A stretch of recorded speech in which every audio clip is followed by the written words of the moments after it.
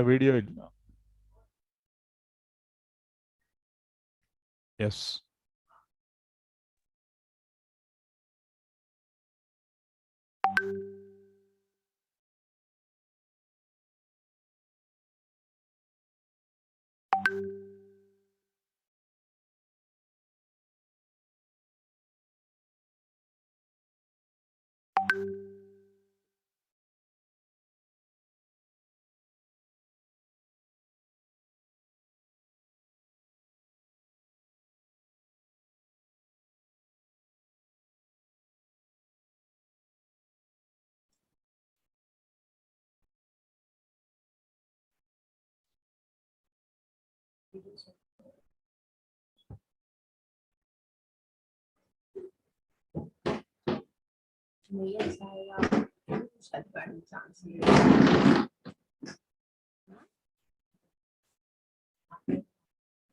Jacob sir, welcome.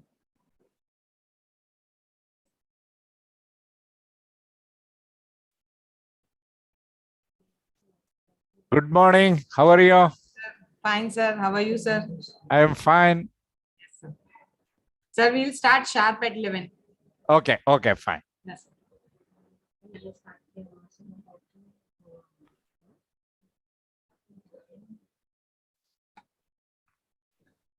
यहाँ से log out हुआ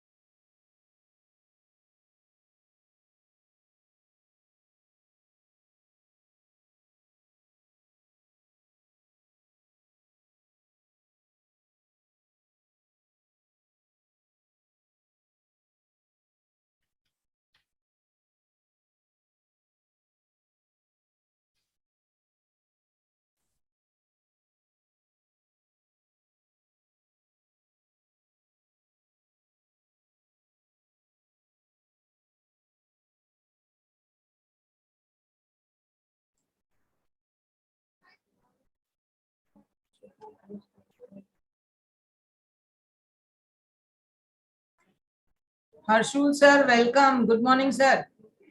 Good morning. How are you, sir? Good morning. I'm fine. What about you? All good, sir. Ji. Sir, we'll start within 2-3 minutes. Still people are...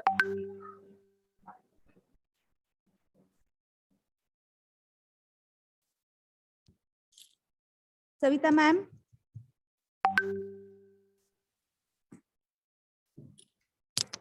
Pooja madam, you can start. Yes, am I audible? Yes, ma'am. Yes.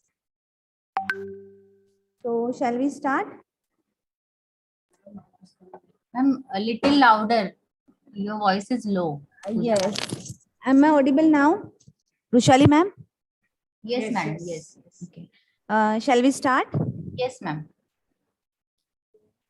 Good morning, everyone. I welcome you all and request you to please stand for national anthem.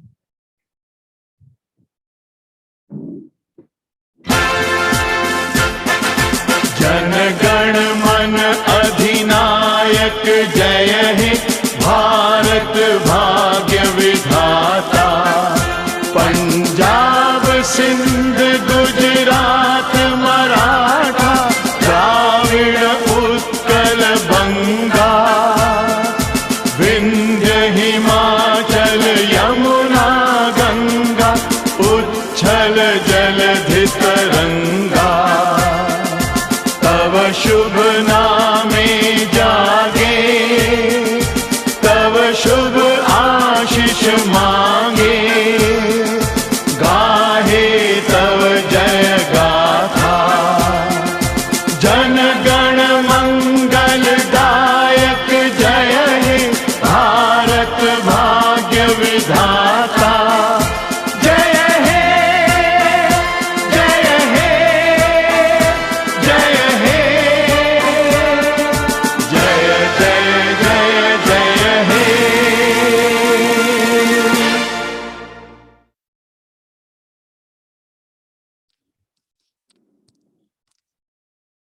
Thank you, everyone. I, Professor Pooja Oak from Department of Management Studies, the host of today's international conference. It's my pleasure to welcome you all on behalf of Bharat Friends Association, Bharat College of Arts and Commerce, Badlapur. COVID-19 has become a history. For Mission Begin Again, we have to empower our goals, elevate our personality, and bring excellence in the action. Keeping it in mind, Department of Commerce, Department of Computer Science and Information Technology of Bharat College has organized one-day international conference on E3, Empower, Elevate, and Excel. Excellence is not a mere skill, it's an attitude.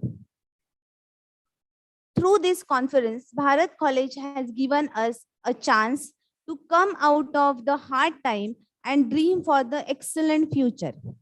Bharat College of Arts and Commerce, established in 1991 as the first degree college in Badlapur West. The founder of our college, Mr. Thakur Sarupa, had a vision to provide quality education and develop overall personality of all stakeholders. Bharat College is continuously engaged in arranging different activities for the students and teachers as well. Let's inaugurate the conference with digital lighting of lamp followed by Saraswati Vandana. Goddess Saraswati is worshipped for knowledge, learning, wisdom and art. In Saraswati Vandana, Goddess is described in a beautiful way. She is praised by saying that her aura is such bright that with moon had become faded. Let's pray to the goddess of Jnana and success. Rushali madam, please go for the digital lighting of lamp and Saraswati Vandana. या कुन्देन्दु तुषारहार धवला या शुभ्रवस्त्रावृता या वीणावरदण्डमण्डितकरा या श्वेतपद्मासना या ब्रह्माच्युतशङ्करप्रभृतिभिः देवैः सदा वन्दिता सा मां पातु Saraswati Bhagwati निःशेषजाड्यापहा।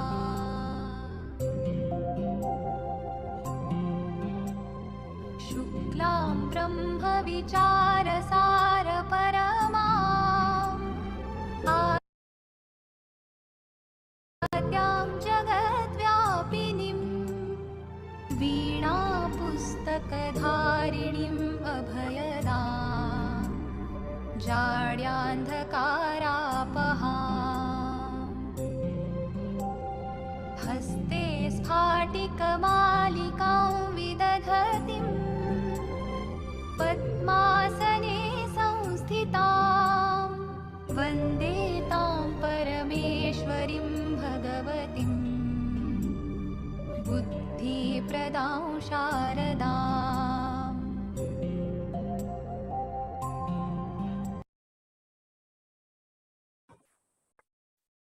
Thank you, Vrushali ma'am.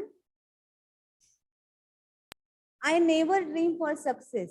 Rather, I work for it. The sentence correctly matches to our IQAC coordinator and staff secretary, Dr. Savita Punjabi. She has done MCom, B.Ed, MPhil, MBA, SET, and successfully completed her PhD in commerce. Savita madam has published more than 25 research papers in her 19 years of teaching. She has completed 2 MRPs and third will be completed this year soon. She is fond of poem and very lively and young by mind. So I request Savita ma'am to say a few words about the program. Savita ma'am, over to you.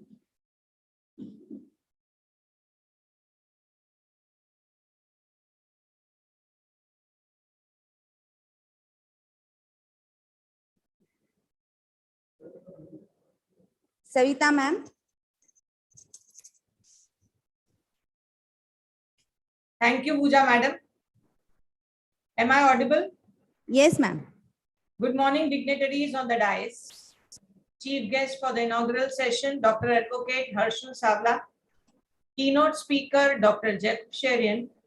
Our chairperson, sir, Mr. Bharat Sarupa. Our in-charge principal, Dr. Neetu Kapoor. All dear colleagues and dear participants who have joined across the globe.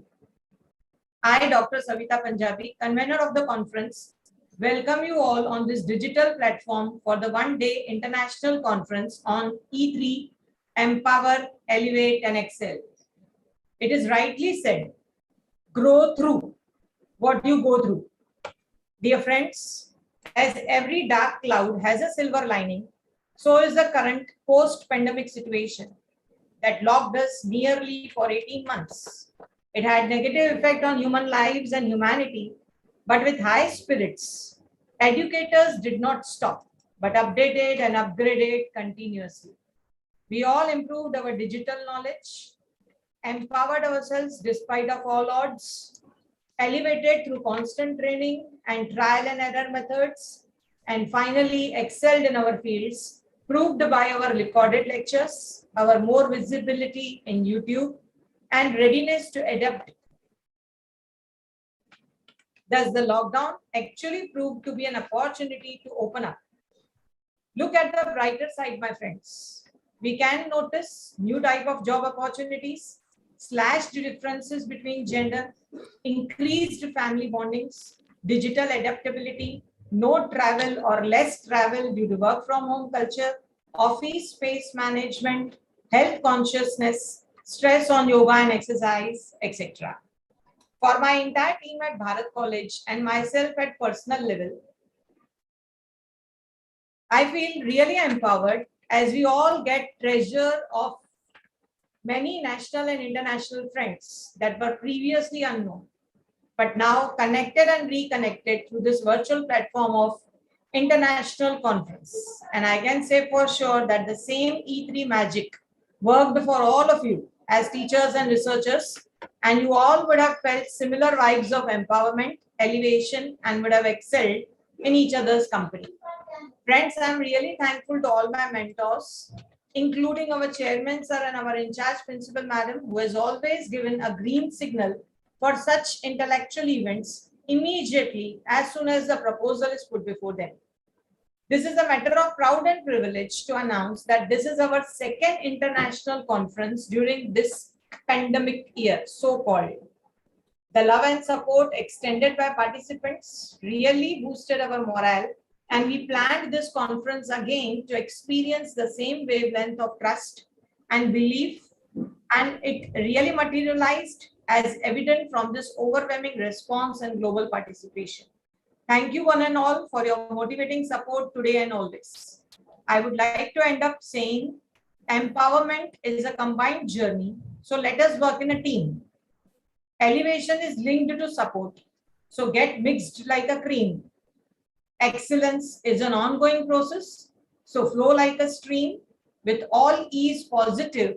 Believe me, friends, we can achieve our dream. We can achieve our dream. We can achieve our dream. So let us shake hands and move ahead for this knowledgeable journey of International Conference E3. I welcome you all again on this platform. Thank you, everyone. Thank you, Savita madam. Certainly, we will achieve this all goals. Thank you very much. She is the leader who knows the way, shows the way, and goes the way.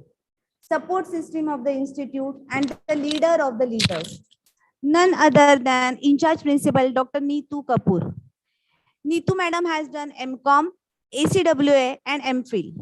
She has achieved gold medal in MMS. She is qualified CIMA exam from London and awaiting for its membership.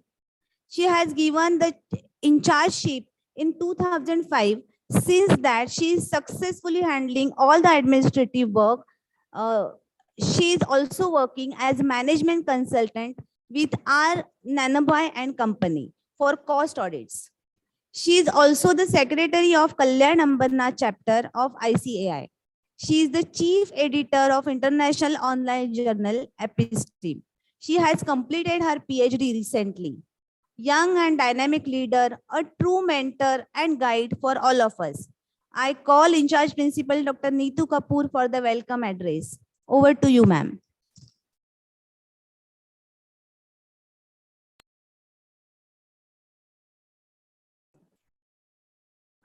A leader is a leader only if you have someone to follow you. This is what I'll say, ending up what you said to that. A very warm good morning to one and all present on this virtual platform. This is the second time in a year we are meeting back on this international conference.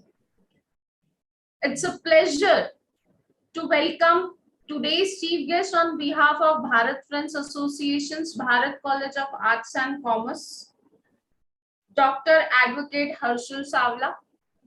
Our keynote speaker, Dr. Jacob Cherian, Associate Professor at Abu Dhabi University.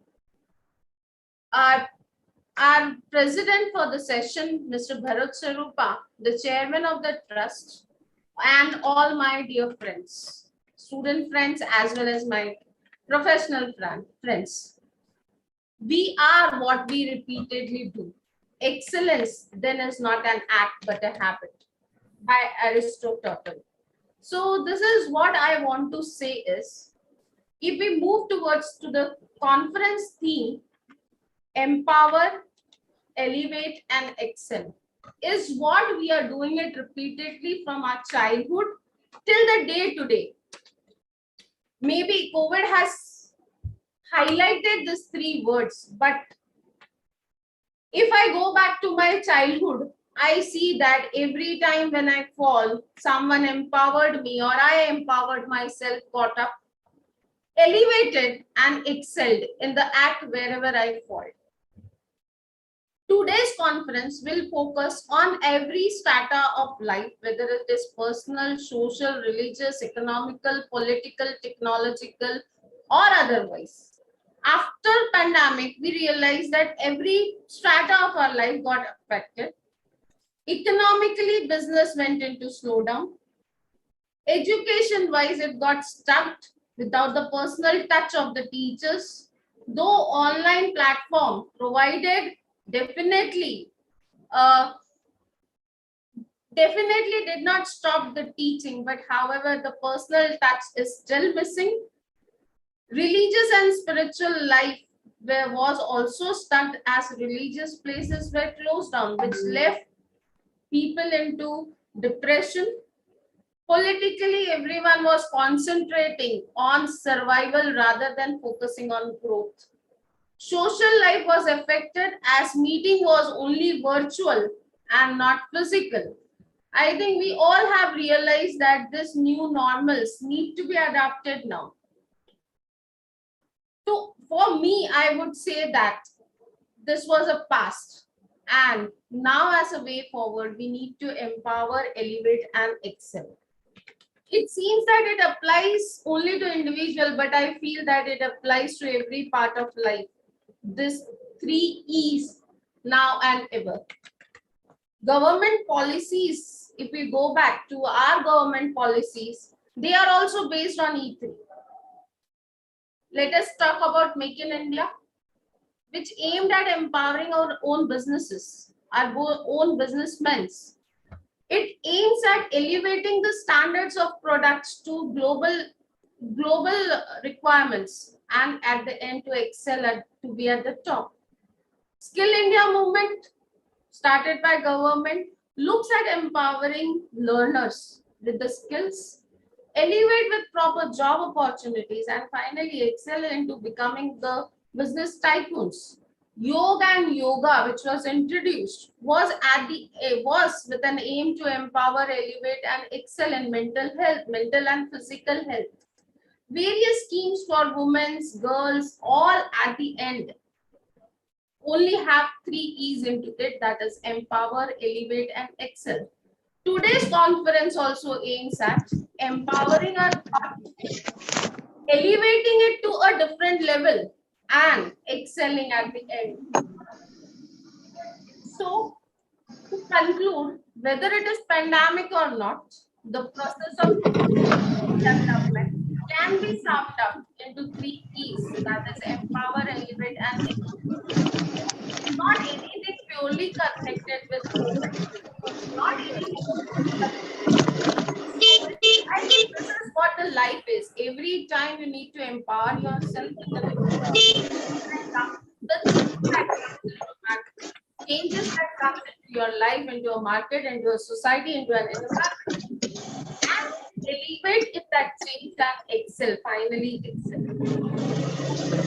What I think today's conference want to focus on, want to discuss on the E3s that has an important role in every strata of our life, into every section of the society, of the environment. I welcome you once again to this international conference. Let us empower ourselves with the thoughts of our speakers and research, elevate, that is change ourselves to new normal, and then excel into it. I can end up saying that we join as an unknown friends and end as a known friends by our intellectual talks and intellectual deliberations. Thank you, Pooja madam, and thank you everyone for your patience listening. Maybe I might have added some thoughts to you. Thank you very much. Thank you, ma'am. So madam is already said that we all are friends. So starting with dear friends, we all are waiting for our keynote speaker today, Dr. Jacob Cherian. So sir has achieved 4 master's degrees, MCom, MSWA, MBA, MPhil, and he has done his PhD in commerce. Jacob Cherian sir is a faculty of management with College of Business, Abu Dhabi University since 2007. He has a diversified international experience of 32 years in various positions, such as Chairman of Department of Marketing, Head of the Department of Commerce, Rizvi College, India HRD Manager, SADCA, KSA and R&D Manager in Media City, Dubai, and HRD and Export Consultant. He has published more than 60 research papers in international journal and peer review journal. Dr. Jacob is the reviewer and editorial board member of the Scopus Q1 journal. He has authorized 6 books in business management. The blend of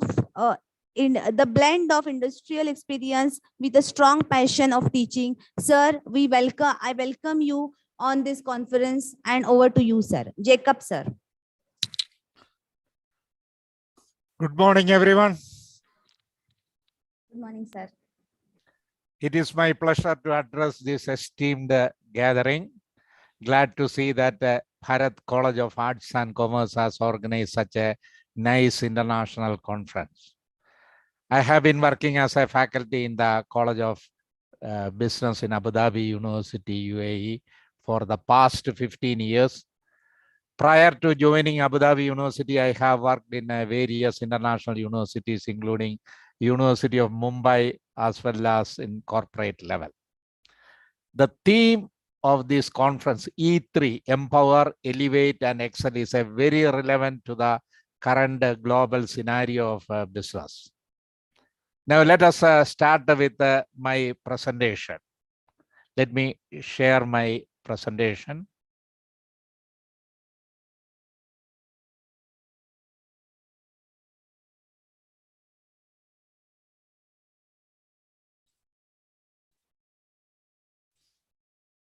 Hope you can see my presentation. Yes, sir. Okay. So before presenting my topic, firstly, I will talk about our Abu Dhabi University. Abu Dhabi University is the largest university in UAE, established in 2003. And it has 5 colleges: College of Business, College of Arts and Sciences, College of Engineering, College of Law, and College of Health Science. Okay. ADU has 20 internationally accredited programs. And we have around 7,500 students from 80 countries of the world. So you can find a multicultural environment in Abu Dhabi University. And Abu Dhabi University is one among the top 2.8% universities in the world, as ranked by QS, World University Rankings. And we have campuses in Abu Dhabi, Al Ain, Al Dhafra, and Dubai. College of Business, it is one of the best business school in Middle East. And we have a wide range of programs in College of Business. We have 7 undergraduate programs, and you can choose from a number of specializations such as business administration, management, finance, accounting, human resource management, digital marketing, entrepreneurship, and innovation. And we have a post-graduation in business administration, MBA, and we have a Master of Strategic Leadership, MSL. And our prestigious program, Doctor of Business Administration, DBA. It is equivalent to PhD.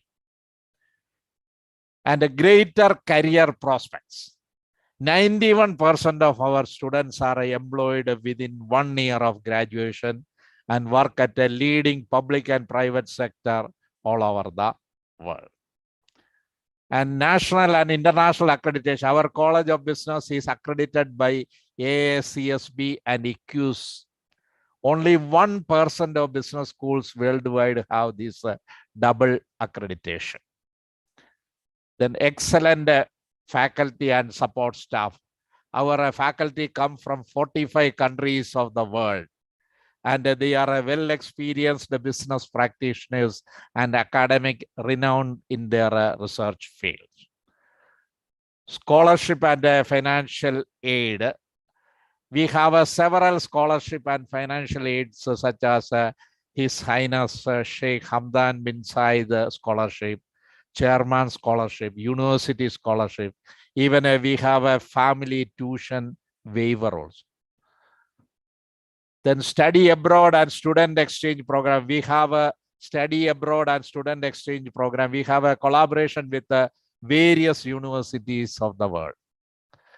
And extracurricular activity. Abu Dhabi University has several extracurricular activities managed by Student Support Service. We have a good number of student clubs which involves the diverse student community of ADU. And excellent sports facilities are also available in our campus. Okay. Now, let me go to our topic, strategies to enter international market. So before starting this, we should know what is international business. International business means those business transactions which are carried out beyond the boundaries of our country. Beyond the boundaries of our country, that is known as international business. So it is directed at the flow of goods, service, ideas, and other resources from the producers of one nation to the consumers of other nation. Okay, that is known as international business. Okay. Now let us talk about the levels of international business activity. You know, there are different levels of international business activity. From lowest level to highest level, we can go through it. Domestic company. Domestic company means a company which is carried out their business transactions within the country. Okay, it means we focus on a local market, regional, national market. Okay, but you know, sometimes we can sell our products to local agents or intermediaries, and they can market our product outside our country. But mainly we focus on a local market. So business transactions which are taken within the boundaries of our country, that is known as a domestic company. Another is an international company. International company means a company which are involved in exporting and importing, but they don't have a business outside the country. They are the exporters and importers, but they don't have any investment outside. Okay. For example, I can say that here there is one company, Alain Milk. Okay, this is a very famous company. This company, they focus on their market here, but you know, their product goes outside, and they don't have any investment outside. All investment will be in the UAE. Okay, but their products, it goes outside. It goes to Saudi Arabia or Oman. Okay, this type of company is known as a international company. Another is a multinational company.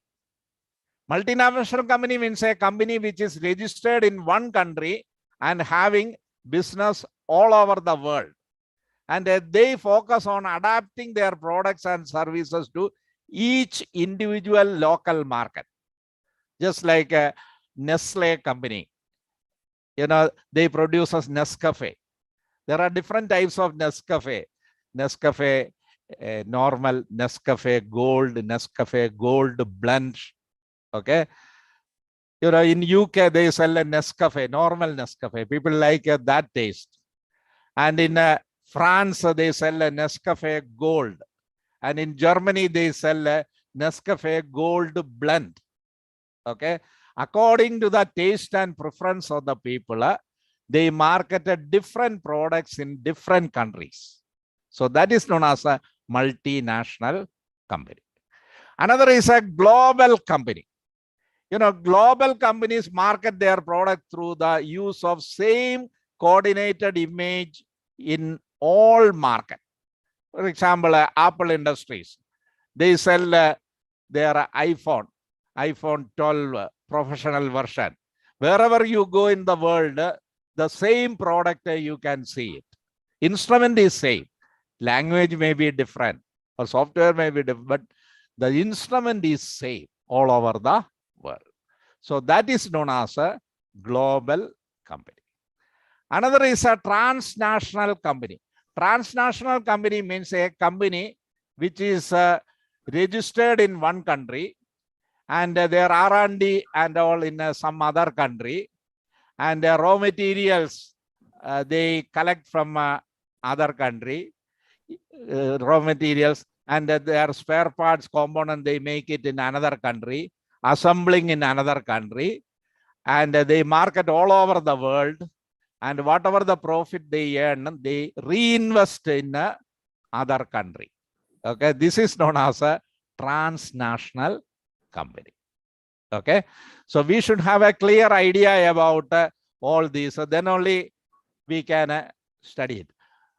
Okay, and have you heard about a company, a famous company? Its name is Daimler Motors. This is a German automobile company. They produce Mercedes-Benz. Okay, so multinational company means a company which is registered in one country and having business all over the world, and they market different products in different countries.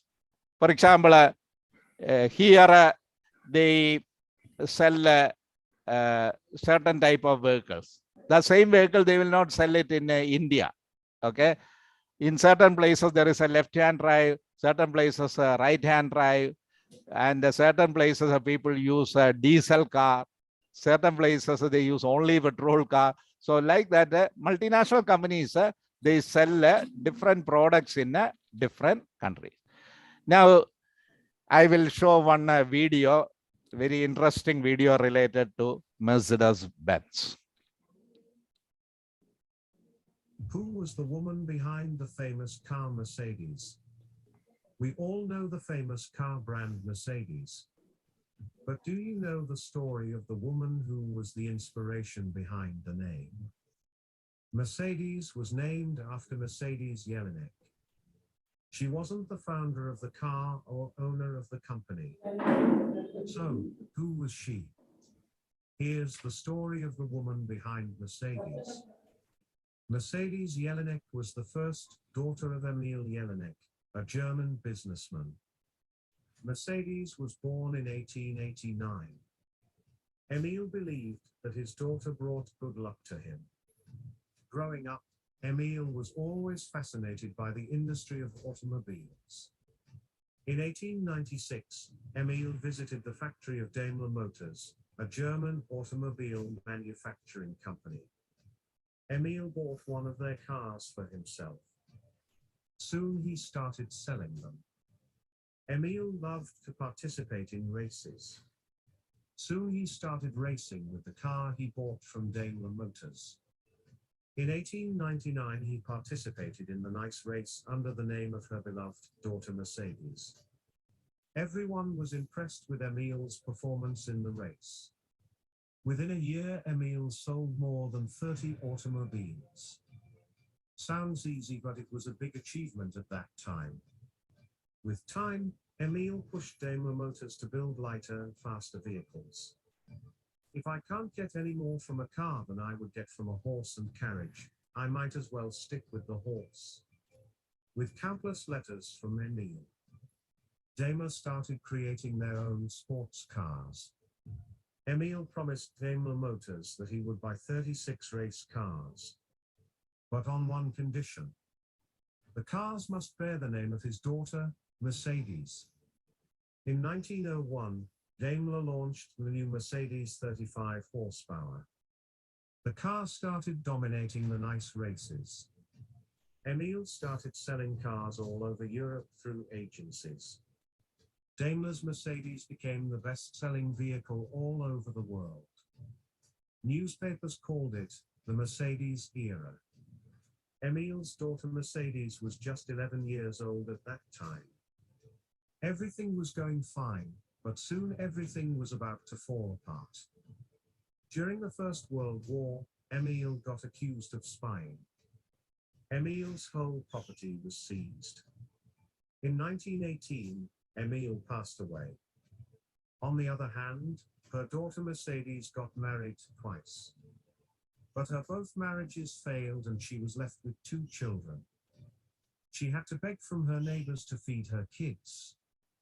Her first husband was forced to work as a civil servant, while her second husband passed away shortly after their marriage.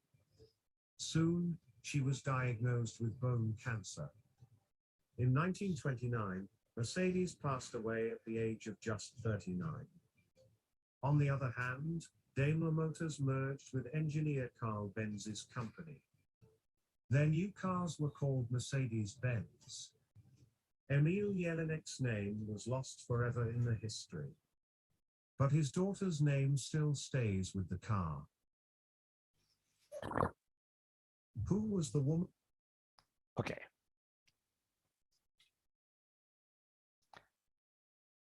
Okay, now let us discuss about the challenges in the international business. You know, there are several challenges in international business. Problem of a trading block. That is one of the challenges. You know, what is trading block? Trading block means a group of countries come together and form an association. Okay, that is not a trading block. For example, a European Union, NAFTA, ASEAN,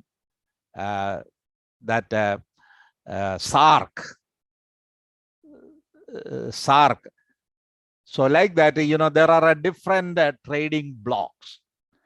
So whenever any foreign products enters into that particular area, they impose a heavy tax on that particular product. Okay, because many countries, they face problems from China and Japan. World market is flooded with the Chinese and the Japanese product. It is really a threatening to many countries. So that's why they form an association and they try to impose a tax on a foreign product. So this is really a challenge in international business. So whenever we export goods to foreign countries, you know, some countries, they impose a heavy tax on our product. Another is a three-phased competition. In international business, you can find three types of competition. For example, I exported dates from UAE to Canada. Okay, there are many exporters of dates. They also export to Canada. They compete with me. Even in Canada, there are many dates exporters. Okay, they will also compete with us. And all over the world, you know, many multinational and global companies, they are dealing with the dates. For example, certain companies, they deal with Ajwa dates. Ajwa dates is the most expensive dates in the world. It is coming from Medina, Holy Land. Okay, so these dates are very, very expensive. Many multinational companies, they try to market these dates all over the world. So we can find three types of competition in this field. Another is trade barriers. Okay, you know, certain countries, they impose a tax on our product. But in certain places, you can see the quantity is restricted. Only this much quantity we can export. Okay. And different currency weights and measures, you can see it. All over the world, different currencies are there, and value of the currencies are also different in different countries.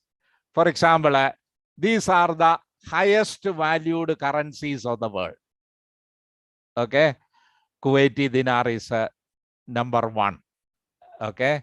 Second, Bahraini dinar, then Oman Rial, Jordan dinar, pound sterling, Gibraltar pound, Cayman Island dollar, euro, then Swiss franc, then 10th US dollar. These are the highest value currencies of the world. And when you go through the lowest value currencies, you can see Iranian Rial. Okay. Iranian Rial, $1 US is equal to 42,105. That much lowest. Then second, Vietnamese dong, Indonesian rupiah, Uzbekistan som, Sierra Leone, Guinean franc, Laotian kip, Paraguay Guarani, Cambodian riel, Ugandan shilling. So these are the lowest currencies of the world. So there are different currency and values are also different in different countries. Even weights and measures are also different. For example, in India, we use a kilogram, but in certain places it is pound. Even a technical specification is also different. We use a 220 watts for home appliances and all. In Saudi Arabia, in US, they use 110. So that equipment, you cannot use it in India. Okay. So currencies are different, weights and measures are different. Even technology is also different. Technical specification is also different. Another is a custom formality. That is also different in different countries. You know, in certain countries, certain items are in the negative list. You cannot export or import. For example, banned trucks or certain items, rare birds, rare animals. Okay, it is listed in the negative list. You cannot, it is a prohibited list. You cannot export. Human skull, human skeleton, you cannot export or import. And some are in the restricted list. Okay. If you want to export that particular product, you have to take a prior permission from the government. And some are in the free list. You can easily export or import such type of a product. Another is documentation formalities. You know, a lot of documents are required to export your goods. Okay, some are statutory documents, some are commercial documents. Around 25 to 30 documents you have to prepare. That shipping bill, marine insurance policy, like that, so many documents here. And if there is a small mistake, you cannot export goods to foreign country. Another is the difficulties of distance. You know, some goods are perishable goods. It will get spoiled within a short time. Suppose you want to export to New Zealand or you want to export to Alaska. So what will happen? Sometimes the goods will get spoiled. In US, you know, there is a quality checking before unloading the goods. They will check. For example, I exported oranges from UAE to US. Okay. So the quality inspectors, they will check it before unloading it. If one orange got spoiled, the entire shipload, they will reject it. So what can I do? I had to dump it into Atlantic Ocean only. I cannot sell it anywhere. Okay. So this is also one of the challenges. And also languages are different in different countries. Even customs and traditions, their culture, everything is different. For example, I can say these are the most spoken languages in the world. The Chinese, 1.3 billion people speak that Mandarin language. Okay. Then the second most popular is Spanish. In many European countries, including Spain, people speak a Spanish language. And in Latin America, except Brazil, people, they speak Portuguese language. It was a Portuguese colony.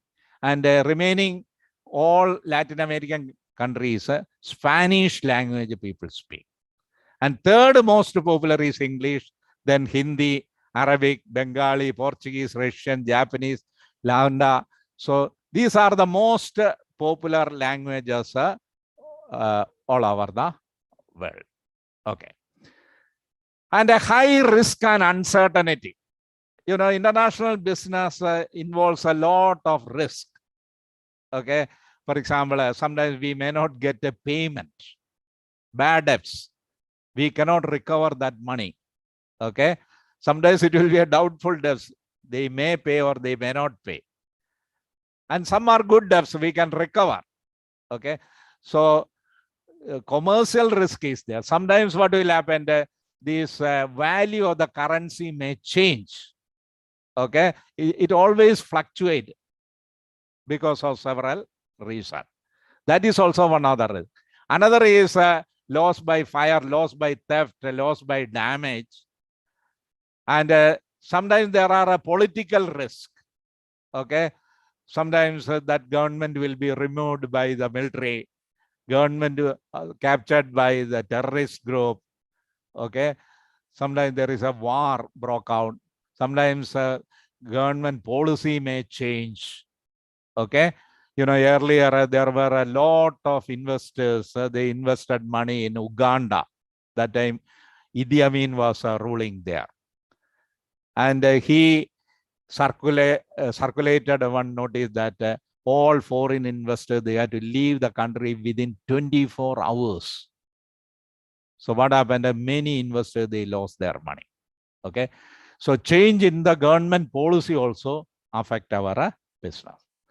And in certain countries, foreign exchange regulations are there. For example, in India, you can see that all the payment should be settled within 6 months, within 180 days. And if you cannot settle within 180 days, you have to report to the Reserve Bank of India, Central Bank of India. Otherwise, you will be behind the bar, you will be in jail. Okay, government wants to know where this money was gone, whether it was gone to any terrorist organization or not. That's why all payments should be settled within 180 days. And also, if you cannot settle it, you have to report to Central Bank. And in certain countries, there is no fully convertibility of their currency. You know, earlier in India, there was a partial convertibility of that foreign currency, partial convertibility. For example, $1,000 you received from US, $500 you can convert as per the international rate. Okay, but the remaining 50% you have to convert as per the Reserve Bank rate. They will not give a 75. They may say that okay, $1 is equal to 50, or $1 is equal to 40 rupees. So accordingly, you have to convert. But now they changed it, and now there is a fully convertibility of this foreign currency. So these are the challenges we have to face. Okay. And communication. Communication means it is a transfer of information one person to another person. Okay. In international business, communication is very difficult. As I told you, people use a different language, and even a body language is also different in a different country. You cannot use the same body language all over the world. For example, when we show like this in United States, it is fine. Germany, you cannot use it. It means you lunatic. It means you are mad. And Greece, if you use it, people slap on your face. It's a bad language. It is related to sex. Okay. France, it means zero. Worthless. Japan, it means money, especially che. So in a different countries, different body languages are also there. That also you have to learn it. Otherwise, there will be opposite meaning. Okay. Now let us see which are the emerging markets of the world. You know, there are many emerging markets.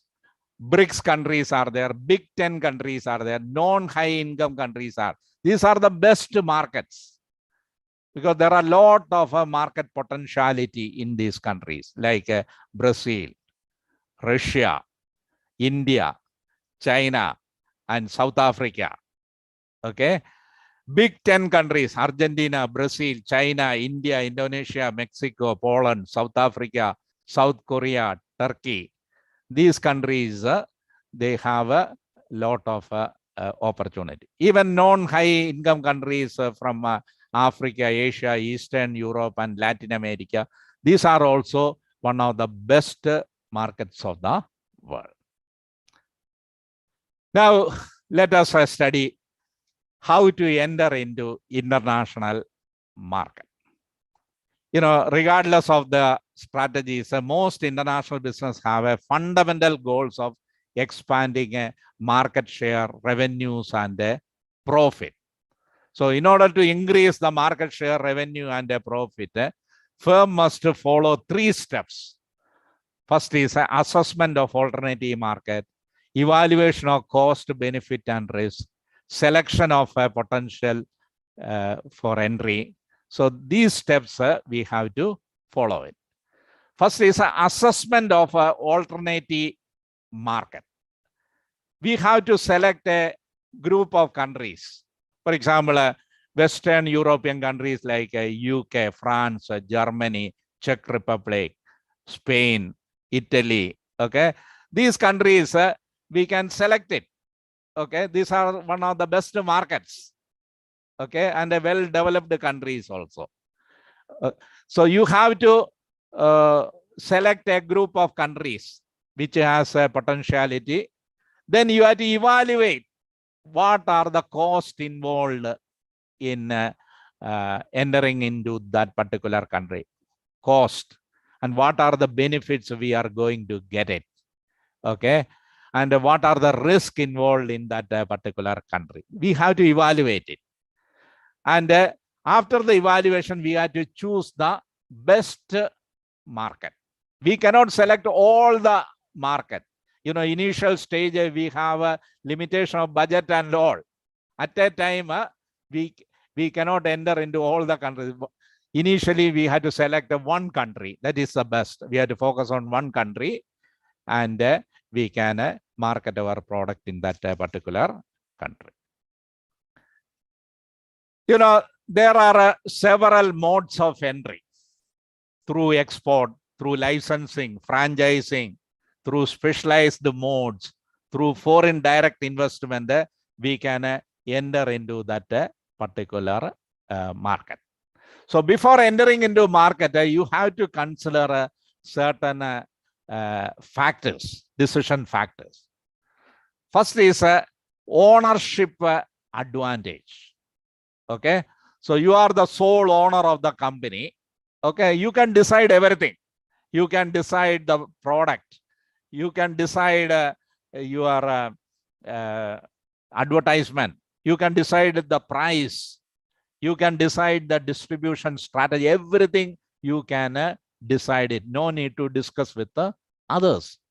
So in that case, suppose you are the sole owner, you can go for a direct exporting or a foreign direct investment and all. Even a location, that also you have to see. You want to produce the product in India, or you want to produce the product in some other country. If you produce in India, you know, you are familiar with that particular country. What are the facilities available? Everything you know. Even you can easily communicate. Okay. Sometimes, you know, the host country is better, because a lot of infrastructural facilities, port is there, transportation facility, warehousing facility, even a government support, and that particular country may be a good market. So that also you have to take into consideration while selecting the mode of entry. And another is an internalization advantage. Internalization advantage means you want to produce your product by yourself, or you want to give it for outsourcing. Okay. If it is outsourcing, for example, here there is a product, Icon. Icon company belongs to Lulu hypermarket. Okay, they don't produce anything. What they do it, they will hand over this task to a Chinese company. They will produce a refrigerator, cooking range, grinder, washing machine, everything. Chinese company will produce it. After producing, they will hand over to Lulu, and Lulu will put the brand name that is Icon and market all over the world. Okay, so you want to give it for outsourcing, or you want to produce by yourself. That is also important factor. Another other factors, that is if you want absolute control over your business, in that case a direct exporting or a foreign direct investment is the best. And resource availability, suppose all resources are available with you, that machinery, material, money, men, management, then Foreign direct investment is the best. And suppose you have a global strategy. Global strategy means you market your product all over the world. Standardized product, you market all over the world so that you can become the market leader like Pepsi. They are the market leader. Okay. So you can get raw materials at a cheaper price. So that way you can reduce the cost of production and you can reduce the price of the product, and your price will be more competitive and you can capture the global market. Your product can be seen in 199 countries of the world. Okay. So this way we have to decide which one is better. Okay.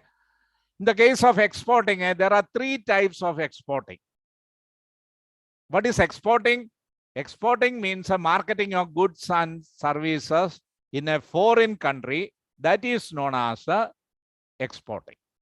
And there are 3 types of exporting: direct exporting, indirect export, and intra-corporate transfer. Okay. So direct exporting means we directly market our product in a foreign country. Indirect export means through intermediary. We produce the product and give it to intermediary, and intermediary will market all over the world.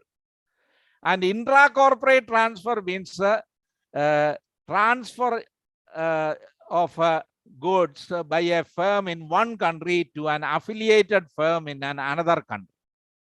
For example, in certain countries, finished products attracts taxes, government taxes. Okay, government imposes a tax on finished product. In UK, for finished product, there is a tax. So what they do it, they will not produce a finished product. They produce a semi-finished product, and this semi-finished product, they will transfer to their sister concern or subsidiary in China or some other place. Okay. And subsidiary company will complete the process. They will produce a finished product and they market all over the world. So that way they can save taxes. Okay. So that way also we can export, intra-corporate transfer. Okay.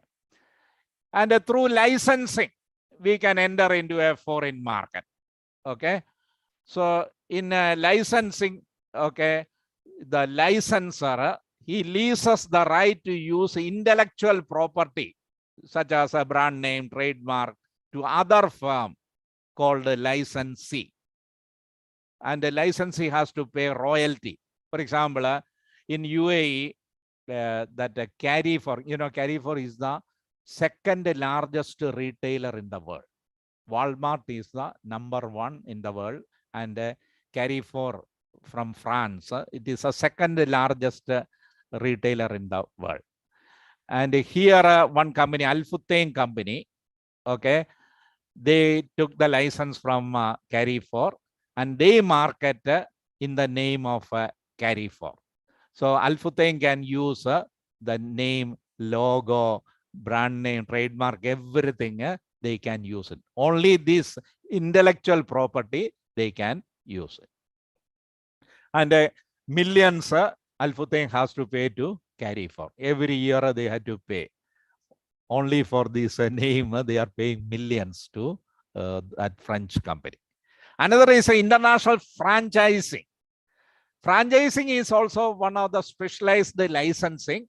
Here the difference is that in addition to the intellectual property, brand name, trademark, logo, okay, they will get operational facilities. They get operational facilities. Sometimes machinery equipment they will provide. Sometimes they will give training to the employees of franchisee. Sometimes the quality checking they do it. So like that, some extra facilities they will get it.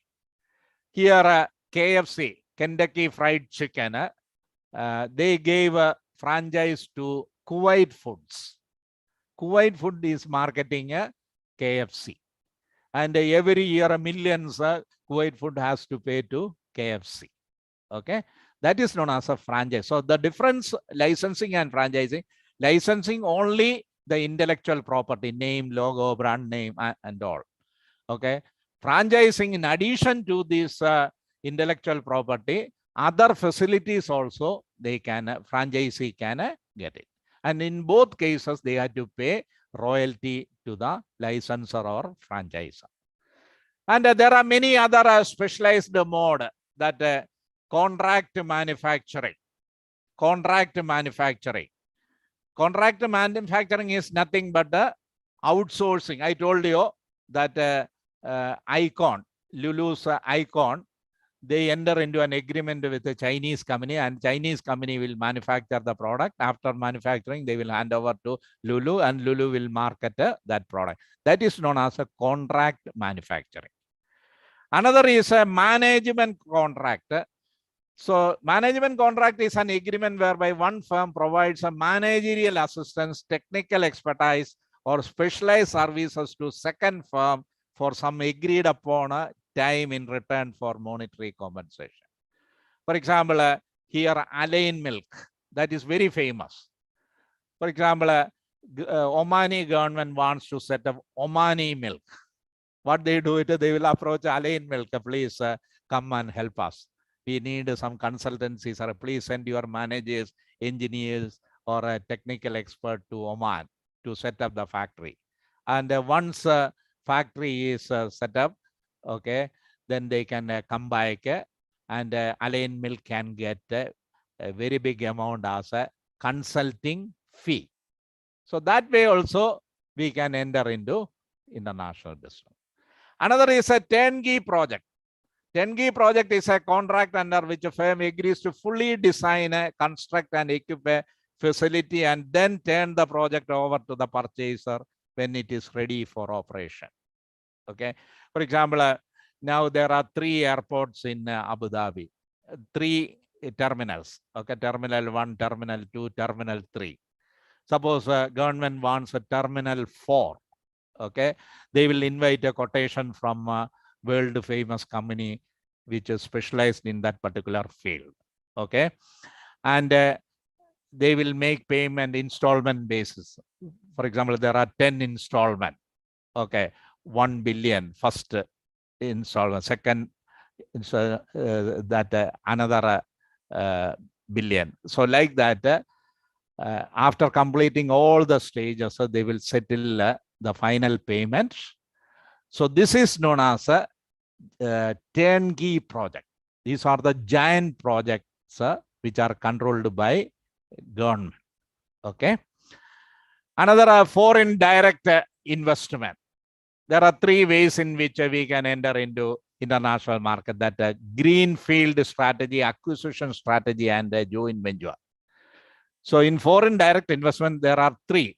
Greenfield means we will go to a particular country and we will purchase land, construct a building, install a machinery, hire people, then we start manufacturing the product. So brand new company we will set up. Only thing is that it will take time to set up a new company. Another method is acquisition strategy. We can go to a particular country and purchase some existing company. There are a lot of companies which are running on losses. They want to close down. So such type of companies we can get at a cheaper rate. Okay, we can purchase this company and we can use a new technology. We can change our employees. Okay, and immediately we can start manufacturing the product. This is known as a brownfield strategy or acquisition strategy. We try to acquire an existing company. Another is a joint venture. Joint venture means 2 companies come together and form a new company. Okay, company A and company B, they will come together and form a new company, A and B. Sony company from Japan and Ericsson company from Sweden, they come together and form a new company, Sony Ericsson. Okay, so there are a lot of advantages if we enter into joint venture, because both companies' resources we can utilize it. And there is one more way to enter into foreign market, is a foreign portfolio investment. It means we can purchase foreign financial asset, stocks, bonds, okay, we can purchase shares of that particular company from the stock market, like a New York stock market. Okay, we can go and buy it. So we will also become the shareholder. If we purchase more shares, we can become a board of directors. Okay. Suppose you want only profit, you don't want absolute control over the business, then this is the best way for in portfolio investment. So if you go for that foreign direct investment, or you are the sole owner of the company, okay, in that case, you will get an absolute control, tight control you will get. You are the only owner of the company, okay. And in the case of joint venture or a collaboration, in that case, you will get only medium control because there are partners, okay.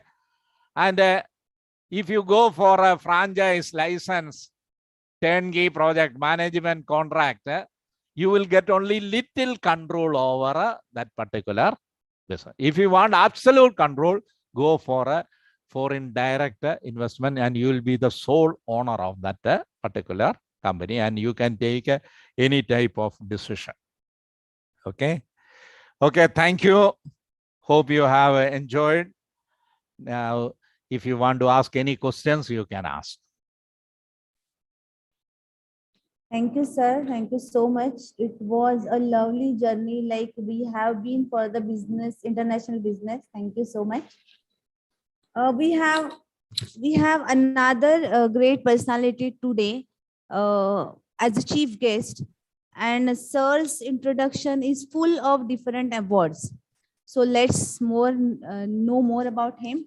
Dr. Advocate Harshul Savla. He is the member of the Royal Institution of Chartered Surveyors. He is a principal partner of M Reality Suvidha Life Spaces. CRISIL India recognized Dr. Harshul as Young Thought Leader, and Reality Next featured him as Young Turk of Real Estate Sector. He has won the prestigious CREDA MCHI Golden Pillar Award in the category of Best Dependent Real Estate Developer. And he has been awarded Young Achiever of the Year by Economic Times. Congratulations, sir. Dr. Harshul has worked at JLL India and worked in the wealth management team at Tata Capital, where he was awarded as the National Award for Exemplary Performance. Dr. Harshul is a world record holder for the record of maximum degrees from a single university, and his world record is mentioned in the World Book of Records, London, and many more books. He was awarded doctorate PhD for his thesis on REIT, that is Real Estate Investment Trust, which is the first such thesis in India. He is NSE Certified Market Professional Level 4. Sir is co-chairman Statistics and Standard at CREDAI Nationals. Sir, he is also the national head of the committees on e-learning and master class at CREDAI Nationals. Dr. Harshul is an Amazon best-selling author and has authorized more than 15 books on the real estate sector, making his books India's one of the most comprehensive literature in real estate. Sir is also visiting faculty at the prestigious RICS Schools of Built Environment, Mumbai, and the Real Estate Management Institute, Mumbai, and lecturer at PETA. So congratulations, sir, for all your awards and degrees. So he is the perfect blend of corporate experience along with the educational credentials of PhD, LLM, MBA, and BMS. Sir, I request you to guide the audience. Thank you for the kind introduction. I just put up the presentation.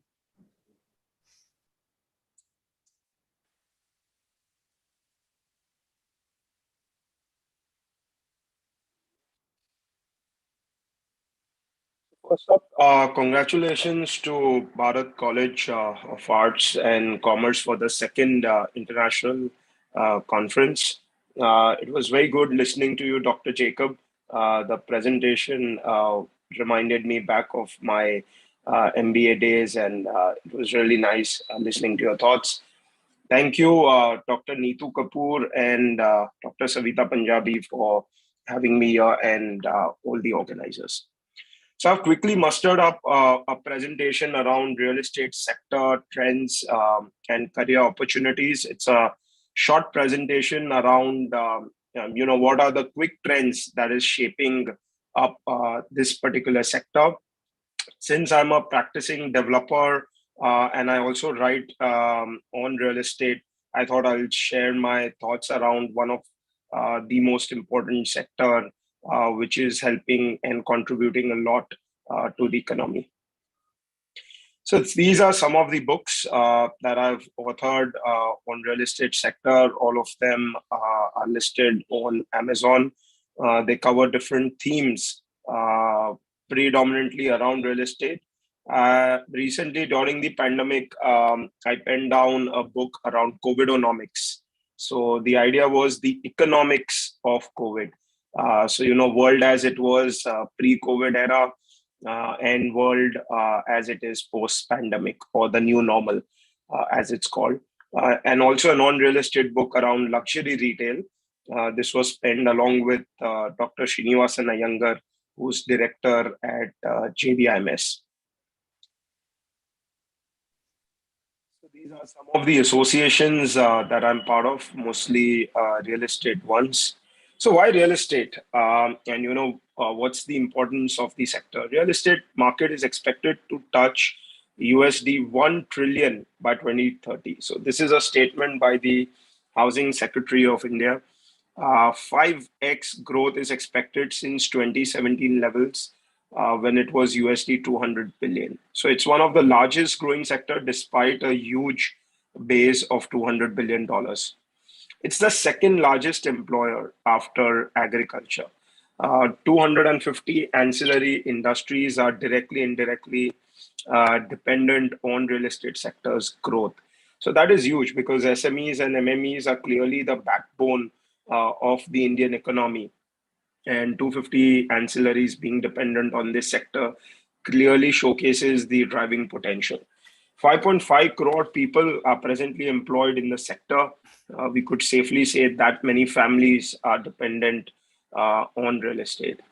Urban areas are growing, and 880 million people will live in town and cities. This is primarily due to the rapid span of urbanization, which is happening throughout the country, more so post-pandemic, where people are not only confined to tier 1, tier 2 and 3 are growing as well.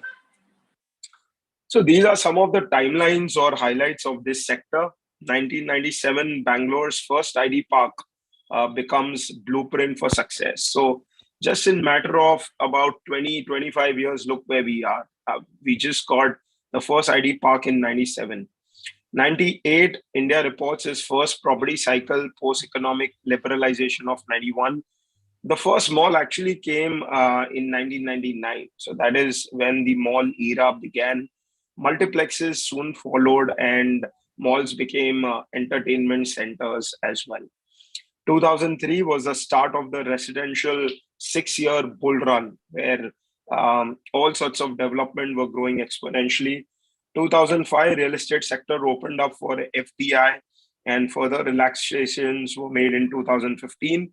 And there was, of course, the global financial crisis, but India was considerably insulated from the same. 2012, we started having the e-broking portals. Now, this is noteworthy. We've had a lot of talk around digitalization and the digital transformation. But if you see, it's only 9 years back that the first e-portal actually came in real estate. So real estate has been a slow adopter of technology. 2013, policy paralysis, scams, which weakened global capital flows. 2014 saw change of government, and SEBI notified REITs. REITs is very interesting, a topic close to my heart as well. That was the topic on which I did my PhD thesis. It's real estate investment trust. Demonetization, GST, multiple issues kept coming into real estate, which sort of brought a bit of regularization to the sector, which was much needed, in fact, but also rattled the developers' books. 2019, Embassy Blackstone REIT got listed, and this was really a change of an era for real estate and institutional investors. So these are some of the trends. If you really see, you break it into 4 parts. Before 2008, where it's unregulated, highly localized, landlord-driven market. 2008 to 15, where it's unregulated, fragmented, inefficient, but some corporates are looking to enter. So ray of hope over there. 2016 to 21, wow, brilliant 5 years. Regulation, consolidation, efficiency, all of this started kicking in. And what was responsible for all of this? So disruptions in the form of demonetization, GST, RERA, liquidity crisis, bank scams, and of course the pandemic. So what is the future for this particular sector? It's highly regulated, it's consolidated. Clearly you have the good governance players only remaining over here, efficient, and there is a new breed of developers which actually believe in delivering the product in time. Reimagining business. So, keeping the 3E theme of the conference in mind, I've mustered up these 2 slides around how would you want to reimagine the business post-pandemic. So COVID-19 is an endemic in India. We have already vaccinated the US 3 times already. So that's a lot of vaccinations already doled out. Remote working is way of life. So Gartner, which does these human resource studies, estimates 1/3 workers would work on remote working. But mind you, this is not completely a digital world as what was thought during the pandemic. It's a phygital world. So this is a jargon which has been coined and used quite often by the media. So it's a combination of physical as well as digital. And this is relevant to all sectors. So your complete macro environment, micro environment, phygital is how things will be in all sectors. And this is quite interesting. Data is the new oil, analytics is the refinery, and intelligence is the gasoline. So this is where we've moved from the fossils. It's clearly around data, and we've seen metaverse come in and the disruption that will bring in as well. So a very refreshing change is warehousing, which is expected to grow 3x in a decade, almost 500 million square foot. So warehouses typically will replace or to some extent supplement the traditional retail business. You have these portals like Amazon, Myntra, Flipkart, they use warehousing quite often, and the entire shop is now digital, and it is stored in a warehouse and delivered to you at your doorstep. So warehousing is how the business will shape up. So this is the last slide on reimagining business. Residential sales in tier 1 are down, but large players are growing at least by 100%, which is why you see a rally up on the Sensex of all real estate players. I think for the first time ever, almost all listed players are trading at premium. 1.1 crore homes in India are vacant. This is staggering. So China has 5 crore vacant homes. There's an interesting YouTube video which has ghost cities and ghost towns. So, you have these 40, 50 story scrapers, an entire city, and not 1, not 2, but 200 cities in China, which is not inhabited by anyone. So they've just built. People are owning it also, but no one's inhabiting. As a result, it's, and they've themed it to different cities. So you have a Paris-based city, which is entirely made, and people are actually doing their pre-wedding shoots and photo ops over there. But it's quite sad, 5 crore vacant homes. And India already has 1 crore homes which are vacant. So I think clearly a lesson to learn from China over there. Hygiene and health is center stage. So I think a lot of thought around each and every sector. So whether it's FMCG, whether it's hospitality, real estate, automobile, I think clearly hygiene and health is going to be the center stage. Do not ignore the need of millennials. Do it at your own peril. Millennials are clearly the decision maker. They have the spending power. They don't believe as much in saving, but they clearly are the ones who are driving the economy. In 3 years, we have vaulted 10 years of consumer data. So that is the kind of digital adoption, digital transformation we are talking about. So unleash the power of artificial intelligence. I think there are a lot of tools available wherein the power of artificial intelligence could be harnessed. Also, the pandemic clearly showcased the importance of peer network. So I'll give you a quick example what it means. So for example, we as developers were extremely confused. Pandemic had hit us and we just didn't know the next forward way, like how to do business. People were started getting depressive. No one knows the future. It was absolutely blank situation, which is where we started the initiative that 100, 200 of us locally, whoever are operating, we will do a 1-hour brainstorming session and we will discuss.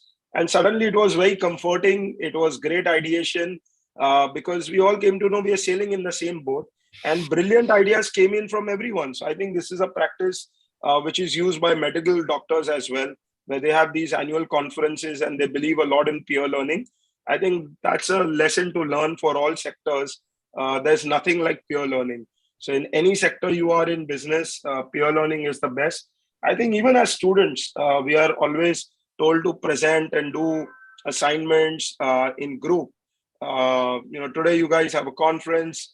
So whatever group activities are there, I think clearly they outnumber what you could do individually. And a note of caution, black swan events are expected. You have these new strains coming in. You just don't know. World's become an uncertain place. It's like a boxing match. You have your 2-3 punches, you duck down, again you get up, again you have your 2-3 punches. So don't think everything's just back to normal. You might have a black swan event, but yeah, it's very important that the window that you have, bring in your punches, do your business, do your work, and be ready for a black swan event as well, because that's where the world is shaping up to. I have a slide on digitalization. This is quite important, giving, everyone's talking about how digitalization is shaping things. So internet usage has crossed 76 crore devices. Smartphone users are 48 crores. This is huge. This is really huge. 90% users are consuming information over mobile. So this clearly showcases the importance of having relevant presence, and the platform needs to be really configured well to mobile, whether it's Android or it's iOS. Reading has moved to watching. Typing has moved to talking and voice notes. So I think this is interesting. Video consumption has gone up. People are preferring a 4-minute video over listening or reading for 10 minutes. And typing is done with. People are sending voice notes and they're preferring to talk it out rather than keep typing things. Search platforms have evolved. OTT platform, digital media, AI. As I said, clearly newspapers have become outdated because no one wants to wait for a day to get their news. They want the news on the spot. And with all the apps that are there, with all the digitalization that is there, I think you can get the news in a minute or two. And thanks to platforms like WhatsApp, the news rotates the world in 5 minutes.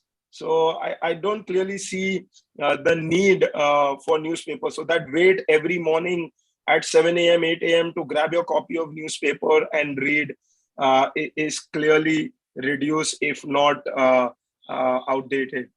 Outdoor is more or less gone. Radio is gone. I think you have a lot of these platforms, sort of replacing these media.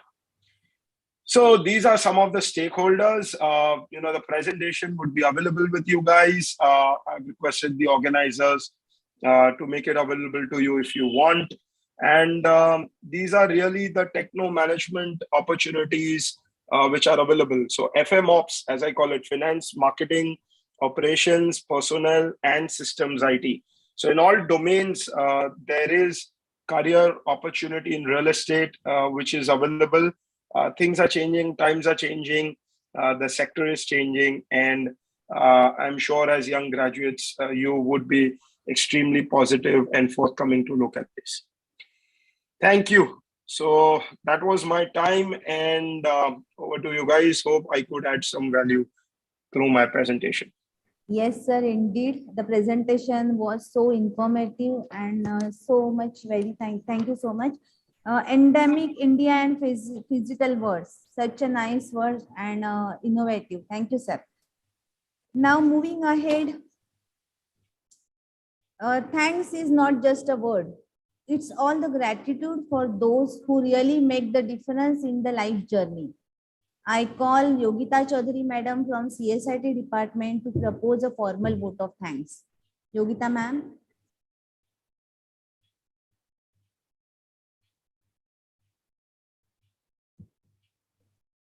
Yogita ma'am has done MCA and having 4 years teaching experience in the computer science. Yogita ma'am, are you there?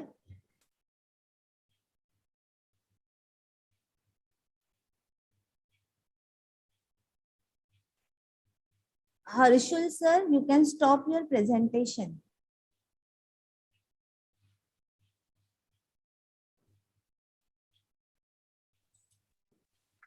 Yes, let me just get this out. One second. Thank you, sir. Yes. Yogita ma'am, you are unmuted. You're muted. Yes. Unmute yourself.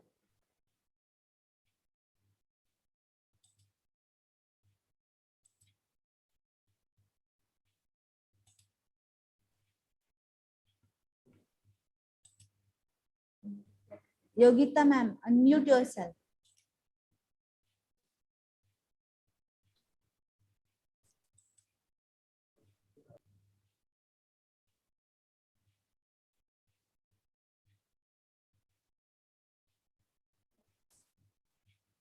Wait, I'll do that.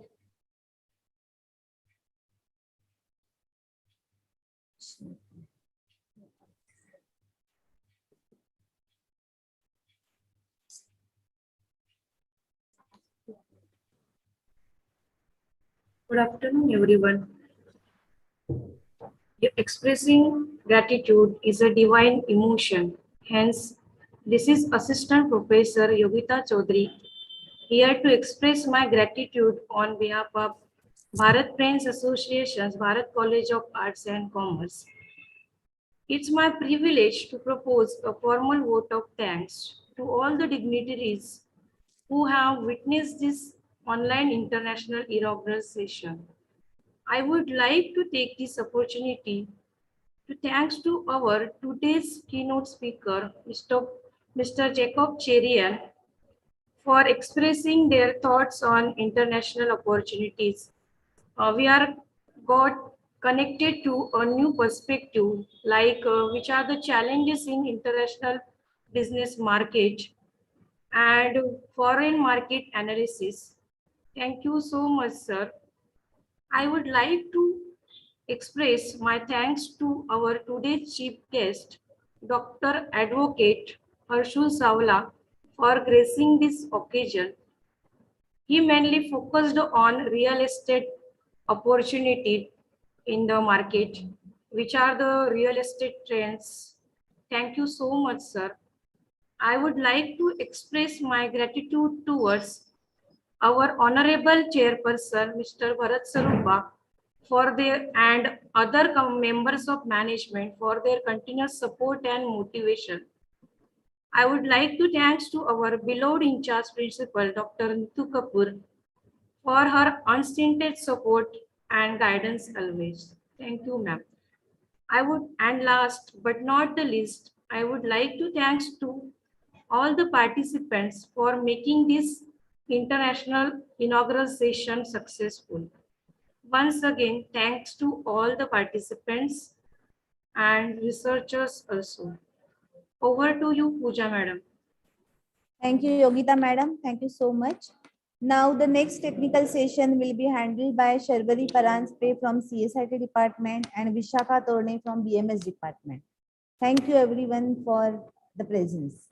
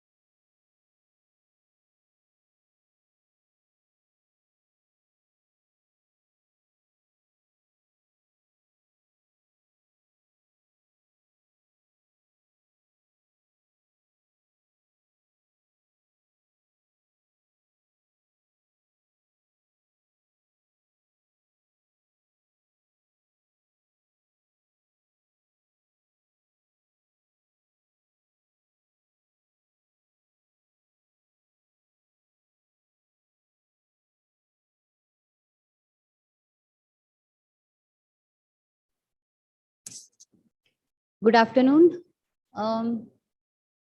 Neetu ma'am, Savita ma'am, shall I start the technical session? Yes, madam, you can start. Okay.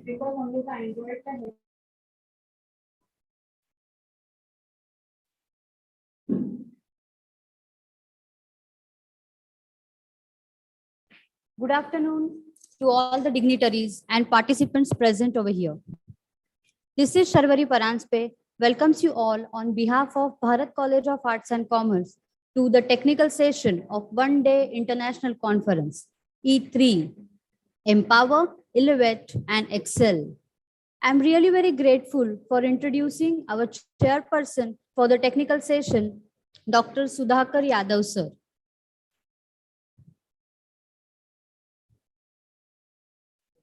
Sir has completed his master's from Shivaji University, Kolhapur and awarded with doctorate in the subject of accountancy from University of Mumbai in 2013.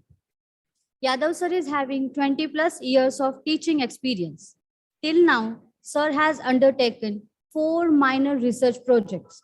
He has published book on financial accountancy in 2014-15 for said publication. Happy to mention that Yadav sir was awarded with Best Teacher Award in 1996 by KJ Somaiya College.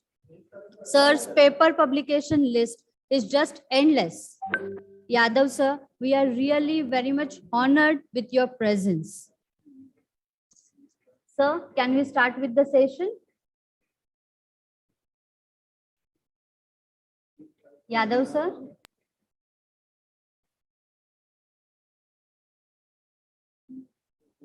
Hello.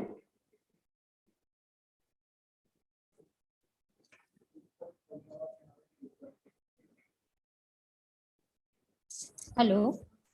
Hello. Yes, sir. Yes, sir. Can we start with the session, technical Thank you, session? ma'am. Thank you, ma'am. Now we can start technical session. Yes, sir. Thank you so much. Designing a presentation without an audience in mind is like writing a love letter and addressing to whomsoever it may concern. I think that's why Mr. David Phillips said that there is no such thing as a presentation talent. It is called presentation skill. Today, we have 26 presenters who are going to take us for knowledge ride and must be touching the different topics of their expertise. I would just like to mention that the time for presentation is 5 minutes. We have Professor Vishakha Torne from BMS Department of Bharat College with us as a moderator of technical session. Sorry. Vishakha madam has completed her MBA in finance and she is having 6+ years of teaching experience. Till now, Vishakha madam has published 11 research papers in national and international conferences. In 2020, Vishakha madam was awarded with Best Teacher of the Year award and also awarded for 100% result in her subject. Vishakha madam will moderate the session and she will intimate us with a bell ring after 4 minutes as well as after the timeout. Also, I request all the presenters to keep on checking the chat boxes because next presenter name will be shared in the chat box. And before starting with the presentation, just wanted to share that immediately after technical session, we will have our valedictory function. During valedictory function, Yadav sir will express his view. Also, sir will be declaring the winner of the best paper award. Presentation points will be considered in best paper award. So let's start with our presentation. First presenter is Sandeep Kaur from Lovely Professional University. Sandeep Kaur, ma'am.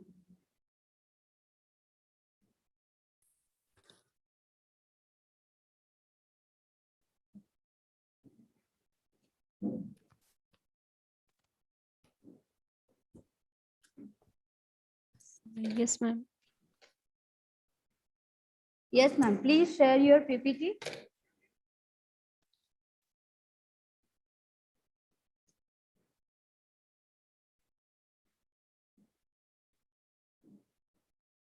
Ma'am, sharing window is disabled.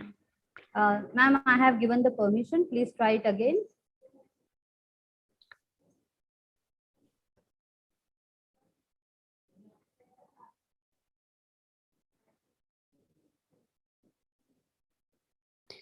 Again, it is disabled.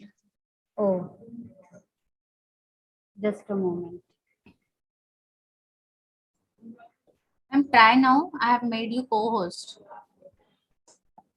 Yes, it is visible now. Yes. Ma'am, you can start.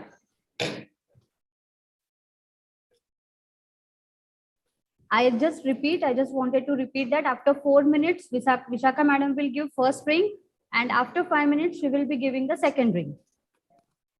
All the best. Thank you, ma'am. Good morning, everyone. This is Sandeep Kaur from Lovely Professional University. I'm going to present my topic on bibliometric analysis on UTOT model.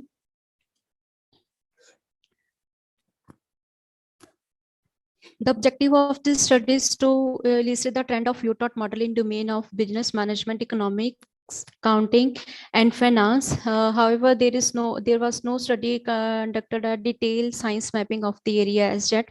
Methodology used in this study was the study searched 557 documents from the Scopus database for the period from 2003 to 2021 using bibliometric analysis, and BiblioShiny software was used to apply the bibliometric analysis. And the finding of the study concluded that the word UTOT has occurred many times in business and economics field. Data set shows that the increasing number of publications over the period of time and the several other keywords used with the UTOT model have more potential to increase further developments. And the study mentioned the important insights on the areas which need to be explored. UTOT model has been developed by Venkatash 2003. This describes the user's intentions to use an information system and its behavior uses. This theory includes 4 constructs. First is performance expectancy, effort expectancy, social influence, and facilitating conditions. And other gender, age, experience, and voluntaries of use are demographic variables as a moderators. UTOT model has been was developed after reviewing 8 theories and models, that is theory of recent action, technology acceptance model, motivational model, theory of planned behavior and combined theory of planned behavior, technology acceptance model, model of personal computer utilization, innovation diffusion theory, and social cognitive theory. In UTOT, model performance expectancy, effort expectancy, and social influence were proposed, and the result established that these variables influence behavioral intention to use a technology, although behavioral intentions and facilitated conditions further influenced use of the technology.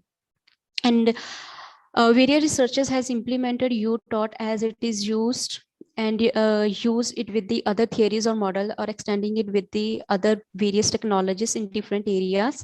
UTOT in researchers has gained importance after rapid increase in new technologies like enterprise system, mobile internet studies, mobile technology acceptance, mobile commerce, and health information studies.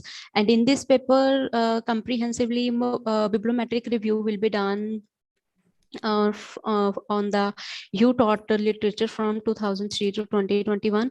And this is the research methodology used in the in my paper, and the Scopus database was used to extract the papers, and there was initially 2,248 documents extracted, and the refining process includes a time period from 2003 to 2021, and the subject categories, subject business management, and accounting, economics, econometric, and finance. The types of documents selected: articles, paper, book chapters, reviews, conference papers, and conference reviews. And only English language is selected in the research methodology. And the third part of the paper explained the data analysis and the results. Data analysis was divided into the two categories, and the first is descriptive analysis and the second is scientific analysis. Descriptive analysis shows the main information of the data set, authors, sources, and journals, documents. And the second part is scientific mapping analysis, shows a visualization analysis of the data through the network analysis and thematic maps. Descriptive analysis covers the various aspects like main information that gives the information of the data set in the summarized manner, and the table depicts a number of document types in the data collected. Articles represent the high number of documents, that is 410, and followed by the conference papers and book chapters. And the documents were published in 307 sources. And then the sources and contribution of the countries has been defined in the research. And there is a country, Malaysia, with the highest number of publications, that is 289, and the USA earned more citations, that is 21,321. After that, the paper shows the most 15 highly cited documents covered in the study. After that, the keyword analysis showed that the visualization of the word frequency by the size of the word, and we can see in the figure 5, the UTOT had occurred many times, that is 253, and the second most common word used in the articles, that is technology adoption, and it occurred 54 times. Visualization of the data shows that the network analysis used for the quantitative analysis on the number of clusters and number of occurrences and their association, total link strength. And this network includes the nodes that are connected to each other. Scientific mapping performed through the conceptual structures and intellectual structure. Conceptual structure shows the interlinkage between the topics, themes, and trends using co-occurrence. And the figure 6 shows that the factorial analysis of the author keywords in conceptual structure, selecting these options, multiple correspondence analysis, and the number of terms is limited to 50, and there was 2 clusters found. Thematic map, objective of performing the thematic map is to find the field's current status and what is the future prospects. And this map is helpful to the researchers to gain the familiarity in future research progress of the thematic areas. Intellectual structure elaborates a collaboration among the different authors and countries. It donates the cooperation between the research groups and research fellowship and their affiliation in the various countries. And social network analysis draws a relationship under the different research areas with the help of collaboration networks. Geographical distribution and association has been analyzed for the countries, and analysis shows that the US has various collaboration with the rest of the world. And under this study, most studies geotaught domains are the e-banking and education domain. UDOT had applied to study the technology acceptance, use of technology, and behavioral intention and user satisfaction. And most of the publications under e-banking domain had focused on identifying the customers' users' intentions towards the different technologies, including internet banking, mobile banking, e-commerce, mobile commerce, mobile payments, and online shopping. Apart from this, UDOT also has widely used in education domain. And studies covered under the education domain has concentrated on examining the students' attitude, intentions towards using different educational techniques such as mobile learning, e-learning in the higher education. And conclusion of the study underline the evolution of UDOT model from the period 2003 to 2021, and it further elaborates the conceptual and intellectual structure of the research topic. Result concluded that the word UDOT has occurred many times in business and economics field, and several other keywords were used in the UDOT model with the more potential to increase its further development. And the topics clustered by the factorial analysis into the two parts, and the UDOT which UDOT constructs, which is very small cluster, and other cluster is very large, including the keywords like trust, satisfaction, behavior, intention, intention to use, perceived risk, adoption, technology, adoption. And the future direction for the research work is the bibliometric study used only Scopus database, and it took only business and management and accounting and economics and finance domain only. The keyword search can be altered to select more relevant publications with respect to this area, and so that researchers can also review literature and do meta-analysis on these topics. More interdisciplinary work can be done through the social and intellectual cooperation. More work can be done on the less explored areas and keywords found in this study. And there are some dry areas that need to be explained, such as mobile commerce, service quality, information technology, Internet of Things, ERP, ICT, online shopping, mobile payments, etc. And the limitation of this literature review is that is the study is limited to only Scopus database only, and there were initially 2,248 documents on the UDOT in June 2021. So the above result given by study do not consider the whole spectrum of the UDOT model. There are many more articles from other fields like computer science, arts, and humanities which were not covered under this study. Thank you. Okay, ma'am, somebody, Shavin, ma'am. Yes, sir. Yes, sir. Somebody has to keep the timing. Yes, sir. We have given the bail after 4 So- minutes and after 5 minutes also. Yeah. So all the participants, please listen carefully that you should stick to the timing. Okay, 4 minutes are given. After that, First- 1 minute. Yeah, 1 minute. That bell will be. Yes, sir. Yes, sir. And you have to conclude within that. And we expect that don't give everything. Don't read that. You just give your objectives or whatever that you have done in very less time. Okay, so time is very important. Remember. Yes, sir. Yes, sir. Yeah. I request all the participants to please keep in mind that after 4 minutes, 1 bell will ring, and after 5 minutes, 2 bells will ring. So kindly take care of this. Next presenter is Dr. Shobha Gaikwad. Dr. Shobha One Gaikwad. minute. Yeah. Yes, sir. Just give me their project this paper number also. What you have shared with me. Yes, sir. Yes, sir. So I can give the evaluation marks as per their numbers. Yes, sir. Yes, sir. Yes, sir. We will. Dr. Shobha Gaikawad from LT College of Nursing. Good afternoon, everyone. Am I audible? Yes, ma'am. Please start. Okay. So my study is slightly different. It's more of a qualitative approach where some questions were asked to a team of healthcare members because I'm from the healthcare side. Okay. So it was all related to nowadays artificial intelligence is a boom in healthcare industry. We have seen during the COVID how it has taken up the healthcare scenario. When we have seen whether tamboos were put up to keep the patient.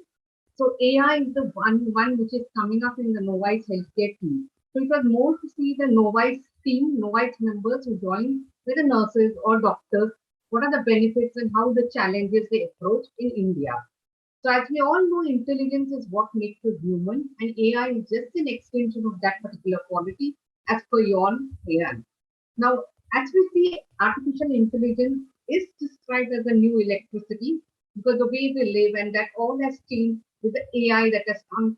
But we see even in your mobile phone, there are a number of apps and you can just control your health over that app also. So in India, when we see it is more of, when we talk about medical care, it's a role of an informative assistant which give us like telemedicine. We have seen in the COVID, you did not need to go to the hospital.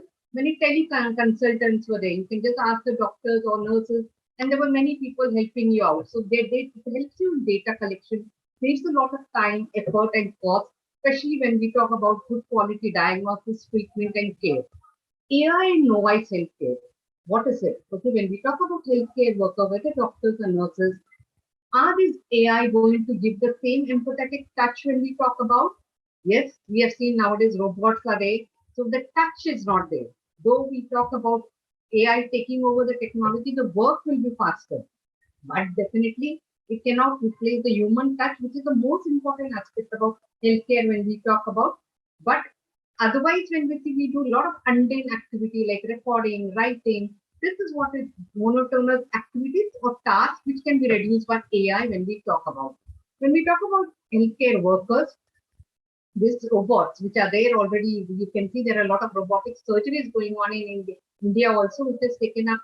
But robotics can help you in various ways, like doing your medication management. Okay, we have this medication management robots at home. They can help old geriatric. Nowadays, we know by another 10 years, maximum of our population is going to be geriatric and the children are all abroad. So who will take care of their medicines and all? So robots are very good. They help you out in telling when to take the medication. So it just pops out, that is known as a chat box or a billboard. Okay, so that is what is a new one which is taking up because there are less patients, less relatives nowadays when we talk about nuclear family, only child, he's abroad.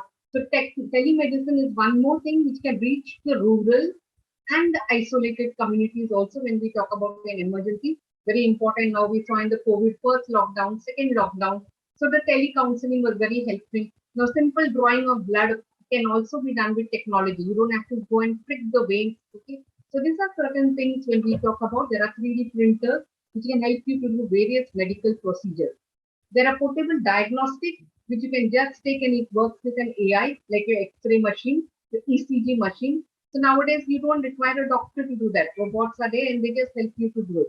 So these are certain cumbersome activity which can help a novice healthcare worker also when I'm very new. Okay, so with the help of this technology, definitely now when I have the vein reader, I can find out which vein, so the vein doesn't rupture when I do an IV line.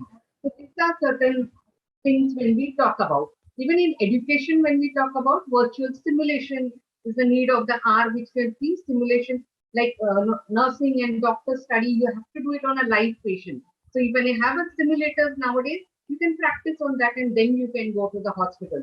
Like you have, as I told you in the first slide, also chat box, small robots or digital pills, which help us in taking our care. There are researchers which suggest that 8 to 16% of nursing time is spent on non-nursing activity like recording, writing, okay, giving other supports, okay, moving the patient. So this all can be done by robots or artificial intelligence nowadays. So robots can do your vital signs, ambulation support, certain protocols like in COVID we have seen. So those particular care, when nurses and doctors were falling sick, that is the time when we have the robots especially we have seen during the COVID. So this can help when we talk about AI and the upcoming of the AI. And it helps in various organizations in evaluation and developing when we talk about accreditation also nowadays. So with that, when the qualitative study was done, it came out there are a number of applications which people are aware, like the robot-assisted surgery, virtual nurses, symptom triage when we talk about a disaster, treatment plan which can be given in various ways. I told you medication management for old patients, so they don't remember like Alzheimer's disease. So I can have the robots which are there at home, a chat box, they just give it to you. Precision medicine, monitoring, healthcare analysis. The robot process automation is also there. The patient appointments are taken nowadays on call.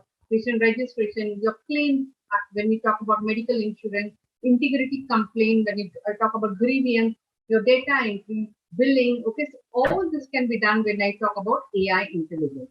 What are some of the challenges which was found out in this particular themes and sub-themes?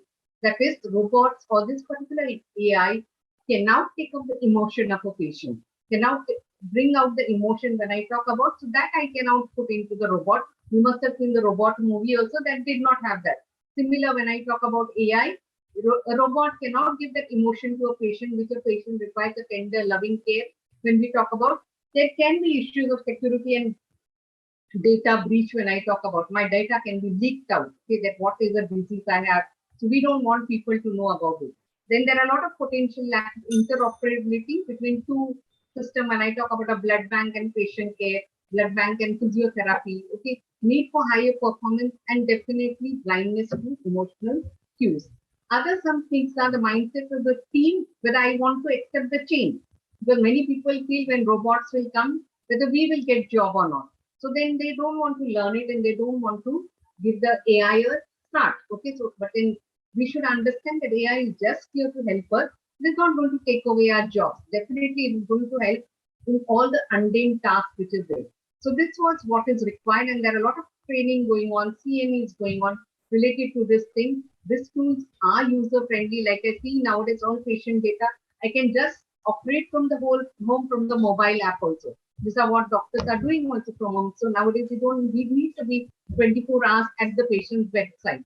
So these are certain AI things which we have definitely seen, which have caught up into the new AI activities when we talk about, especially related to robots, okay, or the chat boxes or the pill boxes when we talk about. Now, when we see in the hospital, this chat boxes, this pill boxes, no need for nurses to be there 24 hours at the bedside. When we talk about 1:10, a doctor or a nurse ratio, that cannot be there in the hospital nowadays, where there are 500. Shobha ma'am, please restrict to the time given to you. 5 minutes over? Yeah, yeah. Okay, okay. So then that's why when we talk about AI apps are there nowadays. So healthcare team has experience, knowledge, skills. Let us now join and take up this human caring when we talk about. And last but not the least, all the healthcare members can be easily molded and trained to apply AI. Yes, we are going to be superheroes. We have seen in COVID, all of us were superheroes. With technology, definitely it is going to enhance. And thank you to each and everyone for listening to me carefully. Shobha ma'am, just I want to ask you one thing. Can you hear me? Yes, sir. Yeah. See, I have just gone through your research paper, but I don't find any data collection or any research methodology that you have followed in your research paper. Why is so? We have qualitative study of it was given. So it was more to collect the data related to the challenges and so it was an article actually which was prepared, not purely a research study. So because AI is a new thing coming up in nursing, so definitely I didn't want all the methodologies, the examples, sample collection, that doesn't go with the study. It's purely an article which is prepared, and now maybe with this lot of studies we can go forward and do it. Okay. Thank you. Thank you. Thank you. Thank you, sir. Next one. Sir, just wanted to inform you that Vishali madam has shared the list with you. Please go through it so that you will get the number of the presenter.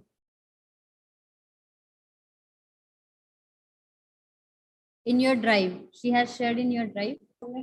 Sir, list of participants That file in Excel is attached in the drive. 2 दिन से मैं वही काम कर So shall I call the next participant? So you are muted. So please unmute. Roshali madam, which drive that you have shared? That research paper drive that I have shared you Debbie for yesterday, that in that drive. Okay. 1 minute. 1 minute. Just a 1 minute. Yes.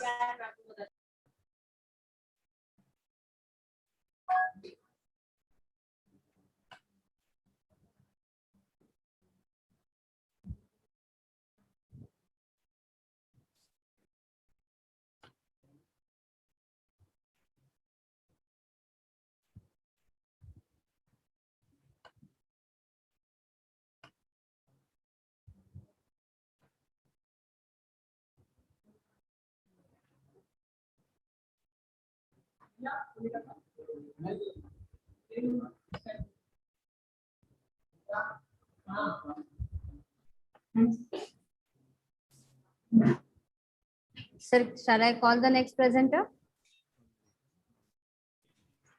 Just a minute. Okay, sir.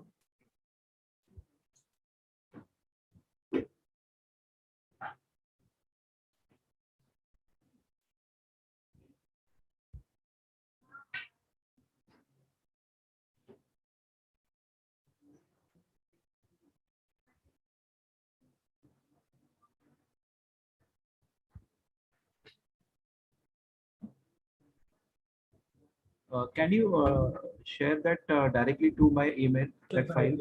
Okay, sir. Okay, sir. I'll do that. Directly.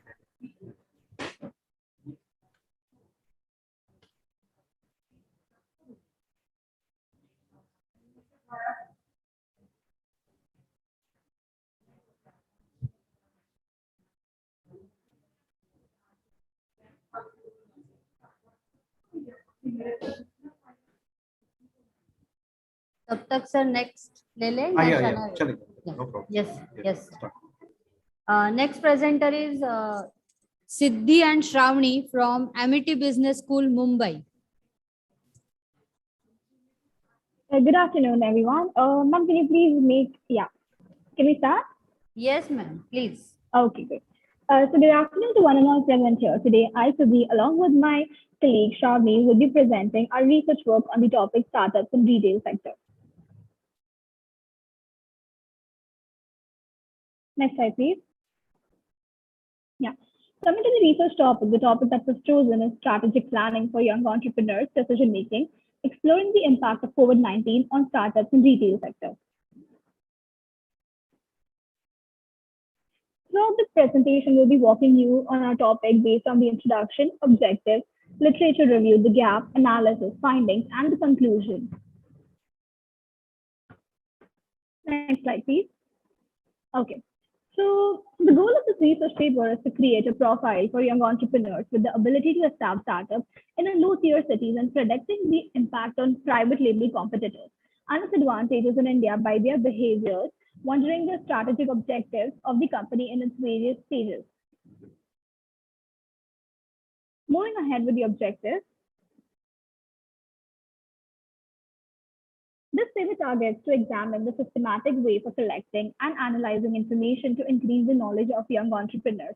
The three objectives that we have tried to accomplish are to investigate the entrepreneurs' financial challenges, to analyze the failure of startups, to identify the main factors that influence young people's decision to engage in the GIG economy. Next slide, please.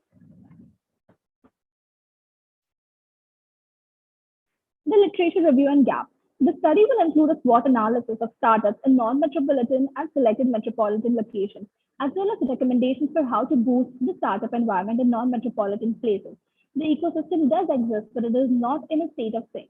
There had never been a research like this before, and it offered suggestions for improvement.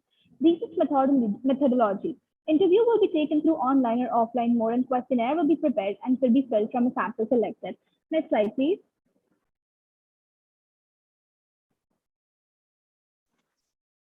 The data analysis. The research work has been conducted in various parts of Mumbai and Navi Mumbai. 41 respondents have answered that they are not satisfied with the rules and regulations about subsidies. 14 of them have answered that they are satisfied with the rules and regulations. 27 respondents take collection of feedback from customers for quality improvement. 21 respondents collect suggestions from customers, and 7 respondents analyze and incorporate necessity modifications after customer feedback. 7 of them have done arrangements for sudden breakdown situations, and 48 respondents have not done arrangements for sudden breakdowns such as COVID-19. Next slide, please.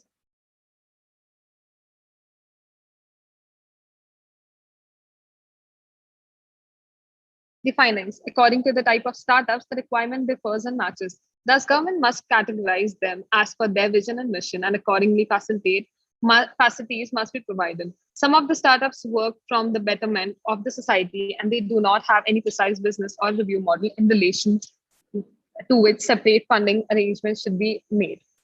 Entrepreneurship and business must be done is more easy, and the procedures for using government schemes must be hassle-free. Next slide, please. The conclusion. The research work gives us an overview with detailed analysis and evolution of Indian startups in non-metropolitan cities and selected metropolitan cities. The contribution of research is original and have tried to indicate the problems faced by young entrepreneurs. Later, have carried deeper analysis of startup alongside the research report indicates the thrust area and startup to improve for sustainable development in India. In metropolitan areas, the startup ecosystem is developed, so number of startups are more. Mentors, incubation centers, investors, accelerators plays important roles in the success of startups. In urban and semi-urban areas, there is a less awareness about the startups, business models, and ecosystem as compared to the metropolitan cities. In these areas, aspiring promoters never got an opportunity to connect with any stakeholders of ecosystem. The success of startup owners, success stories, and parents help aspirants startups from failures and to motivate them. Thank you.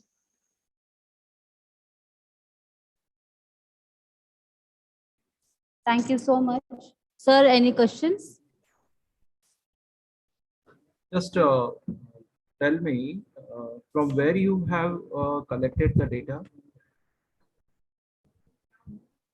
So we have circulated some forms alongside some colleges from where we got these reports where there are startups going on, and we got a response from them. Among college students or?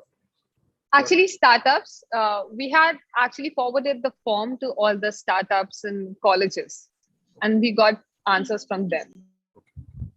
Good, very good. Keep it up. From the e-cells of different colleges. Yeah. Good, very good. All the best. Next one. Yes, sir. Next is Mr. Gautam S. from KPR College of Arts and Science and Research. Mr. Gautam S. Sir Yadav, sir, for you, it's number 18. 18 number, okay. Yes, yeah. sir. Yeah. Just tell me that number so I can. Yes, sir. Good morning, everyone. I'm Gautam from KPR College of Arts and Science. And my research topic is based upon the agricultural growth and employment opportunities in recent days. The major agricultural growth topic is based upon the ways which the government faces in our day-to-day lives. My research is based upon an agricultural lands which the government has not undertaken under his control, and the employees or the graduates which they face as unemployment or jobless in their fields, particular fields. Is my screen is visible? Yes, sir. Yes, sir. You can continue. Gautam, sir, are you sharing the screen or shall I share the screen for you? You can share the screen, ma'am. It's not a problem. Okay. It's already shared, sir. Please check.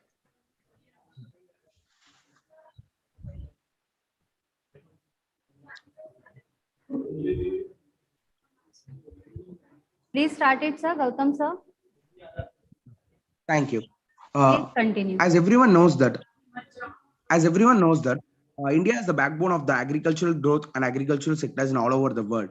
But nowadays, as India, the major growth GDP is based upon an industries, and the 3/4 or 2/4 of it's based upon an agriculture. My review of literature is based upon the both a growth towards a nation in towards the agricultural field, and to acquire unemployment, secure the people from unemployment. As everyone knows, agriculture is a research basis and it is a topic of the nation. To overcome this research gap, I have found a database that is collected from the NABARD and financial conclaves of the various sectors. I collected the database of the NABARD, which comes under the changes in life. This topic is based upon the growth. As everyone knows, many youngsters are interested in agricultural fields, but the employment opportunities are too less in their world. By undertaking the agricultural fields under their control, they can provide more employment opportunities to the youngsters, and they can achieve more growth, agricultural growth on this nation. And 2023 or 2030, it may become the 90% of GDP growth in the agriculture towards the nation, and the industrial sectors will reduce the topic of its over. To overcome these sectors, the source of data and the research gap analysis is the base of it. I have analyzed the research gap through the major college students and major graduates who have passed out and who are passing their exams. Analysis of this portfolio will be sent within a mail to the mail, ma'am. And this topic has been the major changes which bring the growth towards the nation, and it stems the economic towards its standard. And portfolio of this topic will be the concentration over the agriculture to return back in the form of India. Next slide, ma'am.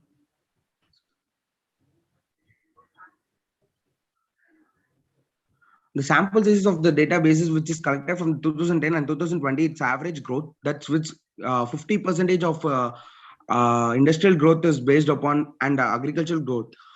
So it should be 100% overrun 2025 or 2030. It is the research basis topic of this concept. And next slide. Next slide. The findings of what I come to say is many individual graduates or an employees are based or interested in the field of agriculture. So the government can undertake the agricultural lands which are useless or which are in unused. They can take under the control so that the agricultural waste will be taken over by the government, and overall price determination under by the government, which the government can aim more profit in that, and there will be no loss at the agricultural fields. In this basis, no farmers can die due to loan problems or anything, because the government undertakings will be more efficient in that fields. If the overall control is taken by the government, an individual can lead the life which as an employee, but it is based upon the growth and future nation. So as I suggest in this is to government should be undertaken at the agri lands which are unused and unused by wastely used by the peoples. To overcome this, it is a basic step which an movement of NABARD can help. At the movement of NABARD can form another basis of government to continue over it. And finally, the conclusion is what I conclude is the overall control of the agri fields should be taken under by the government. In such way, the employees of the graduates, many of them can get a job easily. Through that, it can bring a growth towards a nation in both GDP growth and employment opportunities can be increased more way. Thank you. Okay, Gautam, you have done a very good job, or research is very good. Tell me one thing, that why you have selected only secondary data, why not primary data for such a good topic? Such a good topic. So primary data is most over than most and vast over. So I need to collect. My research is continuing till 2 years. I have till age it will be continuing because it is a project. It is not a research paper. It is an economic government project paper, which I have to bring it to the government under the control of it. So it is, I thought it is one of the way. And secondary data is the most, I thought somewhat equal to my primary data, and it will be compensated within my any times. I can Very easily good. gather using secondary data. I can easily gather my primary data easily. Yeah, yes, very good. That's very what. good. All the best. Okay. Thank you, sir. Next one. Yes. Thank you so much, Gautam sir. Before proceeding to the next presenter, I just wish to tell you all participants that you can share your screen by your own, because so many are messaging me personally that I wanted to share our screen. So you can share your screen by your own. Our next presenter is Dr. Abhishek Frederick from Sam Higginbotham University of Agriculture, Technology and Sciences. Yadav sir, for Yes. you, it's number 32. 32. Okay. Ma'am, am I audible? Yes, sir. Please continue. All the best. Good afternoon to the dignitaries present here and all the participants. I am Dr. Abhishek Janve Frederick. Will be going to present my research paper, Connecting the Dots Between Agriculture and Business, Problems and Possible Solutions in Indian Perspective. This paper has been developed by me and my two colleagues, Dr. Sebastian T. Joseph and Dr. Satyendra Nath.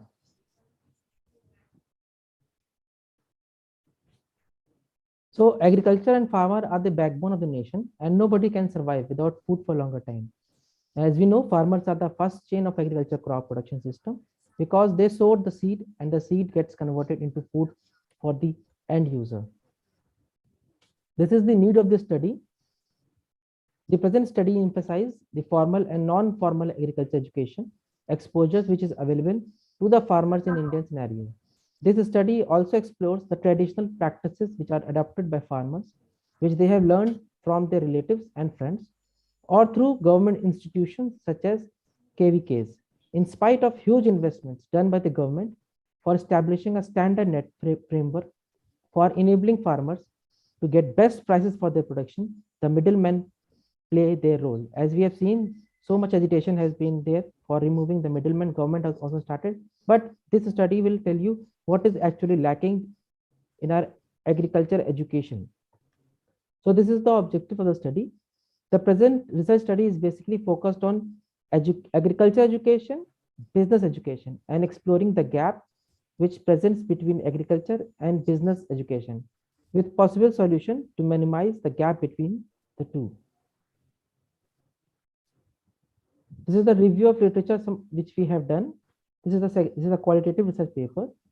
So Government of India after independence has done so much for improving the agriculture status of our farmers and in our country, and they have done so many, there were so many agriculture revolutions also.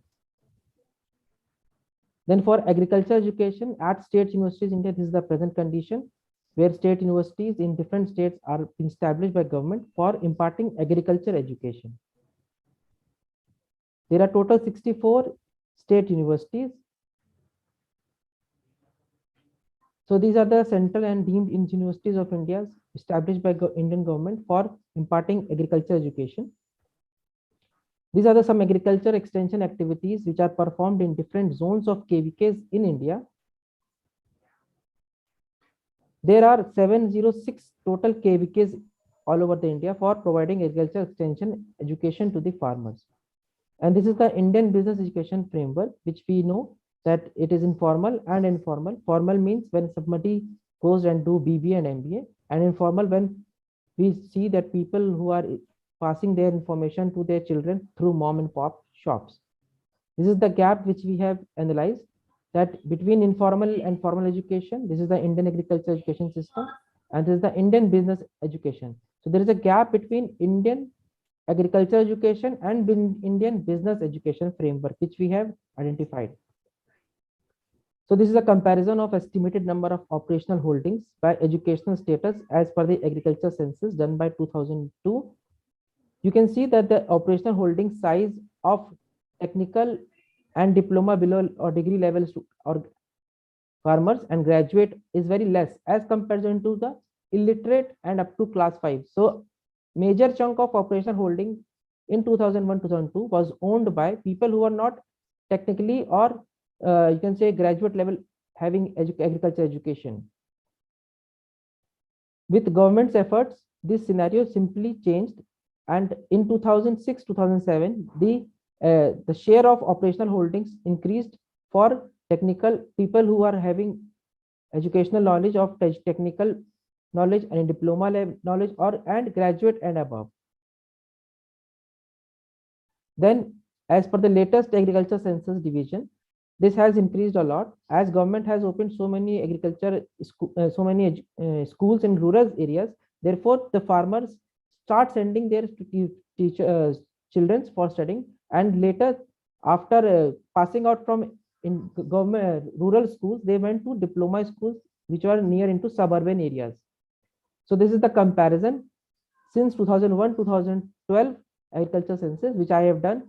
So the share of people who are holding education in technical or diploma below degree level has increased. This is the present condition of manage which takes so many activities, but there is only one activities which I have highlighted as direct marketing. Means people are being trained to produce in rural areas. Farmers are being trained to produce, but they are not being trained to sell. Therefore, middleman comes into scenario and they play their role. So there is only one activity which is direct marketing has been done by Manage at Hyderabad, and there is no any other activities which has been done for teaching our farmers to how to sell their products. And this is the activities which they have been doing since 2002-2019. If you see all over India, there is only 121 direct marketing, you can say, education they have given to the farmers.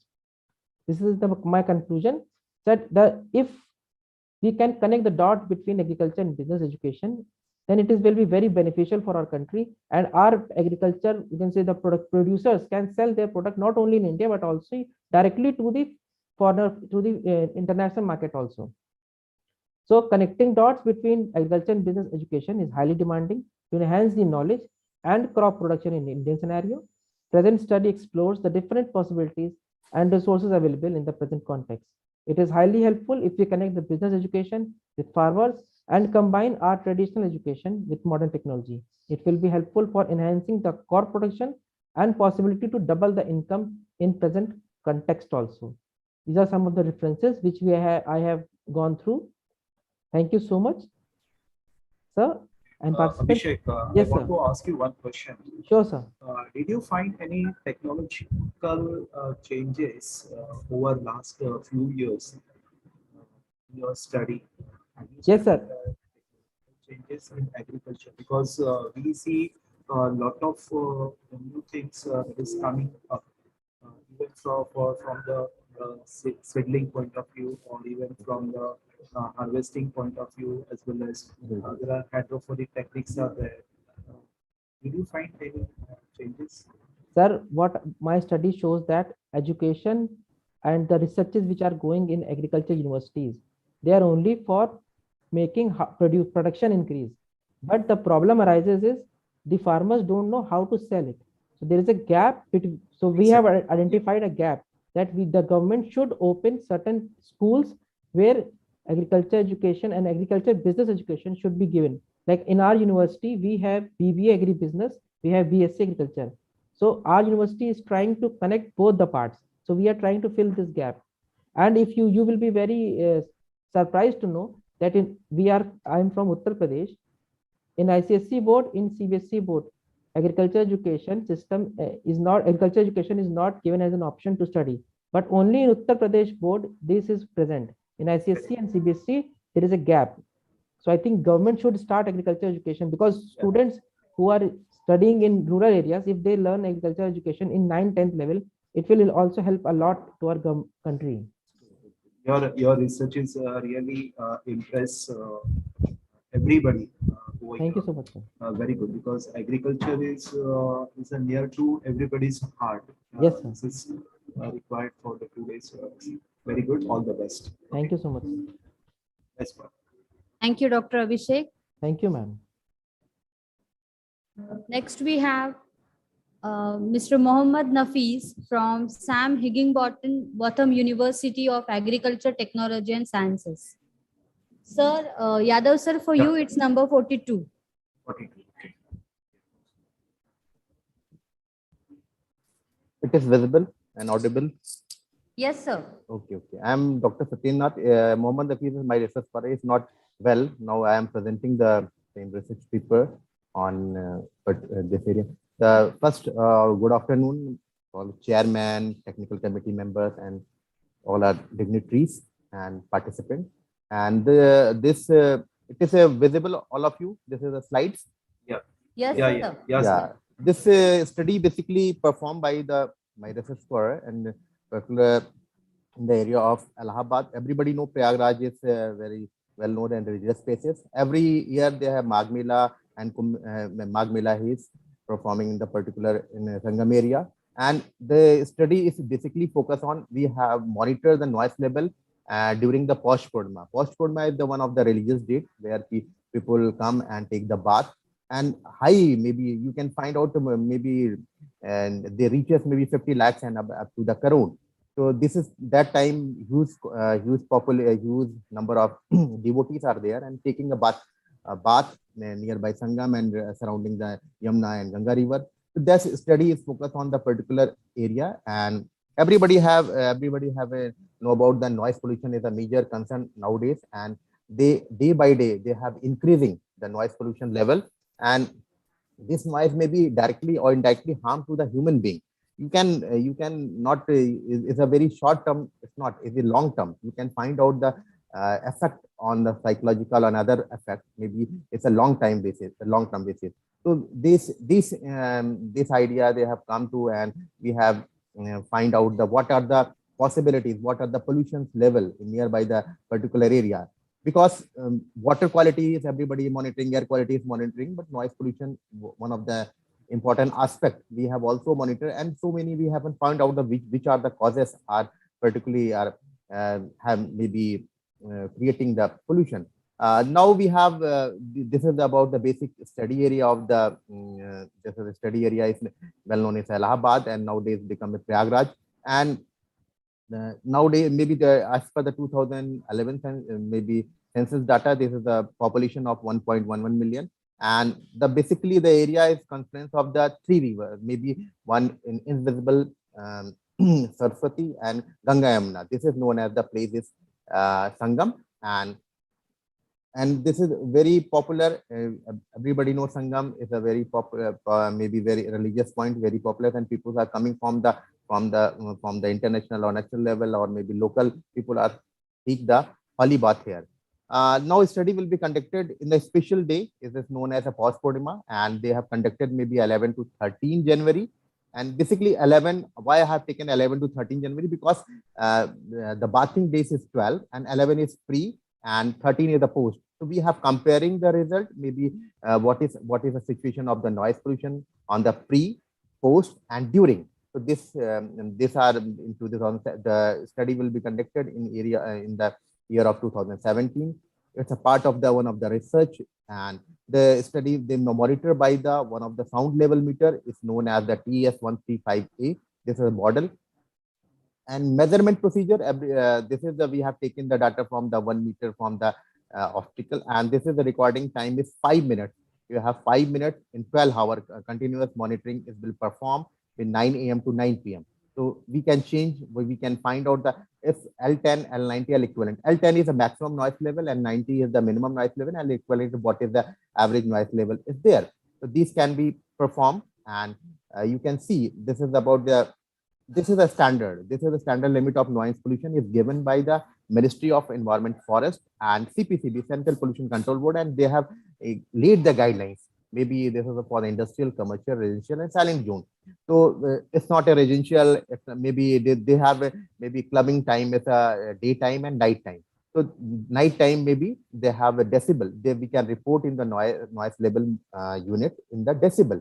So now commercial zone they have maybe slightly lesser point, and residential maybe 55 decibel, and silent zone maybe 50 decibel. Silent zone, most of those zone maybe you have find out the nearby the High Court hospital are coming in the particular silent zone. and night time will be always reduced. This is the standard laid by the, and you can see the maybe this is plotted, this graph is plotted on the basis of observed data during the time of 9 to 9, and this is you can find out so much variation is there, and every places they have exceed. This is the pre data on hourly basis we have reported, and this we can find out that we have exceed the limit of 65. Maybe we have also exceed the limit of what I have laid by the you can find out this is the industrial and commercialization zone. We have exceed the during the bathing date, and you can second is the during the bathing date. You can, this is a pre data, this is the pre data, and this is the during, and you can find out that you can during the noise variation is very high. It reaches up to 88.8, and they have exceed the limit. What are the fixed limit is there? They have exceed the limit, and huge variation. You can find out the particular reason. And slightly this variation will be because Mela is maybe starting from the date of during the 12th, and 13 is the maybe almost bathing days is over. So most of the crowd days are moving here and there, and we can find out the major causes of the. You can see this picture is very clear about what is the values variations and during the pre, post, and other things.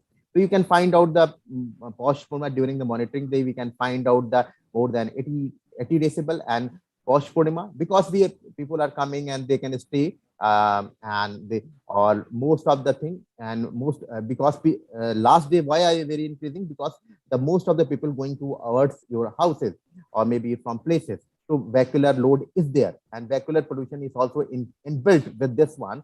And the maybe restriction on the pre post why is very less in the pre post Purnima, because we have a strict vehicular entry in the particular area. So this is the one of the noise variation from the particular maybe what are the performing in the particular area by the devotees and harmonium, tabla, and other things, kirtan, others. The sound will be post Purnima. They have increasing by the loudspeaker and other thing. And after entering the vehicle, the voice we can find out the more and more noise pollution in the particular region and area. Ultimately, we have what are the findings we can have, because we have reached the equivalent value what is the suggested by the Ministry of Environment, Forest, and CPCB. We have exceed the limit, and this is a no other sources we can stop. Only if we have reduced the noise level. Basically, we can find out what are the major causes of this one, because there are loudspeaker, public addressing system, and harmonium, and other musical. The people are maybe basically during the kirtan and bhajan are going on, and the volunteers and devotees are always announcing from the loudspeakers.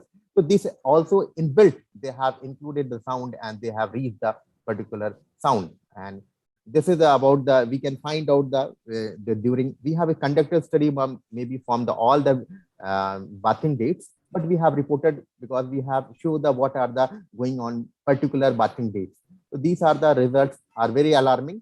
We have some suggestion. Maybe you can suggest some control and measures. We have you cannot reduce, but certain you have limits can be reduces, because this is the one of the religious day, and everybody's are maybe take bath and enjoying the particular day. So this is the one of the major cause, and we can find out the major things. Thank you very much. You are listening very patiently. Have any queries and questions, you can ask. Any participant want to ask any question? Any participant, if they have any question, they can ask. Any participants who wants to ask any question? You can unmute yourself when you can ask that question.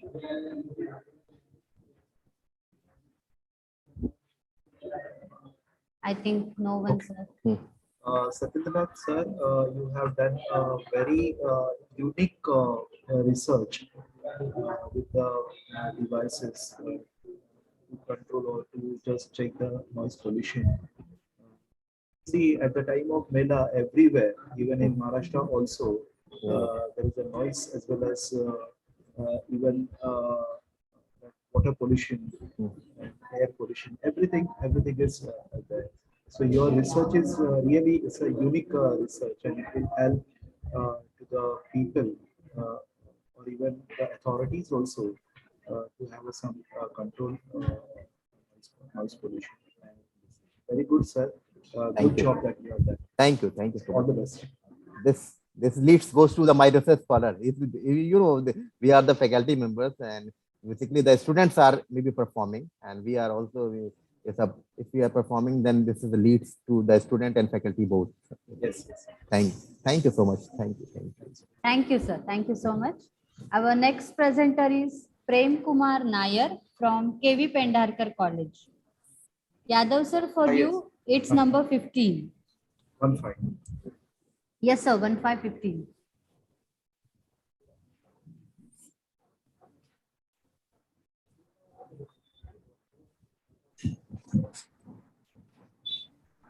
Good afternoon, ma'am, but I can share the screen. Just a moment, sir. Satyendra sir, please. Okay, stop sure. sharing. Okay, sure.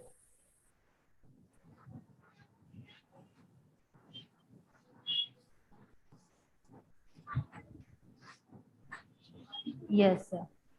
Nair sir, please try it again.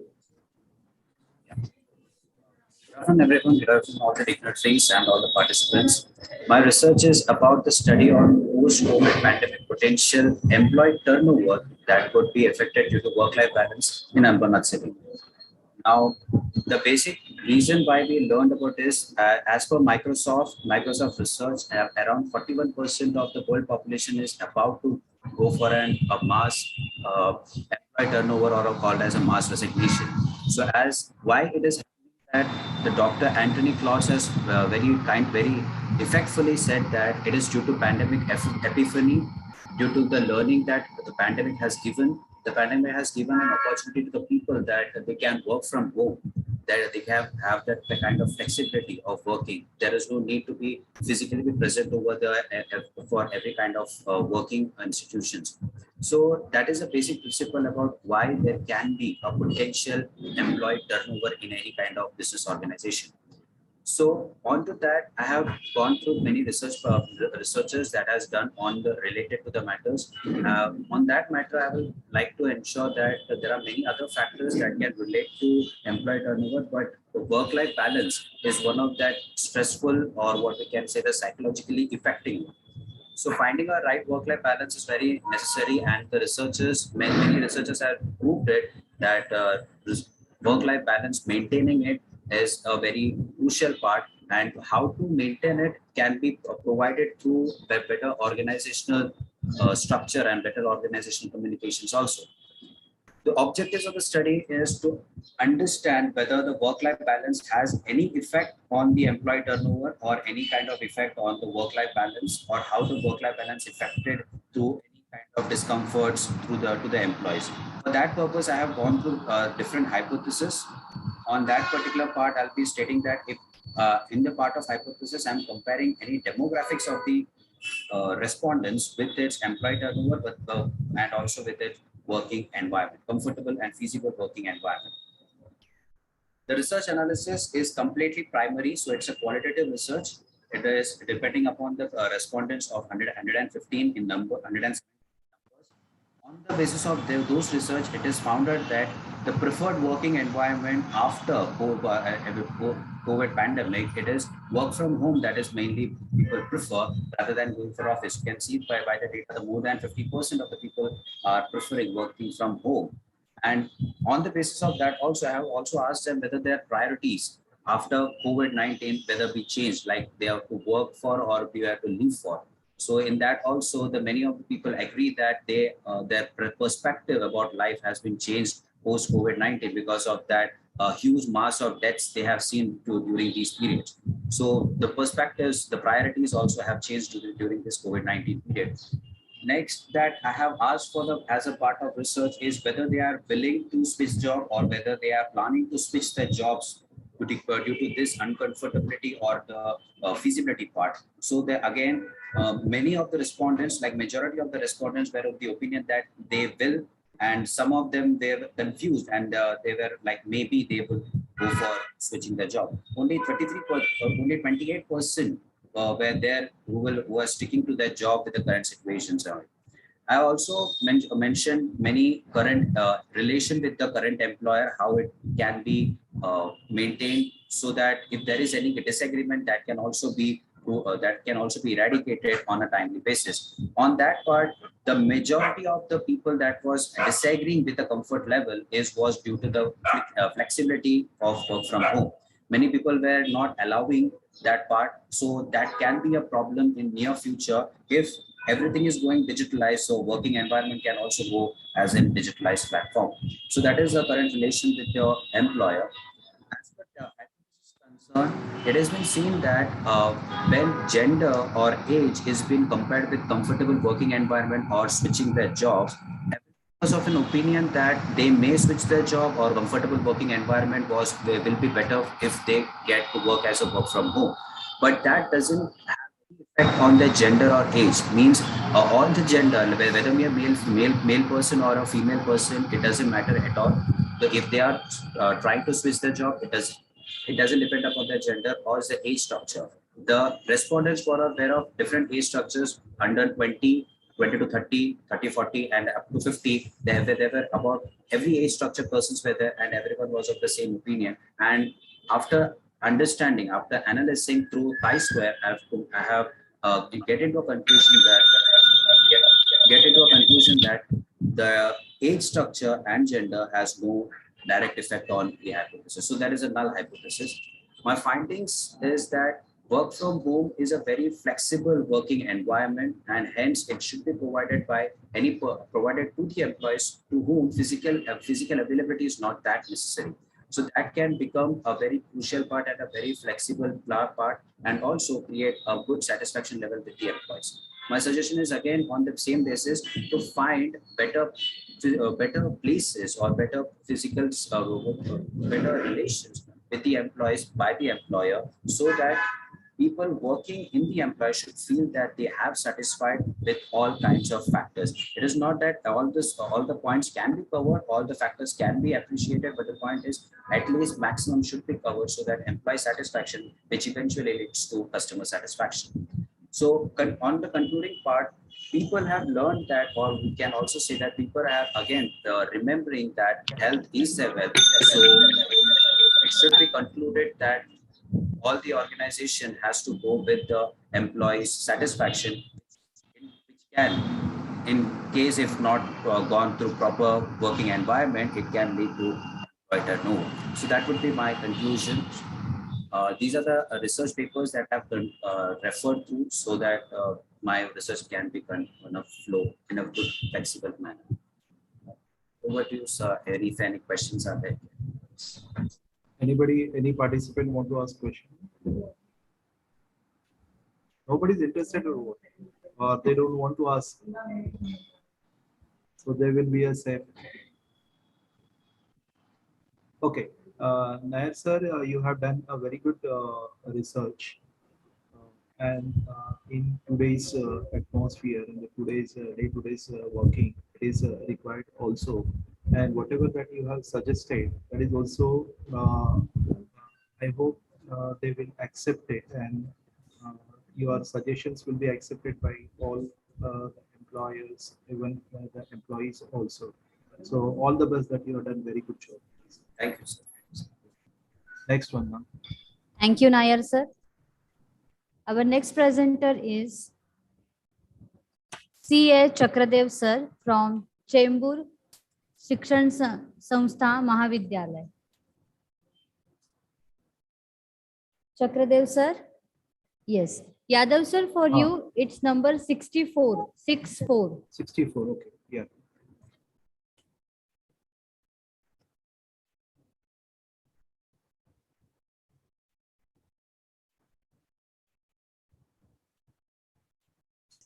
Am I audible, madam? Yes, sir. Yeah. Please And start. screen is also visible now? Yes, sir. Thank you so much. Myself, Chandrasekhar Chakradev from Chembur Sarvanka Shikshan Shastra Mahavidyalay. My topic for the research was a study of technostress among teachers in relation to digital media usage in today's digital era. The conceptual and operational definitions were mentioned in the paper. The operational definitions for my research are as follows. For technostress, it's an inability to cope up with the technology. So basically techno stress was considered as a technology induced stress for my research purpose. And the second important keywords was the digital media usage.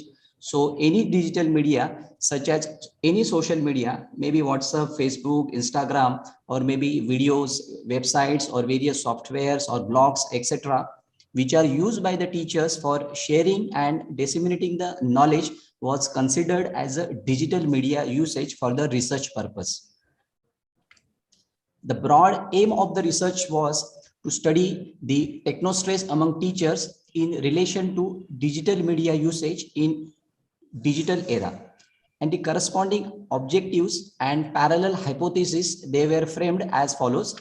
The first objective was to ascertain the gender difference in the following variables in today's digital era, and two variables were technostress and digital media usage. The technostress was the dependent variable and digital media usage by the teachers were the independent variable.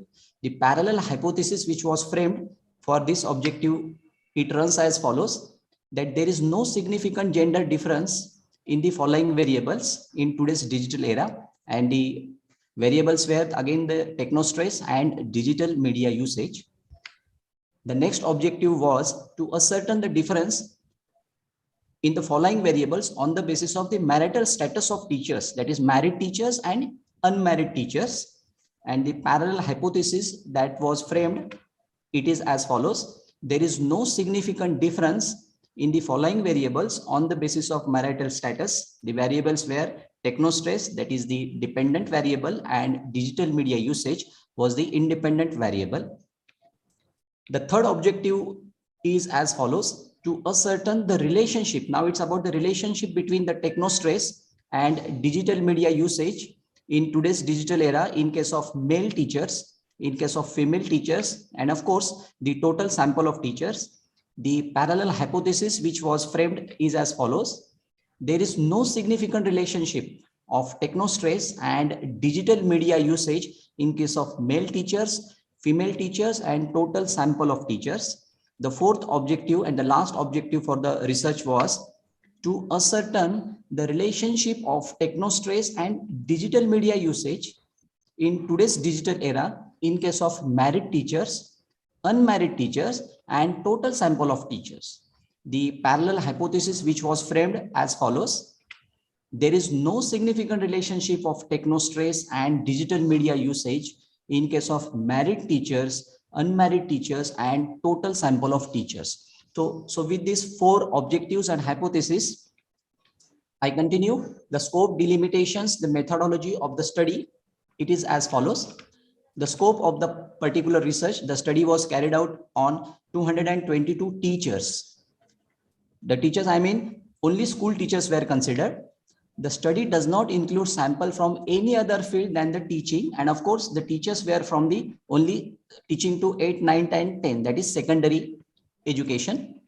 The methodology is, it's a correlational study that want to determine the relationship or the correlationship between the technostress and digital media usage. Next is about the sample and sampling technique. The total sample included 222 teachers from various schools in Mumbai and suburban areas, which were selected by random sampling technique. Out of 222 teachers, 106 were the male teachers and 116 were the female teachers. Out of 222 teachers, 123 were the married and 99 were the unmarried teachers.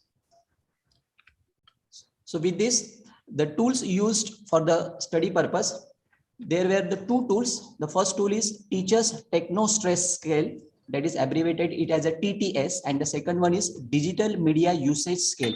And both the tools were prepared by the researcher. The reliability coefficient of both the tools were determined by the researcher using Cronbach alpha, split half reliability, and Spearman-Brown prophecy coefficient. So from the figure, one can conclude that the tools which were prepared were reliable, internally consistent, homogeneous, and quite stable over the time. So with this background, the next very important part was the testing the hypothesis. Regarding the testing the hypothesis, this was the first hypothesis, that there is no significant gender difference when we talk about the technostress and digital media usage. And this is the table. which shows the relevant statistics, it was found that the value of T is less than the tabulated value, which we generally refer from the ready-made tables available. So it was not significant, and null hypothesis is accepted as it is, that there is no significant gender difference when we talk about the technostress and digital media usage in today's era. So this was the testing of hypothesis 1. Now regarding hypothesis 2, it was regarding technostress and digital media usage when the marital status of teachers is concerned. Again, from the table. Chandrasekhar sir, you just concluded because I know that 4 hypotheses that you have and the results are in front of us. So you just conclude. Okay. So with this testing of hypothesis 1, 2, 3, and 4, the final conclusion about the findings of the research. So it is found that from the research that both the male and female teachers, they experience the similar technostress. So technostress is equally experienced by both male as well as female teachers, irrespective of their marital status, whether they are married teachers or unmarried teachers. That they also experience the similar technostress, and there was found to be a significant positive, but of course low correlation between technostress and digital media usage in case of the teachers, married, unmarried, male, female. So the suggestions for the further studies is, now we all know that the technology is inseparable part. So when we are using the technology, the teachers at all the levels should be acquainted with the terminology called digital stress and the technostress and its impact on the every sphere of our life.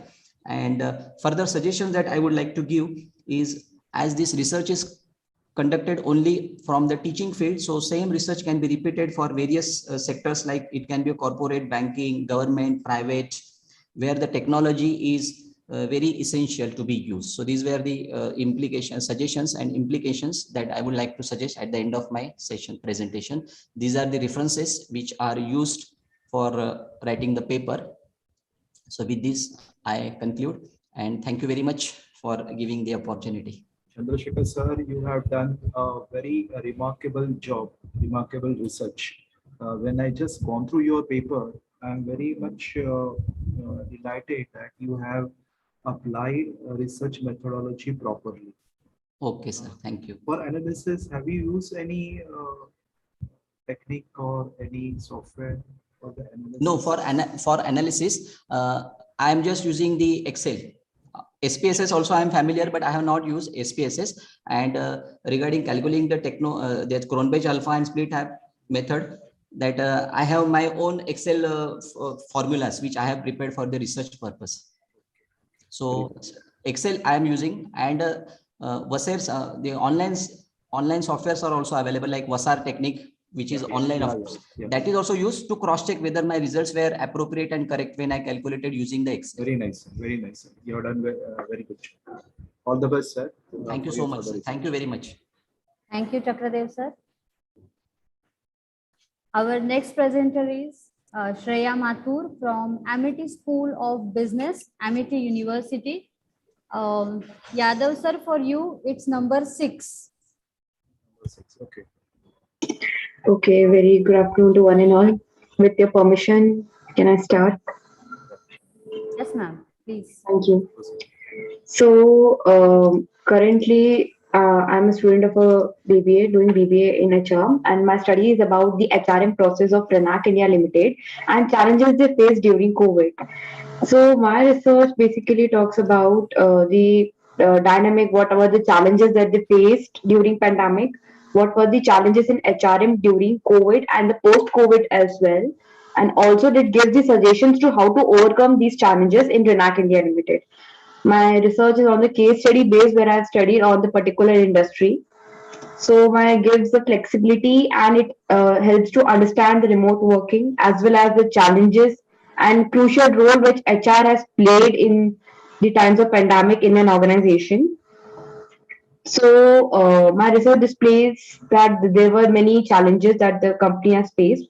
Some of the literature reviews which I found were being this. I've done like 15 papers. Some are there in this and some are in tabular form. So my methodology was to exploratory and descriptive method, and the type was primary data and secondary method as well. I created my own survey through which I have collected the data and through observations while doing internship in that same organization. So was quota sampling was being used and convince sampling was being used for the same. So like I've conducted the survey with 52 employees of Renac India Limited, and I used majorly the Excel. And I found that what were the research impacts of my COVID-19, which was being studied in the HRM process, majorly were recruitment and selection, training development, compensation management, communication, and technology. So this technology cracker was being used by the company where the major of their functions was being performed, and there are the bigger HRM challenges that being faced upon. So my research basically tells about that the potential candidates that they face difficulty during the times of hiring. They majorly face the rise in demand of the production leads to less time in hiring process. So all these factors like rising in demand, internal policy, lack of availability of resources, less availability of skilled labor during the time of COVID, because some they require skilled people which were not able to find out. Lack of availability was being there, which was being found that it was not easy to find out in an immediate basis was being there. So they had to create portals and etc. Internal policies were such that no external hiring would be done on an immediate basis until and unless an emergency hiring would be there. These policies was also been affected. So now coming to the next was being the following sources as practice recruitment. Like the circulation was being used, transfer was being used, promotion. Internal was being used more than the external one, and this was being found with the data.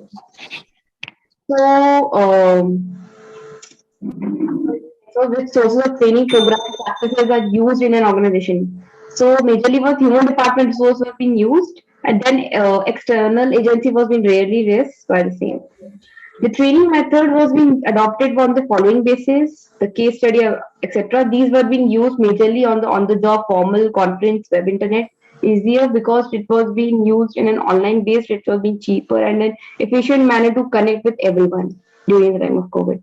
So effect on COVID on compensation management was also being studied, that there were being non-monetary incentives were being given more than a monetary one because of the financial crisis that also hit by the COVID. Also the communication challenges was being faced. It was not easy to communicate, but remotely at the home, people were able to, some of the people were also not techno-friendly, which was being found, so it was being easy. So the challenge in communication was also being the technical glitches, company's policy transformation, feedback delay, email overloaded, and inconsistent as well. So these were to the communications. Major challenges faced during pandemic were legal government, management of employees, organization climate, capital, labor, technology, competition. So these were the major factors which were being studied. So my final findings stress about that employees what they face and what HRM faced. So employee face stress, unpaid leave, these etc. and HRM face the working and the technology as well as the management skills as well. So this is where I would like to conclude and like to say that they could enhance more in adapting of the technology, and they could give more of the training sessions that would enhance their productivity as well. So thank you. Any questions? And I'm most welcome. Yeah, very good that you have done a good job. From where you have collected this data? So I was doing internship at Renac India Limited, which my university has asked for the same. So over there only I conducted this research and have presented my report for the same. The best. Okay, thank you. Thank you, Shreya madam. Thank you. Our next presenter is Shubhangi Kedare from PD Karkhanis College, Ambernath. Yadav sir, for you, it's number 19, 1919. Okay.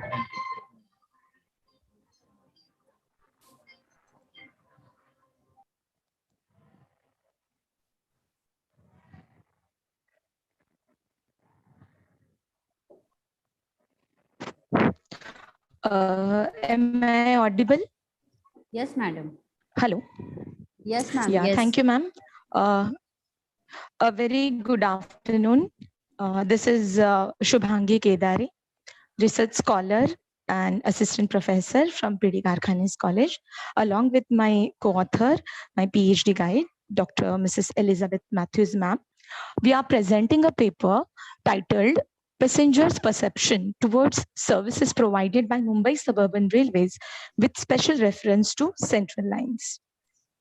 Basically, the objective of the study, I will not tell much of introduction because railways are part of our life, and majority chunk of population, that is lower middle class, and poor population, we prefer to have a public mode of transport. So we all are mostly captive riders. We are not a choice riders. So the objective was to find out the passengers' perception towards the services offered by Mumbai Suburban Railways with special reference to Central Line. Basically, Indian Railways, as they are rightly regarded as lifeline to the nation, same lines, Mumbai Suburban Railways serves as a lifeline of Mumbai. And after going through a lot of research, researchers came to know that there is a quite gap between this particular area. Passengers' perception is not yet not have been thoroughly studied in this particular line. Basically, Central Railways look after Harbour Line, then Central Line and Trans Harbour Line, whereas Western Railway, which is looking after Western Line. So up to my routes I have taken for the study is from CSMT to Kalyan, and then from there, from Kalyan, it divides into two lines. One is towards Kasara, another is towards Khopoli. So these basically three routes have been considered for conducting the study. And the research methodology, researchers followed primary as well as secondary data from various books, journals, and a PhD thesis. Hypothesis, null hypothesis goes like this: there is no significant difference between the gender and the passenger satisfaction on Central Lines in suburban railways. And alternative hypothesis says that there is a significant difference between gender and passenger satisfaction on Central Lines in Mumbai Suburban Railways. The researchers have used stratified sampling method to choose the sample, and all the responses were recorded in Microsoft Excel sheet. SPSS software have been used for data analysis. Factor analysis, Mann-Whitney U-test were applied to test the hypothesis under the study. These are our certain literature reviews we have referred. The Zitmal, Parsuraman, and Berry, they were pioneer and champions in service quality, ServQual model, and they coined the concept. So these are certain review of literature.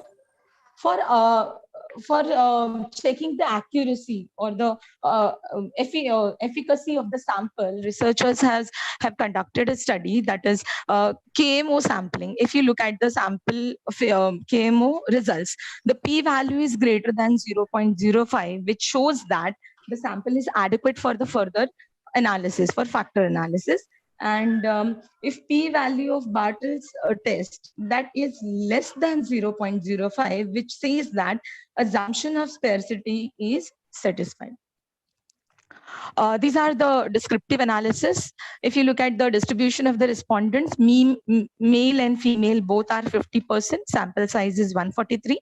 And if you look at the age-wise distribution of the respondents, majority of the respondents in the category 15 to 30, and in descending order. These are the educational qualifications of the respondents and income levels. Basically, 27 factors have been considered on the platform, station services, and inside the coaches. So if you look at the figure, these are the exemplary slide. Mann-Whitney U-test. P-value is everywhere, for every parameter, p-value is greater than 0.05, which clearly says that there is no significant difference between the gender and passenger satisfaction. In turn, we can say that all the female passengers and male passengers are equally satisfied on the Central Lines. So these are the limitations. Only 3 routes have been chosen, and 143 samples have been selected by using stratified random sampling technique. And I have already mentioned, but there are certain suggestions from women commuters that there should be certain more security. There should be more security inside the coaches in morning and evening time, late evenings. And mean values, when we calculated, mean values were less for sanitation, spittoons, and toilet facility. So there is need to improve. Thank you so much. Okay, Shubhangi, you have done a very good job, very nice presentation also. Thank you, sir. Whatever the topic that you have selected, it is a very relevant topic. And I think you should excel yourself in this research work. All the best for Thank you so future much. endeavor. Thank you, sir. Thank you, Shubhangi, madam.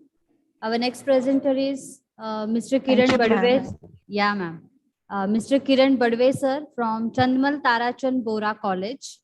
Yadav, sir, for you, the number is 12 and 12.1. 12 and 12.1.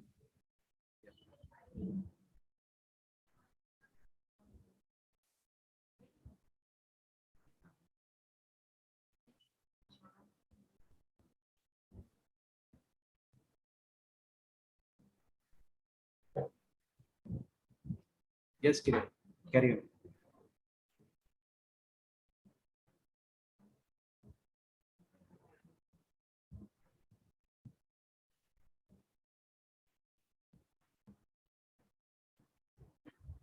Kiran?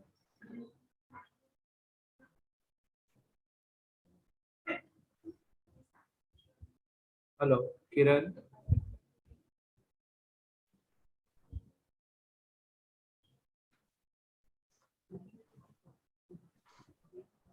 Kiran is not audible. Oh, yeah. Am I audible, sir? Oh, yeah, now we Okay. So, I am Professor Kiran Badve, Assistant Professor from Department of Chemistry, City Bora College, Shirur.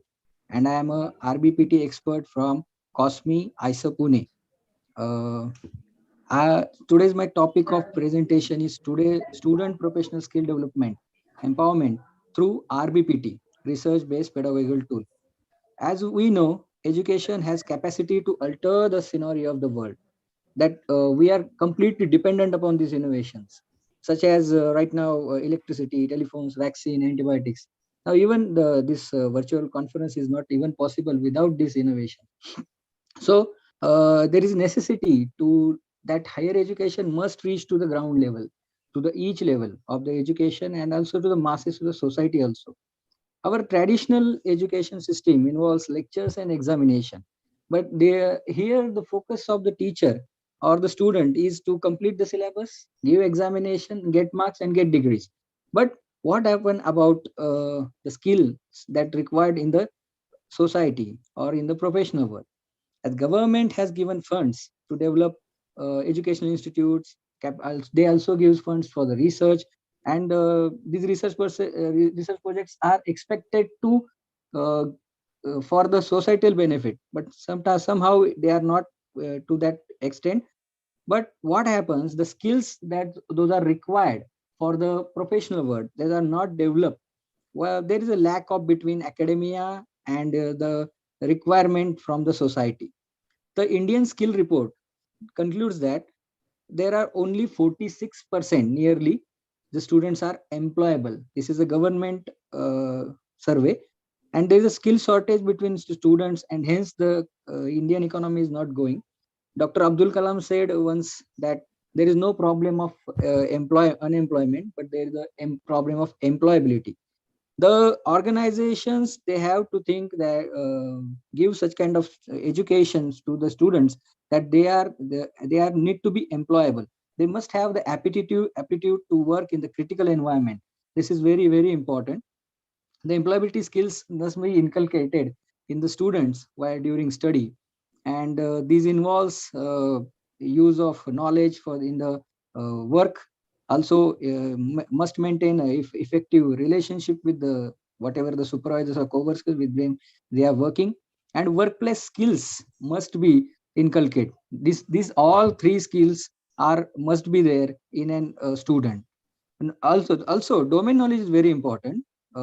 But what happens when the students are studying, they are having fear to ask the questions. So what happens? There is a barrier between student and teacher. So the doubts, they're not good. Am I audible? Yes. There's a noise from someone. Okay. Okay. So Continue. okay, thank you, ma'am. So this recruiters required professional skills. It is sometimes observed that a student which is having an average mark may have a remarkable professional skills, or a student which is excellent in academics but do not have professional skills. So there should be some development between student, academia, and teachers. But I will go fast because I want to explain RBPT. So what is RBPT? It is a pedagogical tool. It involves 5 main R's: recognize, require, refine, reward, and report. Here, what is that? A teacher is a mentor. A local problem or societal problem is a given study topic. Here, the teacher gives the required, has to design the task according to the program outcomes and course outcomes.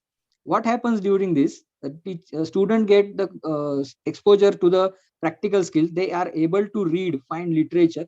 Based upon that, they find what are the requirements they made available from them, and they will obtain the data and interpret them and also present them. So what is the benefit? Benefit is that it is a win-win method for student, teacher, and student society. Student will get knowledge, faculty may get publication, or may they continue their research instead. Institute gets societal recognition. This is helpful in their accreditation. Society get their problems get solved. So society also get benefited. So evidence of this success is seen from the confidence from the student. And these are so many challenges: communication fair, literature survey, availability of research laboratories. This is very important, great challenge. But RBPT is highly helpful for in academics, for student empowerment. Thank you. Yes, Kiran Badwe sir, that you have selected a very unique topic. But when I just gone through your research paper, I didn't find any data collection or any research methodology. Why? Yeah. It is a case study. Actually, my branch is science, and the institute is organizing is not belonging to science. So I have not taken example from what I have did. Okay. Yeah, but I will. But what I want, the pedagogical tool that is helpful in science, that is also helpful for the commerce and arts Commerce also. and arts, right? Yeah, this is a very nice pedagogical tool that is highly helpful for everyone. Yes. Yeah. Very That's good, why. very good, Badwe sir. Yeah. Very nice. All the best for your future. Thank you, sir. Thank you. Thank you, Badwe sir. Badwe sir, just wanted to add one thing. We have CS and IT from science stream in our college. We have not mentioned science in our college name, but we Okay. have CS and IT field in our branches in our college, sir. Okay, ma'am. Okay, ma'am. Yeah. Thank you so much. It was very nice. Yeah. Our next presenter is Trusha Shinde from Lakshmichand Golwala College of Commerce and Economics. Yadav sir, number Yes. is 37. 37. Okay. Good morning, everyone. I hope I'm audible to everyone. Yes, ma'am. Yeah, thank you. So my name is Trusha Shinde. I'm teaching in RDP Lakshmichand Golwala College of Commerce and Economics. My topic is a study on awareness of digital payments by students in Ghatkopar region. So talking about the payments, first era was regarding our barter system, then it went on cash, and now it's the online payments. That is the cashless payments. But in cashless payments, we also opt for the digital payments. And even our government has also started with Digital India campaign, which boost us to go, which help us to switch from cashless payments to the digital payments, right? So even it has been observed as per the students' perception that they are aware about the whether they are aware about the digital payment system which we are running. So the objective of the study is that it helps me to understand that whether the students are aware about the uses of the digital payments. It helps us to know the insight towards the cashless payment system, which is identified, the preference and uses pattern of the respondent, as well as the reason for the acceptance and the use of digital payments. It also helps us to know the barriers in adoption of the digital payment, like what are the challenges they have faced for the adoption. So the research methodology which I have used is the primary data as well as the secondary data. The sample size has been collected from the 70 respondents. The questionnaire which were asked which were open-ended as well as close-ended question, and the demographic questions as well. So the analysis was based upon the percentage. The hypothesis which has been framed for the purpose of the study is null hypothesis. The students are aware about the uses of digital payments, and the alternative hypothesis, that is, students are not aware about the uses of digital payments. So findings and observations. So the age group of the students maximum have been contributed from below 20 years. Based on the education, if we see, most of the students were undergraduate. From that students, among that students, those who have responded, 40% are earning and the rest are non-working. The accepted reforms, that means the reforms of your cashless based payment system has been adopted by maximum of the students, that is 52% approximately. They are very much aware about the digital mode of payments which are which are available in the market, like net banking is there, then Google Pay, Beam application, UPI, USSD, then Aadhaar card link applications which are available.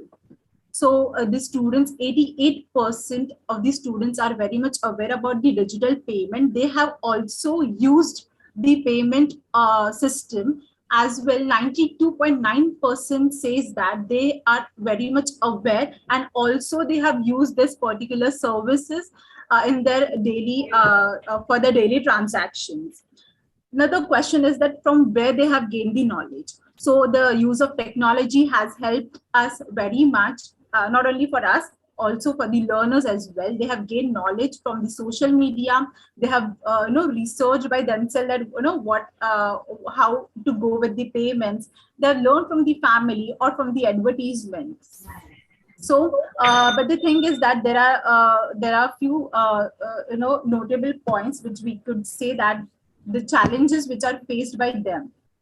Okay, and why do they use this particular services? So the maximum people have responded that there are easy way to do the transactions. The security is not an issue, but many of the people have correspondingly said that yes, security is the issue for adopting this digital payments.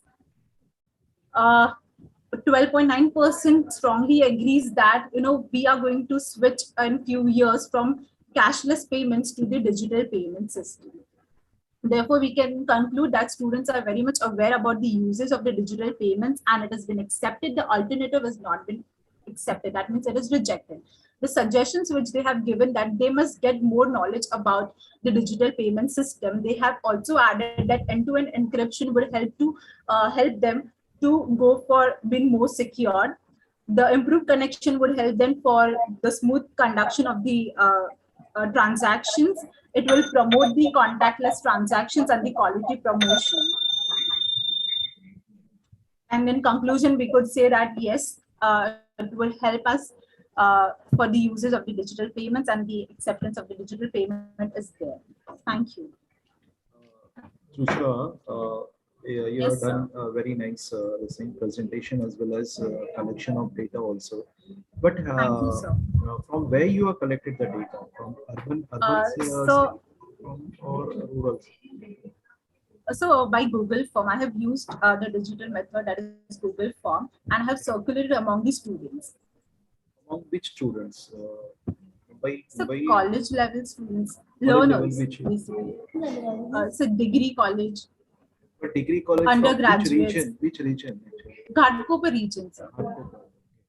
Yes, sir. See, if you study from the rural area, Yes, sir. rural area students, your conclusions, your everything may be different, because these students are facing lot of problems in Yes, sir. payment of fees and everything through this UPA and the same only. Okay, so next time when you prepare your research paper, just keep in mind that you have to make a comparison between this two, rural as well as urban sector. Okay, sir. Sure, I will add this. Thank you, sir. All the best. Thank you, Trisha madam. Our next participant is Rabiul Awal from Department of Education, Aligarh. Sir, number is 30. Sharwari ma'am, can I disturb you for a moment? Interrupt in a moment. Yadav sir, आपको break लेना है एकदम थोड़ा, you need a break. नहीं, कोई problem नहीं, just carry on, कोई problem नहीं, no problem. Okay sir, thank you. No problem. Sir, am I audible? Yes, Yeah, sir. Please yeah. start the presentation. Okay.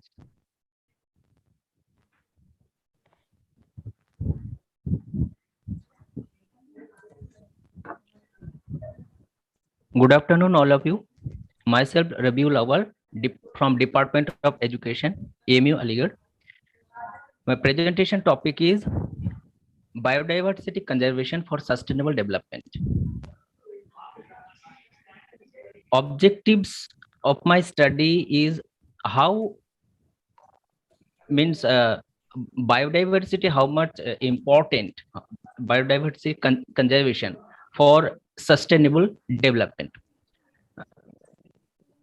Abstract: biodiversity is the collective term for the full variety of life on Earth. It refers not just to species, but also about the genetic diversity within species and the diversity of habitat.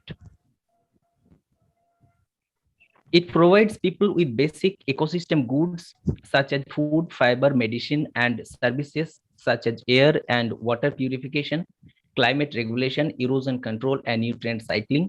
It plays an important role in economic sector that drive development, including agriculture, forestry, fisheries, and tourism. Biodiversity is essential for sustainable development and human well-being.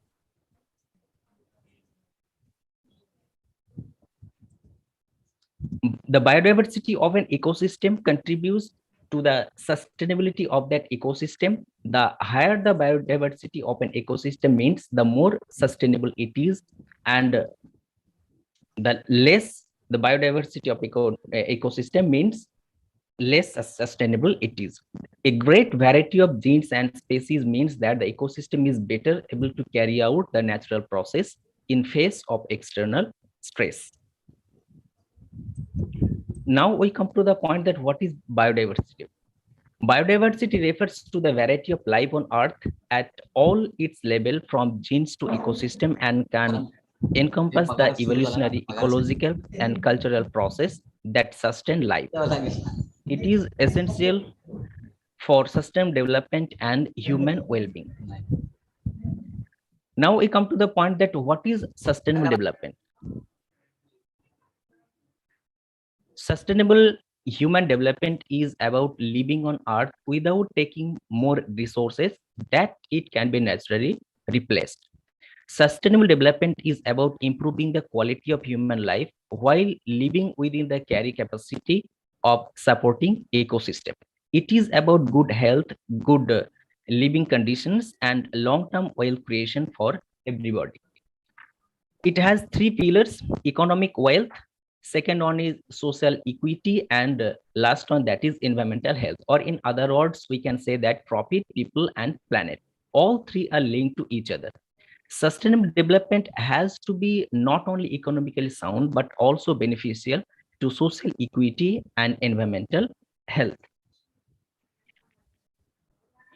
Now, next point is biodiversity conservation for sustainable development.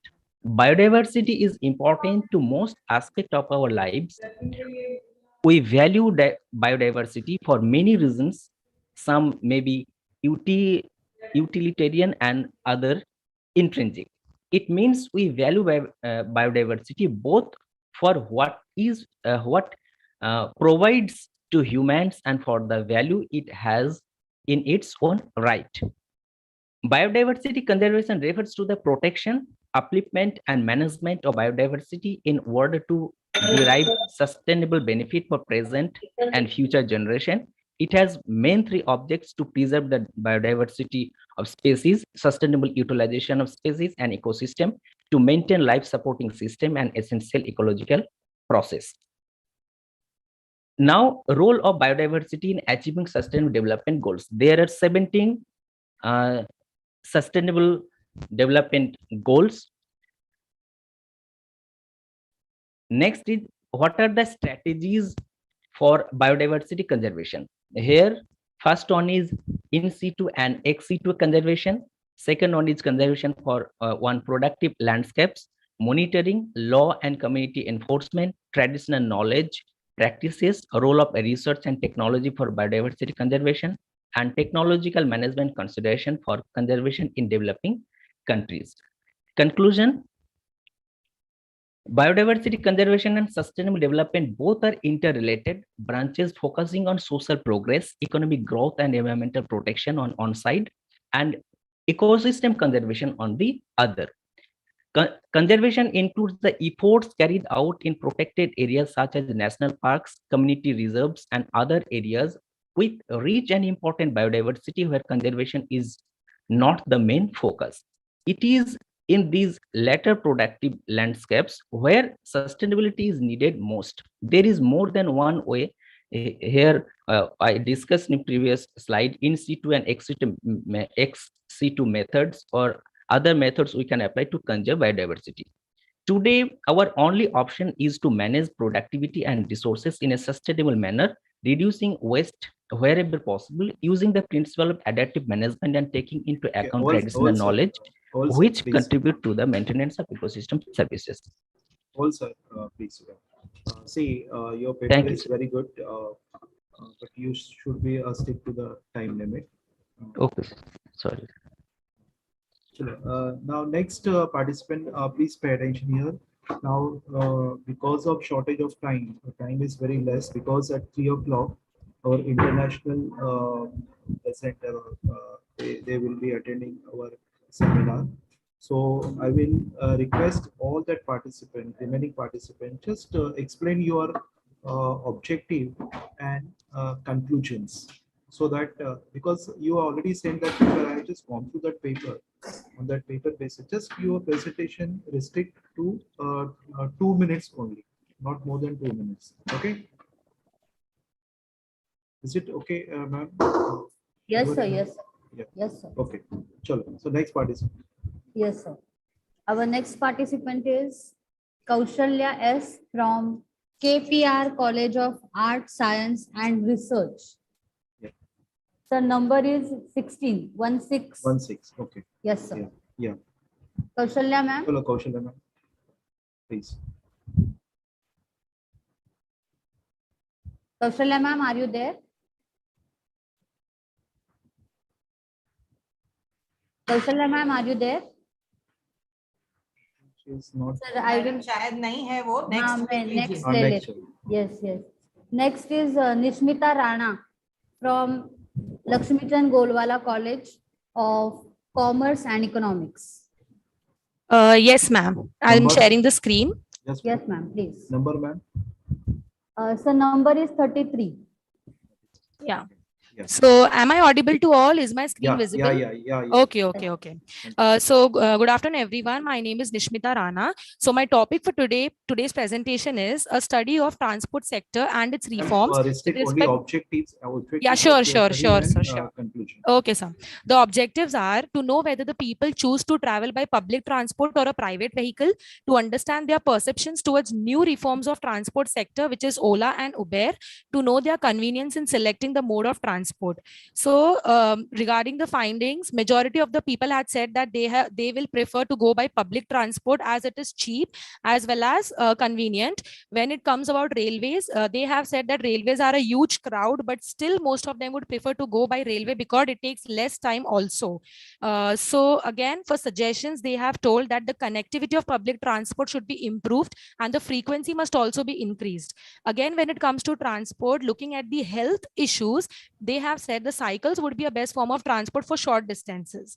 So to conclude, I would just say that we know this competitive world requires a lot of hard work and patience. So our traveling must be easy. We know people travel 2 to 3 hours to go for work. So our traveling must be easy, and hence people would prefer public transport such as railways. And railways are the most preferred transport system in our country, in Mumbai especially. Good, Thank good. you. Very good, ma'am. A very good presentation and a good paper also. Okay, Very thank Next you, one. sir. Next one. Yes. Our next presenter is Avinash Kaur from Department of Education, Kurukshetra University. Avinash Kaur, ma'am. Number is 35. 35. Okay. Avinash Kaur, ma'am. Ma'am, please. Good morning, finish up ma'am. Within 2 minutes. Am I audible, ma'am? Yes, ma'am. Yeah. Okay, sir. I'm restrict to your objectives and finding of your study. Okay, sir. Okay. Yeah. Okay, I'm Avinash Kaur, PhD Scholar of Department of Education, and now I'm going to present my paper on empowered teaching learning process through computer-assisted instruction. So, and directly I'm coming to the objective of the study. So there are two main objectives. First is to develop computer-assisted instruction material on 7 organ systems of the human body that are the part of the 10th class science syllabus of CBSE board. And second objective is to validate the computer-assisted instruction material through experts and through empirical tryouts. So in design and development of CAIM, I have used tutorial mode of CAI, and the text, images, graphics, audios, and animations all are logically and systematically incorporated to make the material as much as interesting, effective, and engaging as it can be. And the principles of behaviorist theories like principle of self-pacing, principle of individual difference, in immediate continuous feedback, and active responding were all incorporated during designing and development of the CAIM. So 7 modules consisting of very number of capsules were prepared here as it is seen in this particular table. On the left side, these are the 7 organ system on which CAIM or the different modules were prepared. And on the left side, these modules have varying number of capsules. For example, in digestive system, 19 capsules are there, in respiratory, 14 capsules, and so on. So in validation purpose of the computer assisted instruction module, I have gone through 3 experts. One is the subject matter experts, second category of educational technologists, and third is of language experts. So findings, please. Okay, sir. So in after the these expert views, empirical validation were there, in which 3 phases were there. One is the individual tryout, then small group tryout, and field tryout. And on the basis of the evaluation in terms of the gain ratio on pre-test and post-test, this is the total scores and mean of the pre-test scores and mean of the post-test scores and the gain ratio on those. And the overall gain ratio on all the 7 organ systems comes out to 0.77, which shows the effectiveness of the material. So in conclusion, I would like to say that CAI or the computer assisted instruction should be used in school in an integrated manner to make students learn better through these effective computer or technological products. And additionally, teachers should also be provided proper training to make and use effective and quality e-content material to make the teaching learning process more augmented and empowered. Thank you. Okay, ma'am. Very good. Thank you. Thank you, sir. Next, ma'am. Next is Jyoti Shevkan from Department of Education, Kurukshetra University. Sir, number is 36. 36. Jyoti, madam. Yes. Good afternoon, everyone. Yeah. Please share your screen, ma'am. Ma'am, I'm not able to share. Okay. Yes, give me a moment. Other participant is sharing now, so that's why I'm not able to share. No problem. My topic for today's presentation is computer self-efficacy in relation to personality of undergraduate students in Haryana. For introductory Excuse me, part, ma'am. I request earlier participant to please close your PPT so that Avinash she Kaur, ma'am, please can you stop sharing your screen?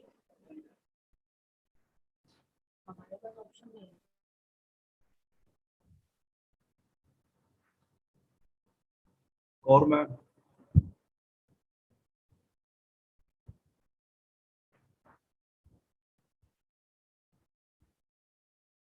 may I continue? Yeah. You continue. Yes, ma'am. Now you can share. Now you can share. Yeah, it is visible now. Ma'am, please share it. I am sharing.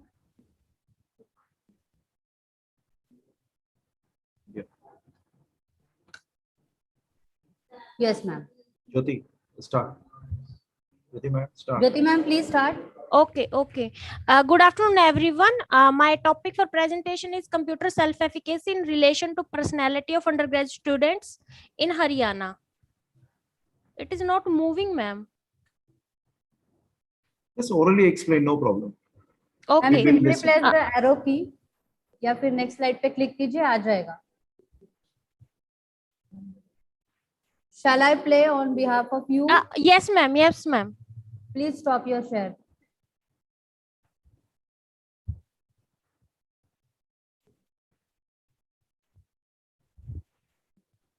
Yes, I think it's visible now.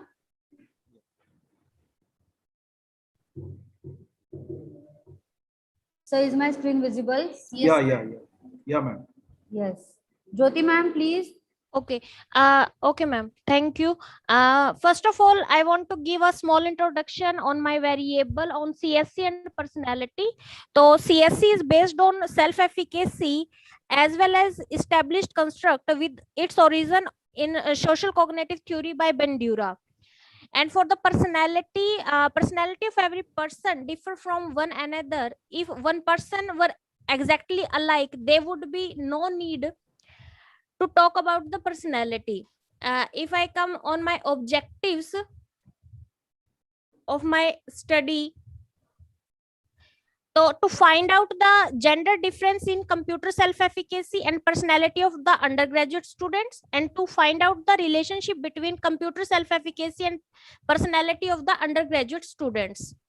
Hypothesis: there is no significant relationship between CSC and personality of undergraduates. There is no significant relationship between CSC and personality of undergraduate students, undergraduate male students. There is no significant relationship between CSC and personality of undergraduates female students. There is no significant relationship between computer self-efficacy and neuroticism personality of undergraduates, and there is no significant difference between extroversion and neuroticism male undergraduates on CSC. Just come to your conclusion, ma'am. Okay, sir. Method, descriptive survey method I have used. Total 100 participants I have taken from the Degree College of Haryana State. Tool is from Dr. Vishal Sood and Mrs. Reena. CSC scale, CSC SVR, or for personality SS Jalota and SD Kapoor MP I have taken. This is the table for the relationship between computer self-efficacy and personality, and this is the table for the computer self-efficacy difference between the computer self-efficacy and the personality. In concluding part, we can say that computer self-efficacy and personality are positively related to each other on the basis of gender. Computer self-efficacy and personality, they are positively related to each other. In this paper, personality has defined with 2 dimensions, extroversion and neuroticism. Both the dimensions are not significant related to the computer self-efficacy. In results, it has been found that extroversion male and female are more computer self-efficient than neuroticism male and female. Thank you all. Okay, ma'am. Okay. Thank you very much. Thank you, sir. Very good. Very good. Okay.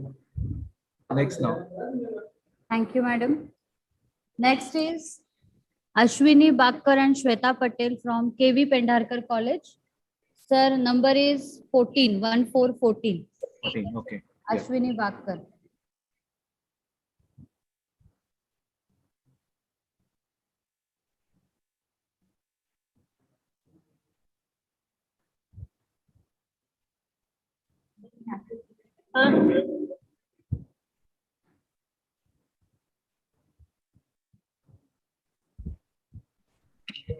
Hello, ma'am. Is the screen visible? Yeah, yeah. Yes, ma'am. Okay. So I'll start with the presentation. Good Yeah, yeah. afternoon to one and all. Myself, Shweta Patel and Ashwini Bakkar ma'am is here to present our research paper on the topic consumers' perception towards organic products in Dombivli city. So first we are going to see what is a green marketing. So it is like when the producer does the production process and the advertising related to economical products and uses economical eco-friendly techniques is known as green marketing. Organic products are the products which are recyclable, Ma'am, reusable. objectives. Come to the objectives. Objective of your study. Yes, sir. Yes, sir. The objective of my study is to study about the green marketing and green consumerism. Second is to study about the consumer perception towards organic products and to study the factors affecting the consumption of organic products. Findings now. So we have used only one hypothesis, that is we have found the significance level between the gender and the frequency of using different types of organic products. The research methodology we have used is we have completely taken the primary data of 110 respondents and we have used chi-square test and simple percentage analysis. So these are the tables of our analysis: demographic profile, frequency of using different types of organic product, reasons of to purchase it, reasons for not using organic products, level of awareness of organic products. This is the result of chi-square test, which proved that there is no significant difference among the gender and the frequency of buying different types of organic products. Findings of the studies. Finding of the studies is for that maximum customers have started buying the organic product because they are very good for health as well as they are fresh and hassle free from GMO. It is found that measure of the factors affecting the buyer's perception is some of them are uneducated or they are not aware about the organic products or the price is very high and there is an unavailability of the organic products. Okay. Then third finding is these products are really good for reducing the pollution and that the customers have started realizing it. Suggestion that to create the we need to increase the purchasing power of the consumers and for that companies need to reframe the price policy so that the lower level income group people can also buy the organic products. Then the awareness should be created and for that companies should give and creative and attractive advertisements. Then the companies should also focus on good supply chain, therefore so that it is also available in local markets. And every citizen of India should understand and have a social responsibility to protect the environment. Yeah. Here we conclude the topic that consumers should buy. We should force the consumers to buy more and more green products or organic products so that we can reduce the adverse effects on the environment. The government should support, promote the companies who have already inculcated the green marketing and should also organize the campaigns so that the consumers can also have an awareness of buying the green products and the benefits of it. Thank you very much, sir. Okay, ma'am. Thank you. Thank you very much. Okay, thank Next, you, sir. ma'am. Thank you, madam. Next is Rajesh Thakrar, sir, from GLS University, Gujarat. So number is 71. 71. Rajesh, sir. Yes, am I audible? Yes, sir. Yes, sir. Please share your screen. Sir, stick to only your objective and conclusion. In that case, if you, do you have the slides? Ma'am, can you share? Yes, sir. Yes, sir. I will share. Just give me a moment. Sure. Can I start, sir? Because I do not need even slides. Start. See, basically, we have got a provision under the Companies Act 2013 regarding corporate social responsibility contributions by the companies. this is a mandatory provision created. Now my analysis was, having done that, has government applauded or appreciated these companies for having contributed the CSR? So during my study of preliminary data, what I could found that not a single person has done the study or other research on this area of the government's appreciation on the subject of CSR contributions. We say that the companies are using the society resources, the companies do damage the society's atmosphere, and agreed. But at the same time, these companies pay valuable contributions in the form of goods and services. These companies provide the valuable resources of to the needy people. So why there is a need for CSR? And the government's policy decision was that we wanted the companies to take part in the nation building. Now my question is only one, that if I have contributed something to the nation building, have you recognized my work? Answer is no. Have we ever have a system of something like ISO 26000, which is there in foreign countries, and they recognize the companies for having contributed to the social welfare schemes? But we do not have such kind of systems or such kind of a methodology. So through this research, I have pointed out that deficiency on the part of the government. Thank you.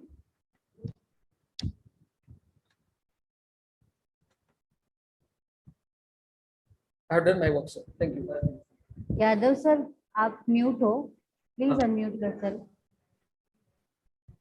हाँ, yeah. Next one, ma'am. Yes, sir. Next is Neetu Malhotra, madam, from SGT University. Yadav sir, number is 65. 65. Yeah. Okay. Okay. Yeah. Ma'am, stick to your objectives and conclusion or findings. Yeah. Neetu, ma'am. Good afternoon, sir. Yeah. My PPT is visible. Yes. Yes. Okay, sir.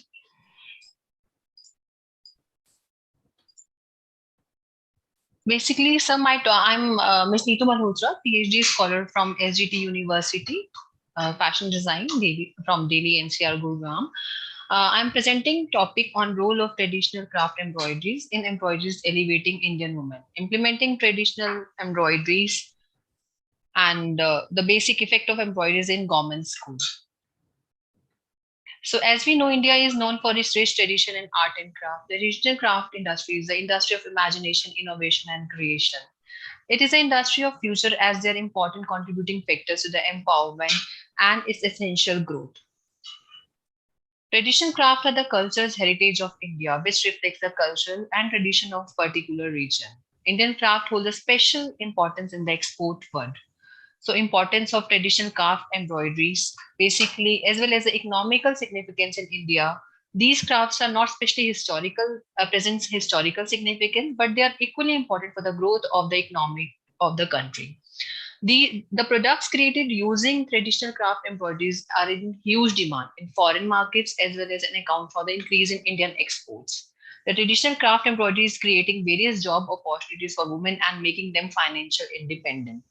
So the traditional craft embroideries, when we talk about the importance, have special cultural as well as economical significance in India, as these craft has not only special historical significance, but they're equally important for the growth of economic of the country. The products created using traditional craft embroideries are in huge demand, and it is transferring from generation to generation as a legacy. The variations in the embroidery craft in different communities depends using the different textures, embroideries of the heritage from the heritage of India. And come to the objective of your. Yes, sir. So basically, my objective is the implementation of embroideries in government schools. When we talk about the embroideries and rich heritage cluster, the present study deals with the implementation of traditional craft embroideries in government girls' school as an initiative to empower the future women of the country. By implementing traditional craft embroidery in girls' government school, we not only promote our traditional Indian craft, but we are also opening a new empowerment for income of for elevating them and empowering the women, especially the girls, kids, which will help them to empower. And the embroideries which I have picked is Kashida, Kasuti, Chikankari, Fulkari, Zari, and Kantha. And as we know, Kashida is related to Kashmir, and it is a beautiful embroidery. So by making the products from the Kashida embroidery, we can empower the woman, and after introducing on the beginning level, on the school level, by adding the value-added subjects. And next is the Chikankari. This is related to Uttar Pradesh. This is an embroidery which is also empowering the women students. Yes, sir. So next is my Fulkari embroidery, then Zardozi embroidery and Kasuti embroidery. So these are the basic embroideries which should be implemented to empower and the elevate women and excel women in terms of their studies, as well as to earn the money, to gain the empowerment in the field of creative design education. So basically my purpose is to inculcate the studies in the government schools, especially related to Indian heritage embroideries. So these are the developing essential core values, cultivates creativity and integrity, open job opportunities also. And when we talk about the lack of what are the lack points? So the lack of marketing competencies are there in the school, lack of management skills, lack of access to resources. Students are not having the proper machinery part, the needles part, and the lack of vocational skills, which should be implemented. By successful implementation of traditional craft embroidery in girls' school will lead to the following advantages. The rate of girls' education will increase in the school due to implementation of traditional craft embroidery.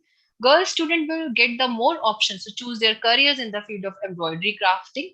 This will raise their contribution to the country's economy. The involvement of girls in the embroidery crafting helps to reduce poverty in the country. The GDP of the unorganized sector through the traditional embroidery crafting will increase by the involvement of women. So basically, men and women are jointly bear the burden of society. The transition will not only smooth if one of the wheels is big or other is small. In order to smoothly run the society and to maintain the social and economic balance, it is important to have equal position of men and women in the society, and it is equally important to educate both of them. The implementation of traditional craft embroidery in girls' government school is the best initiative by the government to encourage women to be independent and contribute to country's economy. Thank you so much. Thank you. Very good. Thank you, madam. Thank you, sir. Thank you, ma'am, for giving us the opportunity. Thank you, ma'am. Thank you, ma'am. Our next presenter is Kiran Raikar, sir, from BK Birla College. Yadav, sir, number is 69. 69. Okay. Kiran, sir. Hello. Yes. Am I sir. audible? Yes, sir. Yeah. Very good afternoon, sir. Very good afternoon, everyone. The topic of my presentation, which I have submitted, is the application of SEO as a digital marketing tool for libraries. I will share my screen. So come to your objective and conclusion. Yes, sir, sure.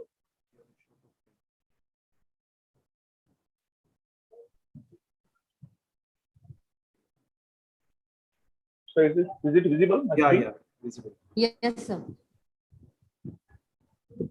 Yeah, this is about application of SEO. SEO is the tool, we can say, is a very important tool for in the case of digital marketing, and how this can be applicable for a library. Since all of us know that nowadays everybody is hooked to web for search of any stuff, and if that stuff wants to be information or stuff want to be available, it has to have a proper search mechanism so that it is available on when you search in any stuff, it should be available on the page rank on the first of any search engine.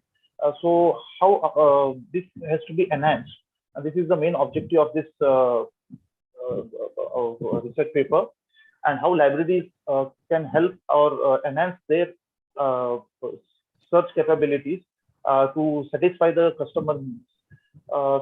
So as you say that in nowadays, because of the COVID, this has SEO has been a very important tool in the changing scenario, and we have to shift from the traditional methods to the digital marketing methods. So this is about how search optimization has to be done, and it is more has to be focused on user-centered rather than on just technology centered. So we have to take from a user perspective how the search engine or your website should be designed so that it is easy for the users. These are the few tips where it has to be how useful SEO takes a part in the part of user experience. So user wants it to be easily findable and it should be accurate. So SEO plays a part in this. I'll just go to, so just you have to remember that SEO is not optimizing only the search engine. It is more of people who use search engine, and it is we have to communicate with humans. So I will not skip this part. And why SEO is needed? So library, as I said, is dealing with your customers, and it has also the information products. And if you want to your products, or if you want to reconnect with the users, your website, which means you show user friendly or user strong, that users are easily to search those whatever they want. So come to the findings and conclusions. Yes, sir, yes.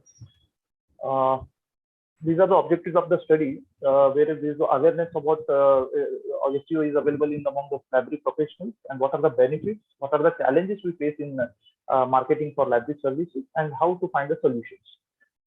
This was the method, the questionnaire, and the participants set from here. These are the findings of the study. We find that still SEO is a concept more in the digital marketing among the libraries. It's less studied part, and many of them are not aware about the SEO usage in their library websites. So how it can be increased, that is one of the findings, and how to increase the usability and how the revenue generation can be added to the ads. So these are less things which are known among the library professions. So what are the challenges? So of course the cost is there, then the skill, the technical skill staff is there, less technical skill staff, and how motivated and involved patrons should be there. These are some of the findings which I found out through the study. And what are the suggestions? Definitely there should be investment in the development and maintenance of the library website separately for apart from the institution. Then there should be dedicated staff. Of course, quality services should be improved, and whatever the services you are giving, those keywords should be used in your website so that it is easily searchable for the user and it ranks among the search engines. So to conclude that, of course, SEO is a concept which has to be yet to be seriously considered by the library professionals, so that they can market their services as well as their products very well. And since it is an ongoing activity, when you are introducing newer and newer services, the librarians should enhance their skills as far as SEO is concerned and make their website so user-friendly and so catchy that the users are interested to connect with your website, and that increases your customer experience as well as the usability of your library services. So thank you, sir. Thank you for giving this opportunity. Kiran, sir, thank you for the Bharat College for conducting this, giving me an opportunity, and for this international conference. Thank you, sir. Thanks, ma'am. Thank you so much, sir. Next participant is Adil Iqbal from Ravindranath Tagore University. Hello, am I audible, ma'am? Yes, sir. Yadav, sir, number is 38. Okay, good afternoon, everyone. And the title of my research article is The Promising Role of Financial Literacy and Financial Planning. Just restrict yourself to your objectives and findings. Okay. We are running short of time. Yeah, sure, sir. Yeah. Actually, the introduction is financial literacy is the ability to understand how money works, how someone earns and how someone manages money. More specifically, say it refers to the set of skills and knowledge that allows an individual to an effective and informed decision with all the other financial resources. Why it is necessity? The necessity of financial education for different segments is that it equips us with the knowledge and skill need to manage money effectively. Without financial decisions and action we take or don't take, that definitely lack a solid foundation of success and may have a dire consequences. Financial strong households have high consumptions and are willing to make major purchases. They are also able to invest more into banking system so that it may use a credit to start some household businesses, and it creates an opportunity for jobs. And if we are not fully equipped with financial knowledge, we may face some consequences. It affects all ages and all socioeconomic levels, and the lack, it may lead to the poor financial choices and may have negative consequences on all our decisions. The lack of financial literacy can lead to a large amount of debt and poor financial decision. Now the question is how India earns, spend, and save money.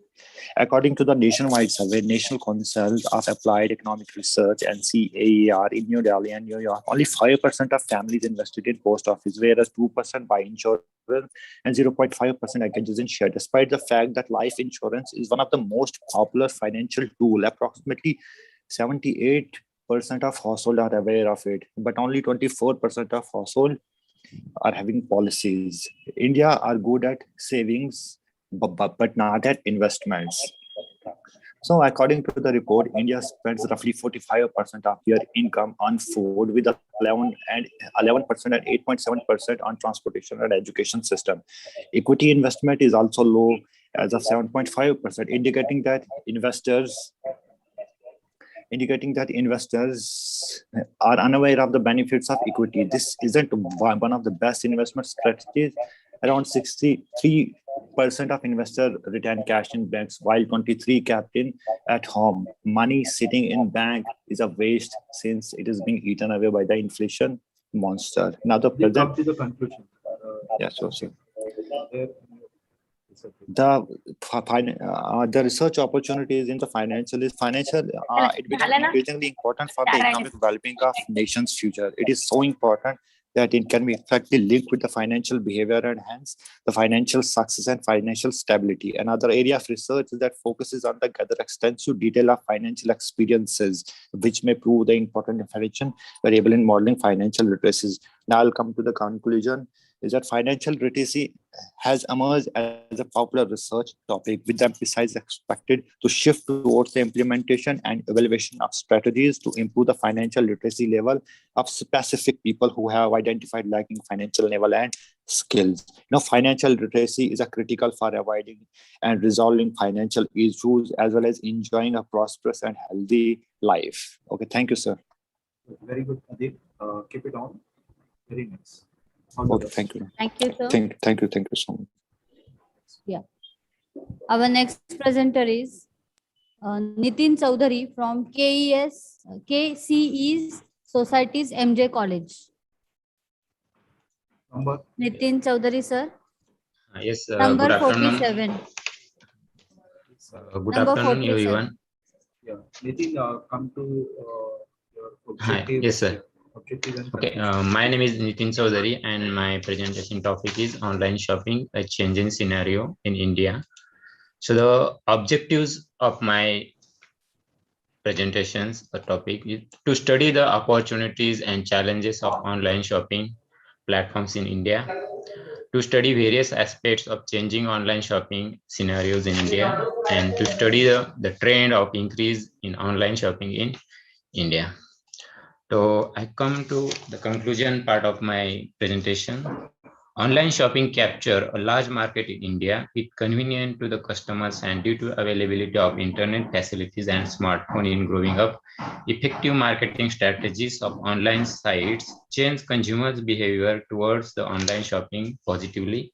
India's e-commerce market turnover in India 2014 was $14 billion US. In 2020 was $50 billion US and expected to reach $200 billion US by 2027. So there are challenges before online shopping site includes cash on delivery problems, low internet connectivity issues, return policies, unavailability of the supply chain in rural areas. But these are issues can be solved in the upcoming years. About 65% population lives in rural areas. So there is opportunity in rural areas if the communication services increase in the rural areas. Okay, so it is an opportunity. And in future, delivery by drone makes order faster, delivery providing personalized experience, etc. makes the online shopping easier. Okay, it's my presentation. Thank you. Good, sir. Very good. Keep it on. Next. Thank you, sir. Our next presenter is Smita Mhatre Madam from Surajbha Gandhi College of Education. Number is 67. Smita Madam. Good afternoon. Yeah, ma'am. Good afternoon. Nitin sir, please stop your screen. Screen sharing. Yes, ma'am. Yes, ma'am.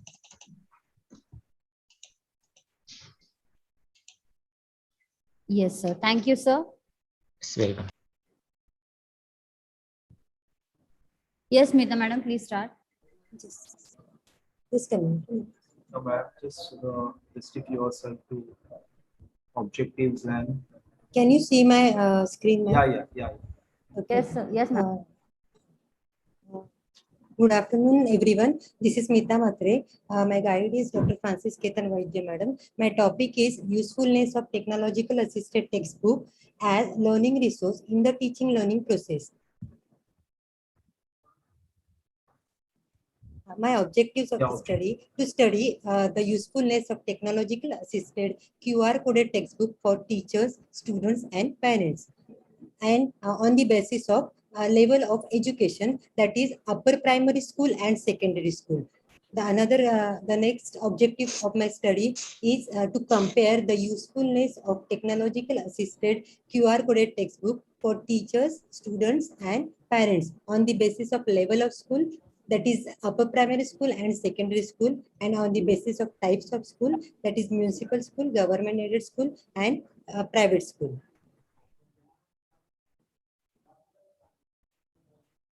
So my conclusion is we can see the teachers from NMMC schools, they find the QR code are most useful. It means they are using it or they are aware of. Compared to the government aided school and private school, the teachers from NMMC school find the QR coded textbooks are useful. We can see the students from private and government aided school, they find it little bit difficult, or they find usefulness less than students from NMMC school. We can say the problems faced by the government aided and private schools, that they might not be aware of QR coded textbook, or the students and the teachers require some training session for using of QR code from the textbook.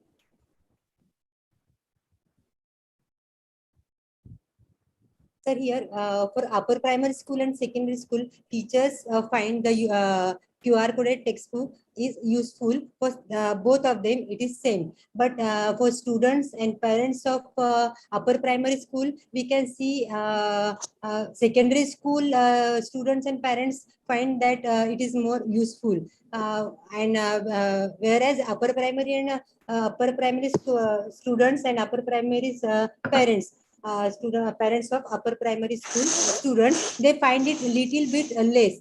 It might be because they are not aware of technology, or they are not aware of the QR code which is included in textbook. So it is necessary to organize a session or organize a training program for the teachers, for the students, so that they will aware of the QR coded textbook. Once the teacher and students are aware of the teacher QR code, then it is obviously it will pass to the parents, because parents are only going to give their mobile to the students to use this QR code for self study or for extra study.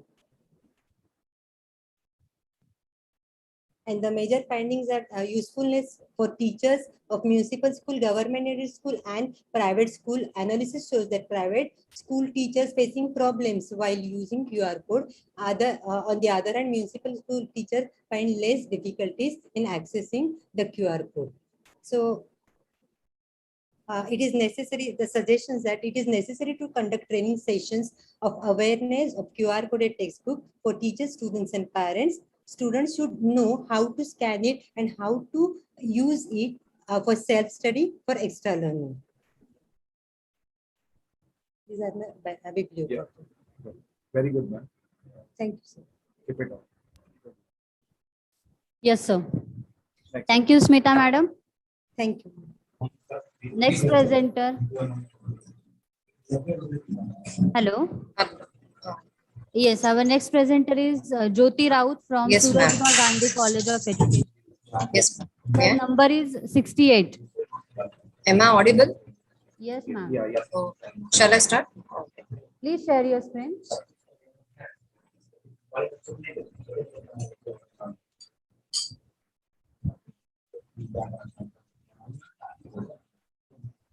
My screen is visible. Yes, ma'am.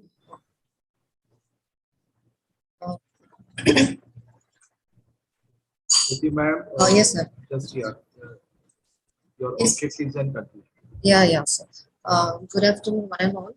This is Jyoti Rao presenting a paper on research topic development and effectiveness of mobile learning application software to enhance the BEd students' learning under the guidance of Francis Ketan Vaidya. I just want to show you, this is the app which is Encircle, which was developed by the researcher for the purpose of present study, and for the paper presentation, the parameters were limited for meaningful correlation and sustained engagement. So basically the effectiveness of Jyoti app was checked with respect to meaningful correlation and sustained engagement for the purpose of present paper. This was the experimental study on BEd students. So these are the aims to develop and study the effectiveness of mobile learning application software.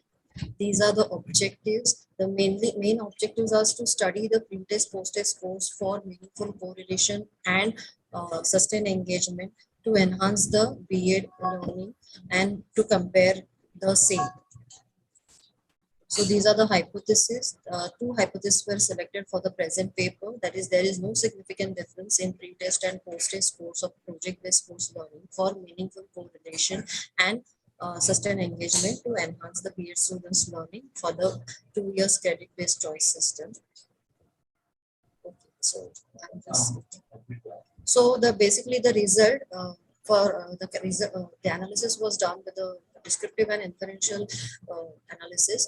For inferential analysis, paired t-test was used, and researchers found that there is no significant difference in pre-test, post-test scores of the project-based course to enhance the BEd student learning for 2 years choice-based credit system for meaningful correlation and sustained engagement. So for both the hypotheses, result was found non-significant, but as there is a difference, means if we compare the pre-test and post-test scores, so mean scores of pre-test was little higher than the pre-test. So though there is a finding was non-significant, but mean difference was there. Hence, researcher conducted the open-ended analysis with the 5 questions, mainly was focusing on the to check the effectiveness of the Jyoti mobile app in BEd for the BEd course. So first, the teacher was asked the question like,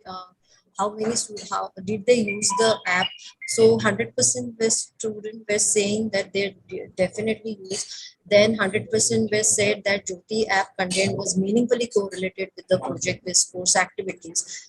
Whereas various students gave different opinion that for the question, how did the Jyoti app was helpful to create the interest in performing the project-based activities.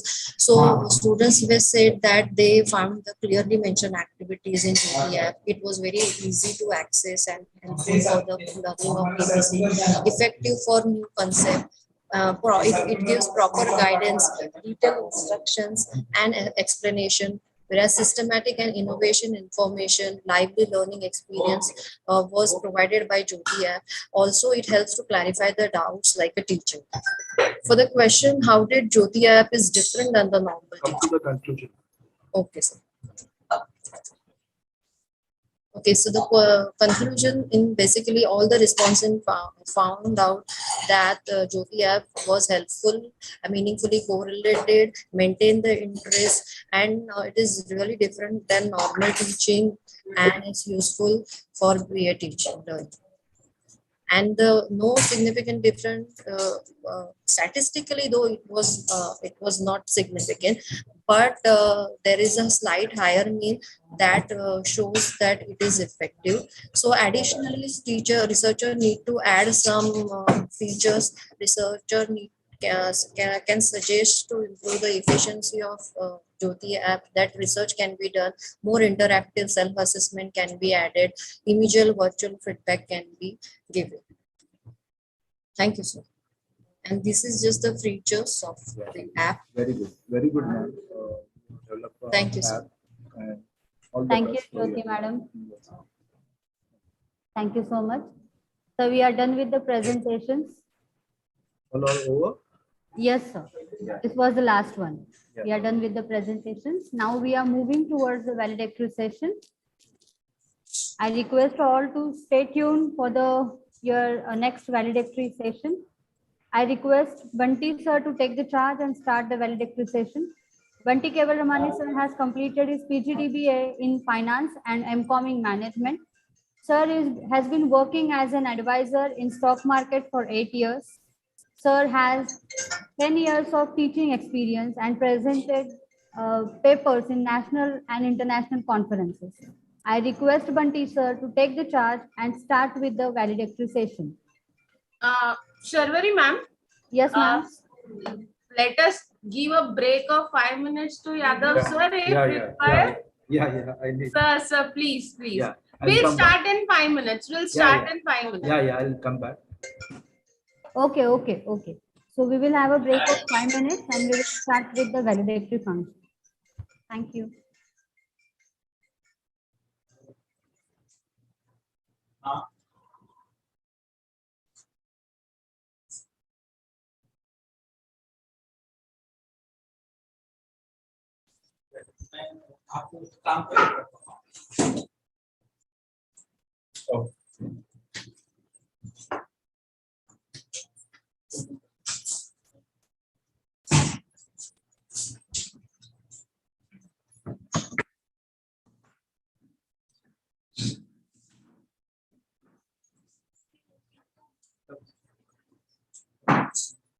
झाला अरे वो last में था ना सिर्फ conclusion बता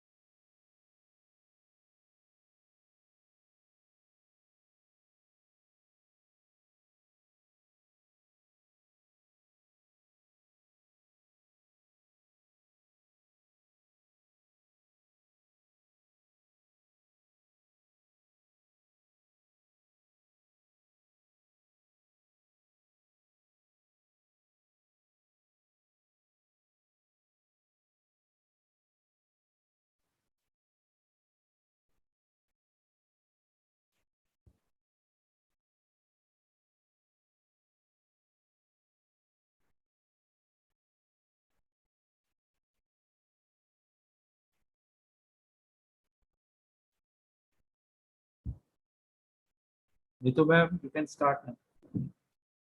Sir. I'm ready.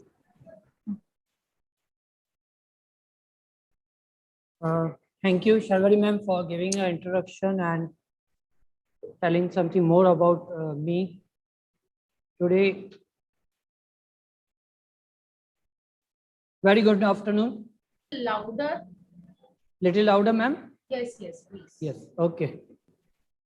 Good afternoon, everyone.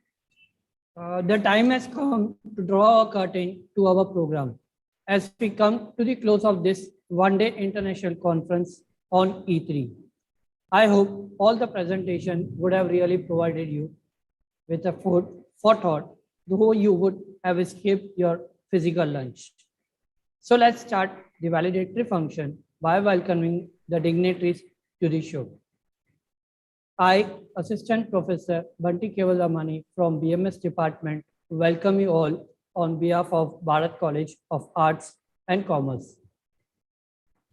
I would like to welcome today's valedictory chief guest, Dr. Inibe George UK Pong, who is joining us from the School of Agricultural Technology, Nigeria.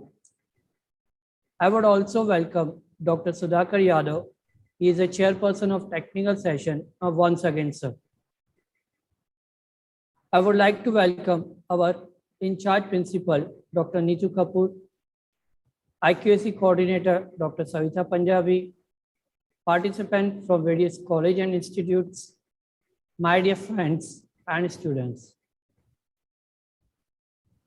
Now, before proceeding ahead, I would invite Mrs. Shweta Satao ma'am for reading a report. Let me introduce her. She is a coordinator of computer science and IT, and she has completed MS IT with a 15-year experience in teaching. She has been internationally certified with Microsoft and Red Hat Linux. Ma'am, please brief us with the report of entire day. Over to you, ma'am. Sir, am I audible? Yeah, ma'am. Okay.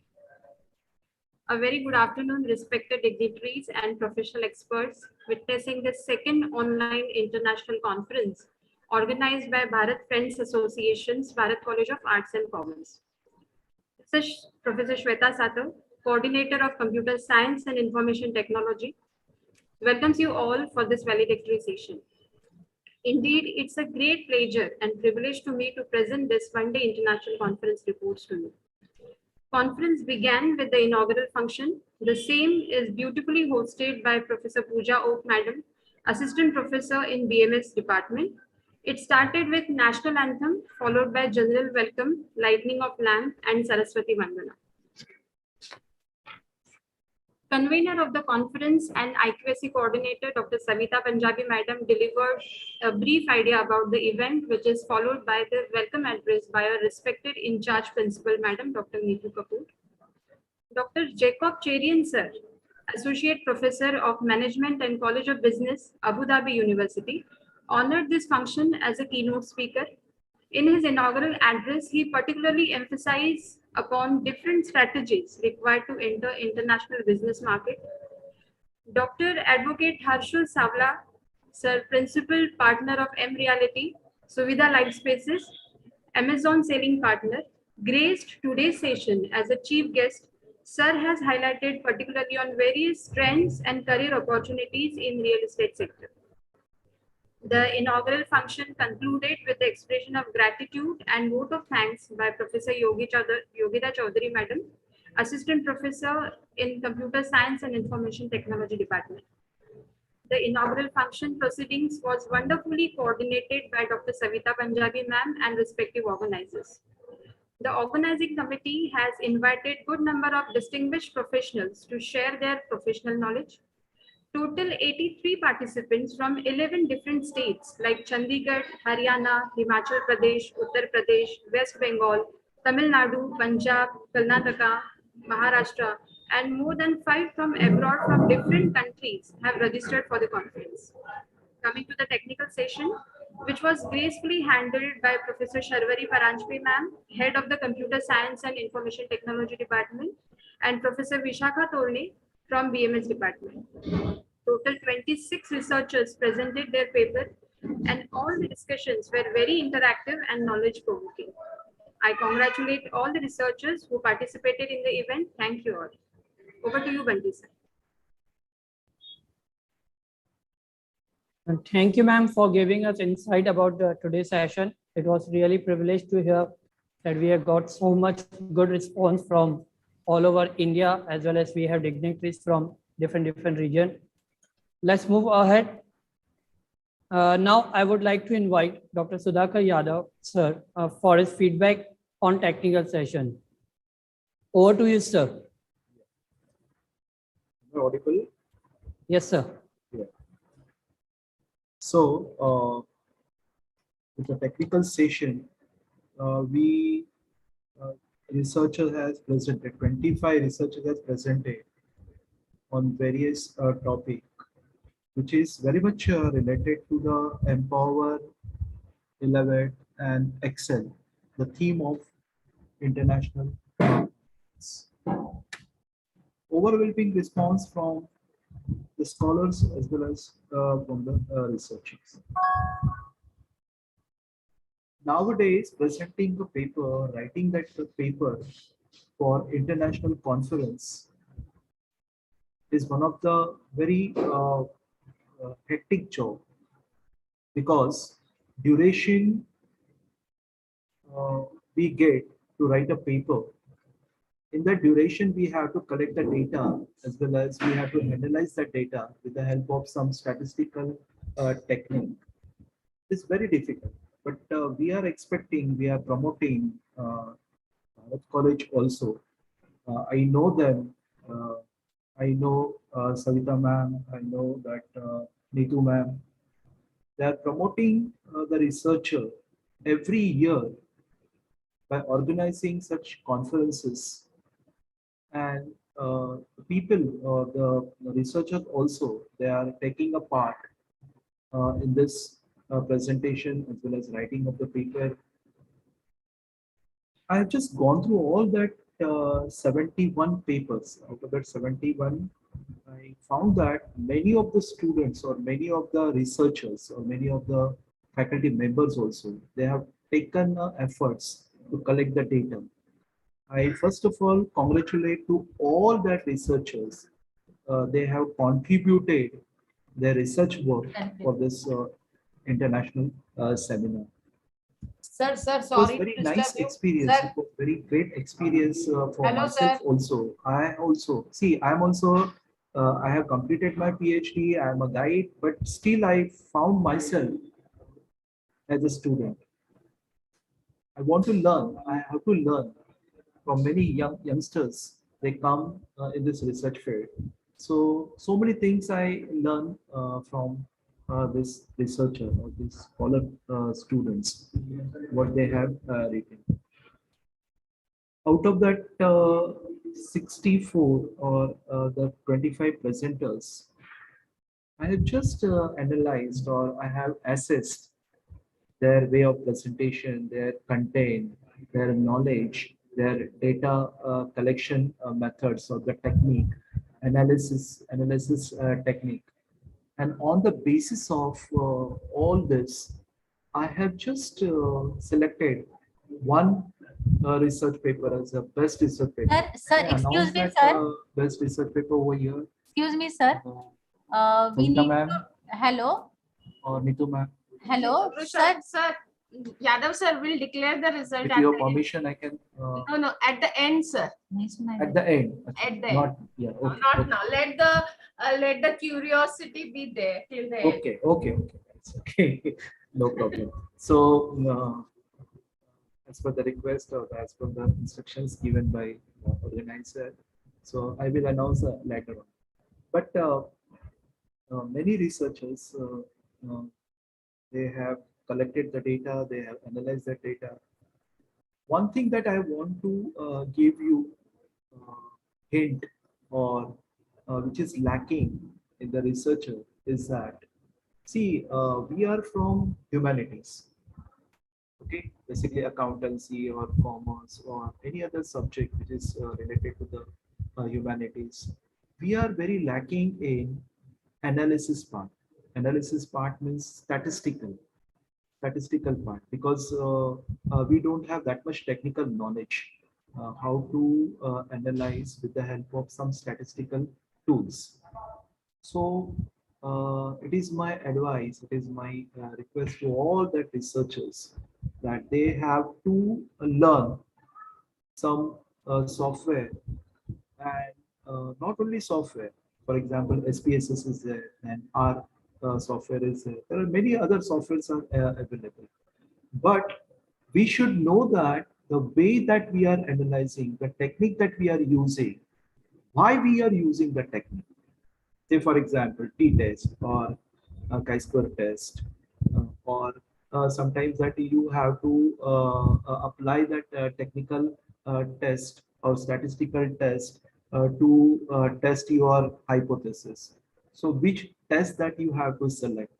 So it is my request to organizer also, if it is possible, the next time when you organize national level or international seminar, so these things that we have to keep in mind, and your theme should be on this, focus should be on this research part, analysis part, or why we have to select a particular technique. For example, t-test for what? Chi-square test for what? Mann-Whitney test for what? Kruskal-Wallis test is there. So there are different ways. Only statistical person can understand this. We used to collect the data. We used to give the data to the statistician. We used to give that this thing. These are the analysis, but we don't know how they are analyzing or how this thing are going to be analyzed and interpretation. Because for interpretation and analysis and taking a decision, we require this technical knowledge. So through this, I want to just request to the organizer or to the principal man that next time when you organize any seminar, so keep in mind that this thing should be there in the seminar. Okay, sir, As we'll well- take care. Yeah. Thank you very Definitely. much. Yeah. So all the researchers, I just congratulate them for presenting their papers or giving a papers to the our international seminar. So I congratulate to all that researcher. So thank you very much for inviting me as a chairperson for this technical session. I thanks to our Dr. Neetu Kapoor ma'am for inviting me, Sangeeta ma'am, Hope ma'am, and all the teachers of Bharat College. Thank you very much. Thank you. Thank you very much, sir, for your valuable time and giving us insight about today's technical session. You have been judging over 26 or rather 25 papers, and I hope you have given the best. So thank you very much for your time, sir. Let's move ahead. Let us hear from one more learned person with us. He is a chairperson of our valedictory session, Dr. Inibe George UK Pong, sir. He is from Nigeria. Let me take through about his journey, what exactly I want to say. It gave me privilege to introduce person. He's an acting head of Department of Agriculture, Extension and Management. He is also the examination officer in the School of Agricultural Technology, Nigeria. He is handling project and seminar coordinator of the School of Agriculture Technology. He has been serving as Secretary of Research and Development Center in Nigeria.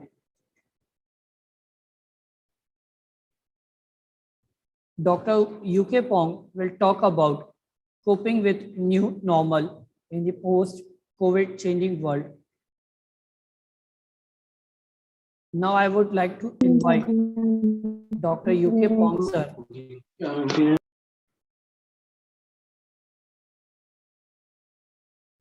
Over to you, sir.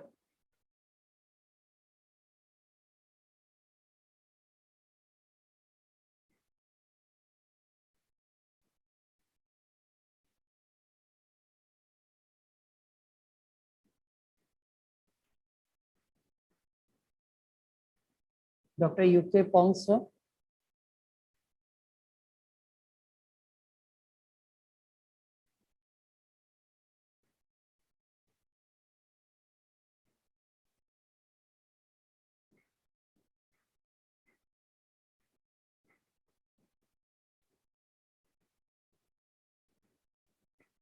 I guess due to technical reason, he has disconnected, but he will join us shortly.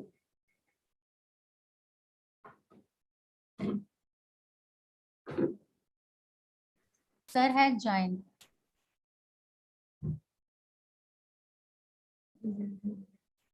Okay, I request participant to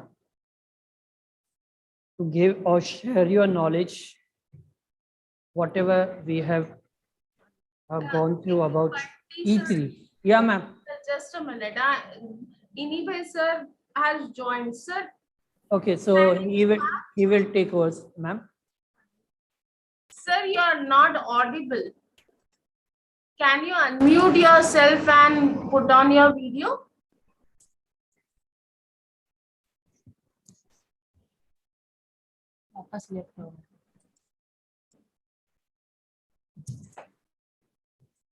Disconnect. Technical problem.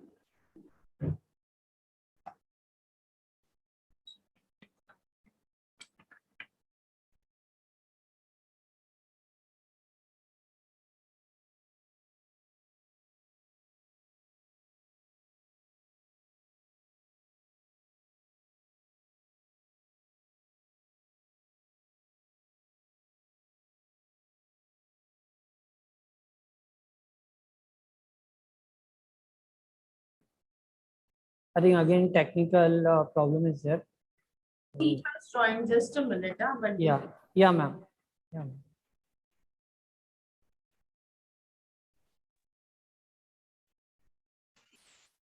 I think he's connecting to two devices. Just give Yeah. him a minute. He'll be joining. Yes, ma'am. Yes. There. Yes, he is there. See if the madam will open the-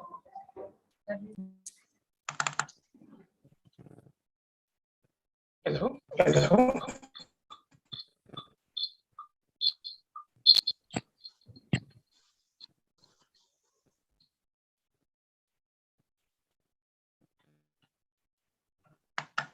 Hello, good morning. Hello, good morning.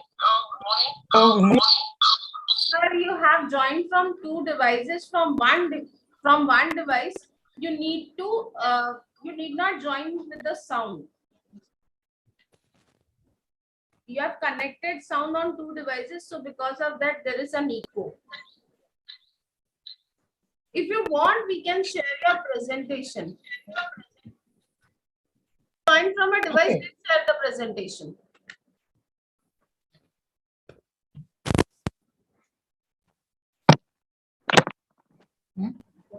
हाँ इन्होंने भेजा है actually अभी.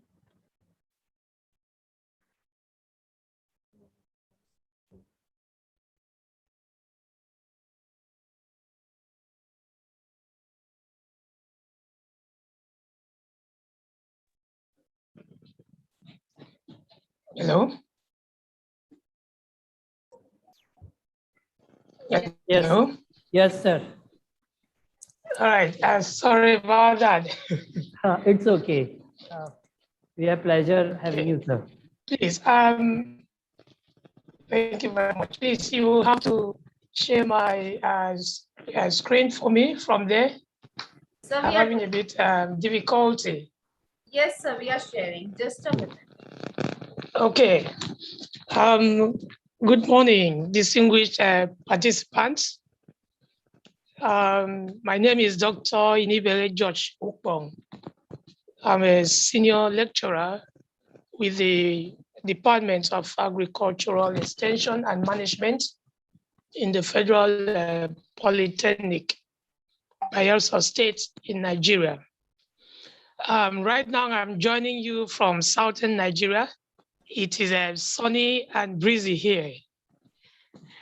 I want to thank the principal, Dr. Netu Kapoor, and the team of organizers of this conference.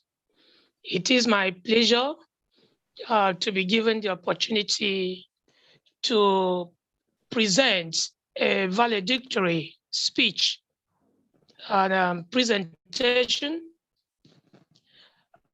on this unique international conference organized by the Bharat College of Arts and Commerce, India. Well, I am to speak on the topic coping with new normal. It's COVID changed world. The next slide, please.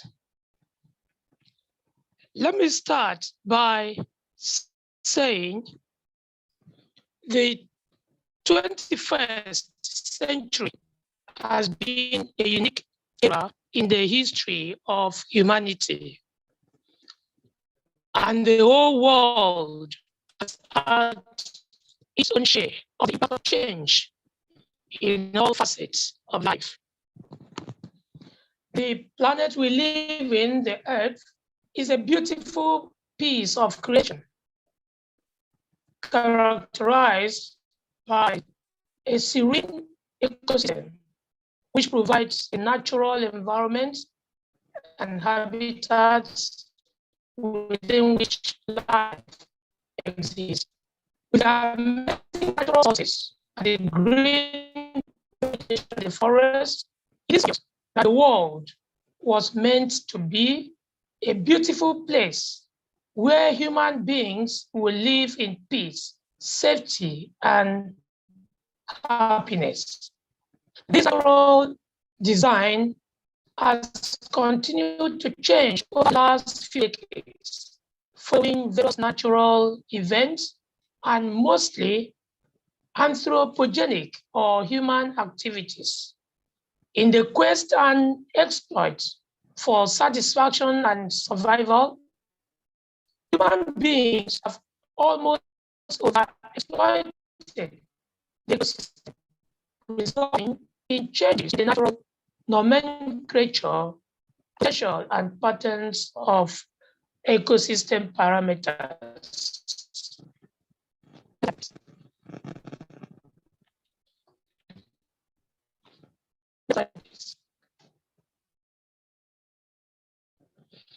Okay. These changes have been mostly referred to as climate change. Okay. These changes have been referred to mostly as climate change in the 21st century. Today, the world is facing recurrent effects of climate change, and climate change has become a global emergency, featuring as a major issue in most international conferences and debates in recent years. Again, with the ecosystem seriously threatened, human beings are still facing threats from emerging issues over the last few decades. Among these emerging issues is the disease outbreaks, such as the Ebola and recently the COVID-19 pandemic, which has held the world hostage over the last 2 years. Looking at the conference theme, these changes have overstretched the resilience and sustainability of natural resources, resulting in a threat to human survival. Human beings need to survive amid these changes by either finding a lasting solution or maybe where possible or adapting to measures to cope with these changes. This makes the theme of this conference not just a unique one, but very timely. In the view of theme, empower, elevate, and excel. This presentation was prepared to briefly focus on the topic coping with new normal in the post-COVID changing world, the climate change. This is a change before the COVID-19. You see, because the world is already facing a problem. The natural resources, the ecosystem was already overstretched. The economy was already overstretched.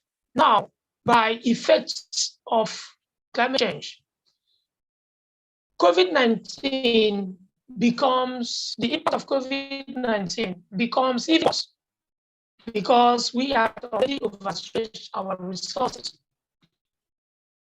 Now, look at some of the things that promoted the changes we had after the 21st century before the COVID-19 pandemic.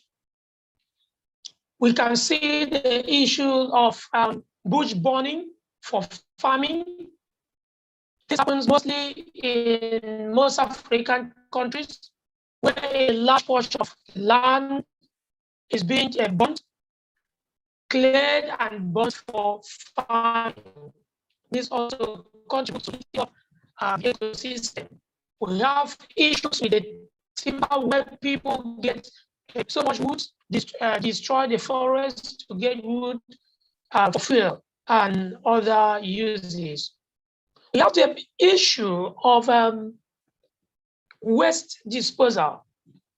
People throw waste indiscriminately that affects the rivers.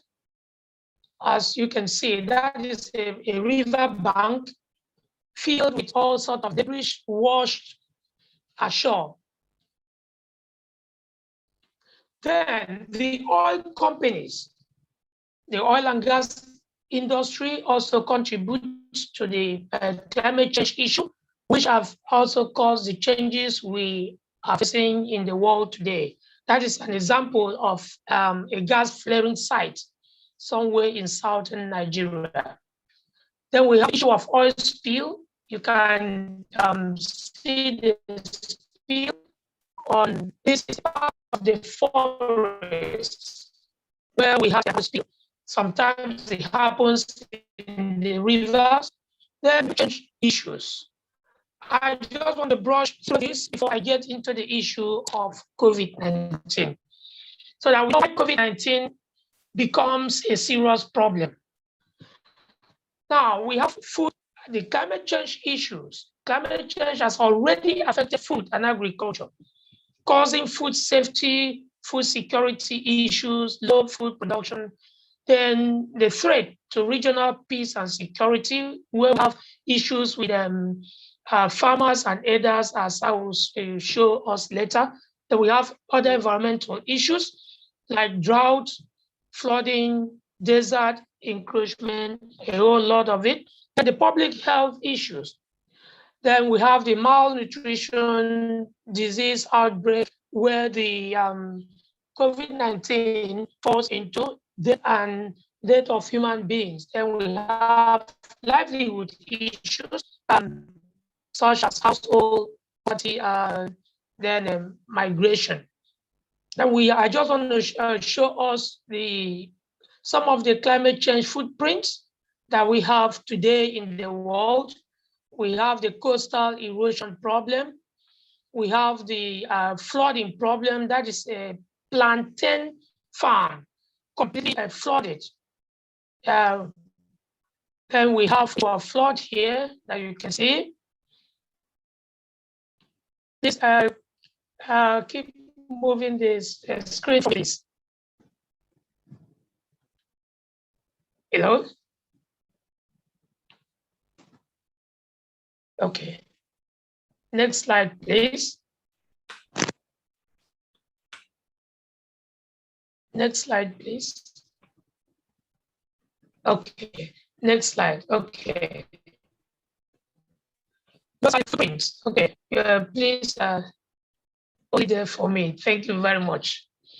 Now, having seen the problems, the changes we have already in the world caused by climate change as a major agent of the change we have in the 21st century.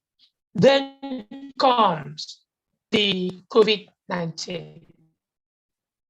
COVID-19, I don't want to go into the history and details of it. We all know, and it is even more controversial to begin to talk about the roots, the history, the origin of COVID-19. But today, I want to talk about the impact. This impact creates what we call new normals. It has changed what has been to a different, the world has changed to a different era. We now have the public health issues, where we have loss of death, diseases, psychomental issues. People are going through trauma. The fear of COVID-19 has caused a lot of psychological issues and trauma across the world. People are now living in fear. We have social and religious dimensions. You know, the world has been made to be a social place, a global village, a social place where people have to gather to celebrate. People go to churches, people go to the mosque and other religious gatherings. With the advent of the outbreak of COVID, you see that all these have changed. We are doing things online. This meeting, this conference, maybe I would have traveled to India, but we are doing it on Zoom. Probably because of COVID-19, a lot has changed. Then we have the issue of socioeconomic dimension. COVID-19 has provided unprecedented rates of poverty across the world. People have lost their jobs. Poverty has increased, both individual household poverty like national poverty. Lots of money has been put into the economy to fight COVID-19, which has affected what should have gone into the primary level of the economy. We have the food security issue, increase in food scarcity, malnutrition, and hunger. Next slide, please. There is what I call post-COVID possibilities. We have seen already the impacts of COVID-19, and different nations of the world have tried their best to fight. I am not going to advertise the need to take the COVID-19 jab here, but I want us to look at what we should expect. These are just inevitable. I'm not trying to be an alarmist. As an economist, I know these things are just as certain as we can even imagine. Even when we have overpowered COVID-19, these are the things we have to watch out for. This will guide us as we plan to empower our people, to elevate and then excel, as I will explain briefly during the conclusion. We should increase food demand, which we will also have high food prices, food insecurity after COVID-19. There will be increased migration across the globe. There will be overexploitation of natural resources because already climate change has made us overexploit, or has made some of the resources we would have used to survive as human beings to be depleted. We will expect increased economic crimes. Lots of people will go into corruption to be able to cushion the impact of the pandemic. There might be cases of social crimes, like moral decadence. Please, the next slide. So what should we do? The next slide, please. Next. Okay, coping with the new normal. The changes we have seen, like I have said already, is 22. The ones we think might likely happen after the COVID-19 in slide 23. We need two dimensions. We need international action. All the nations of the world should come into one umbrella and fight and begin to re-strategize and strategize for a life after COVID-19.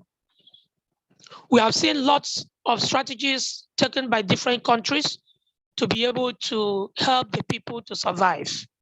This conference has reminded us the need to not just do it now, but to be able to sustain what we have done to help our people to cope with COVID impacts. We also have the second dimension, which is what I call the local stroke individual actions. I will explain that more in the conclusion.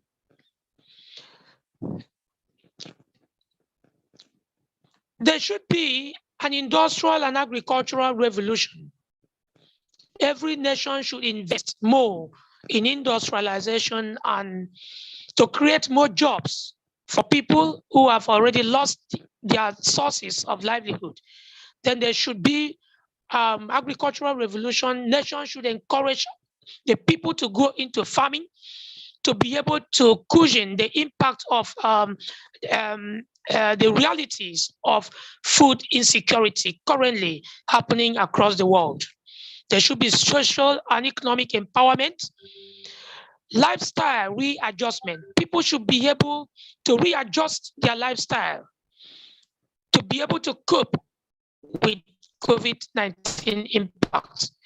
There should be personal economic principles. People should develop personal economic principles to be able to fit into a changing world that is made of scarcity, low food production, and poverty. We also have to imbibe improved knowledge of and affordable access to technology. Some of the people facing the impact of COVID-19 are in the rural areas who are struggling to have access to technology. People in my village will not be able to join this Zoom conference because they have access or they cannot afford access to this kind of technology. There should be encouragement for us to go into e-businesses, e-commerce, e-banking, a whole lot. Strict adherence to COVID preventive measures.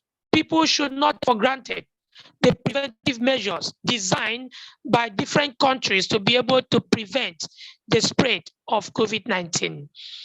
We should encourage our people to engage in small and medium scale businesses.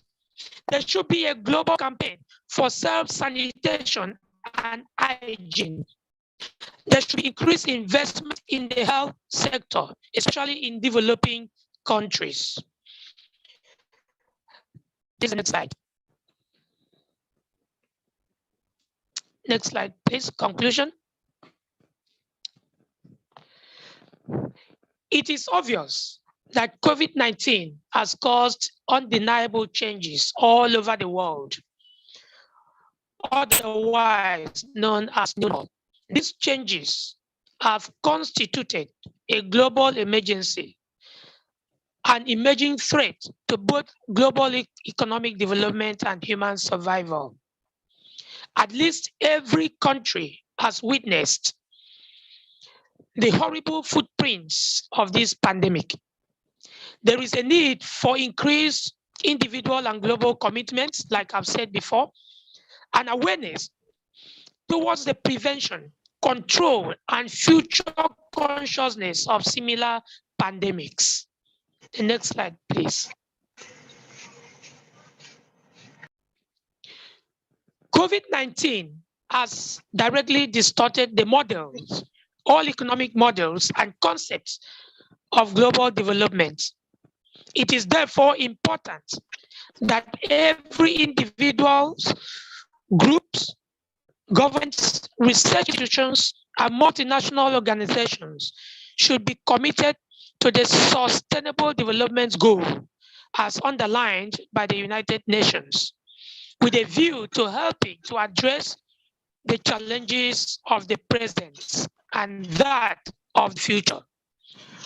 We may have suppressed the initial raging force of the monster virus, COVID-19, but the world should not celebrate yet.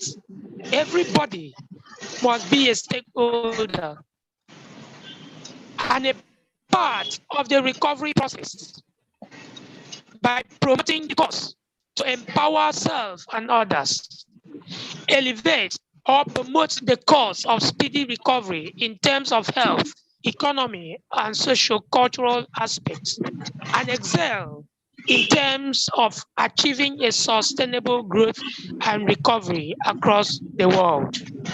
Next slide, please.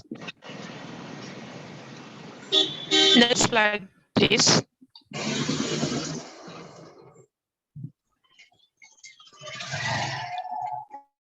Next slide, please.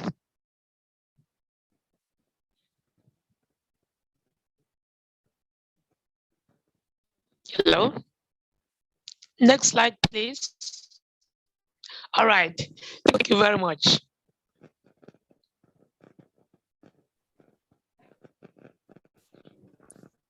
Thank you, sir, for your... Next slide. Yes, thank you. All right. Thank you. Thank you for giving us information about the post COVID-19. The topic was... Bhatti sir, I did not finish his presentation. It was last, thank you. If I'm not wrong, sorry. No, sir, I don't think he finished his slide presentation. नहीं madam, he completed. Okay. हाँ उन्होंने बोला इसलिए मैंने ma'am आगे continue किया. Okay, sir. I would like to thank Dr. Inife George Okpong sir for giving us deep insight about the post-COVID-19 new normal, because we have learned so many things about nature, climate change. He has given what Africa or Nigeria is facing and what the world will be facing in the coming days: economic crisis, natural disaster, and he has given so many information what we can do and what are the things we need to keep in mind, what to do, what not to do. Thank you, sir, for your valuable time and for the information you have served us today. Thank you so much, sir.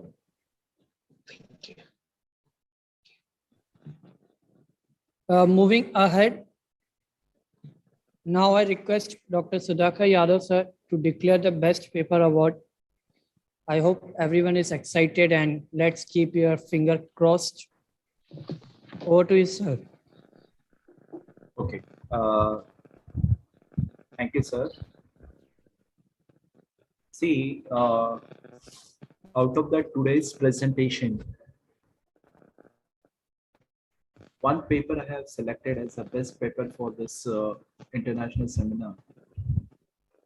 And the name of the presenter as well as the research paper. Can you guess? Everybody has presented well. Everybody's paper was very good. But out of that best of best, that one researcher that he was impressed me and selected as the best paper is Chandrasekhar Chakradev from Chembur Sarvakash Shikshan Shastra Mahavidyalaya. So the best paper award that goes to Chandrasekhar Ashok Chakradev from Chembur. Congratulations, Chandrasekhar sir. Thank you, sir. Yeah.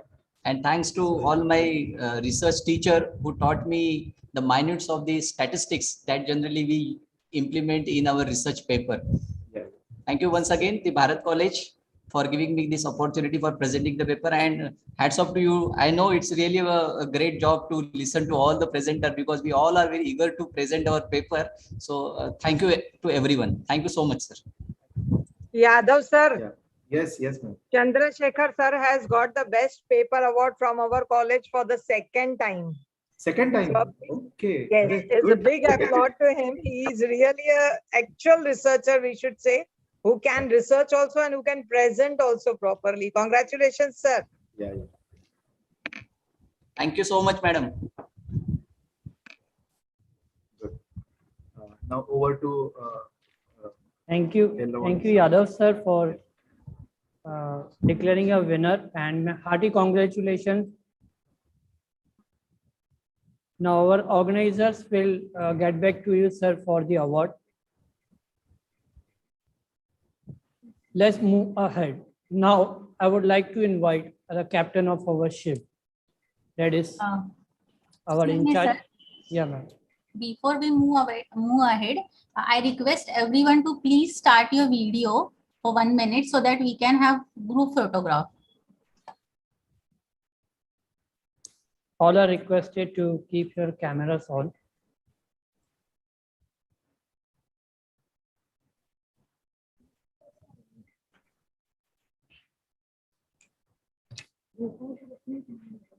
Thank you, everyone.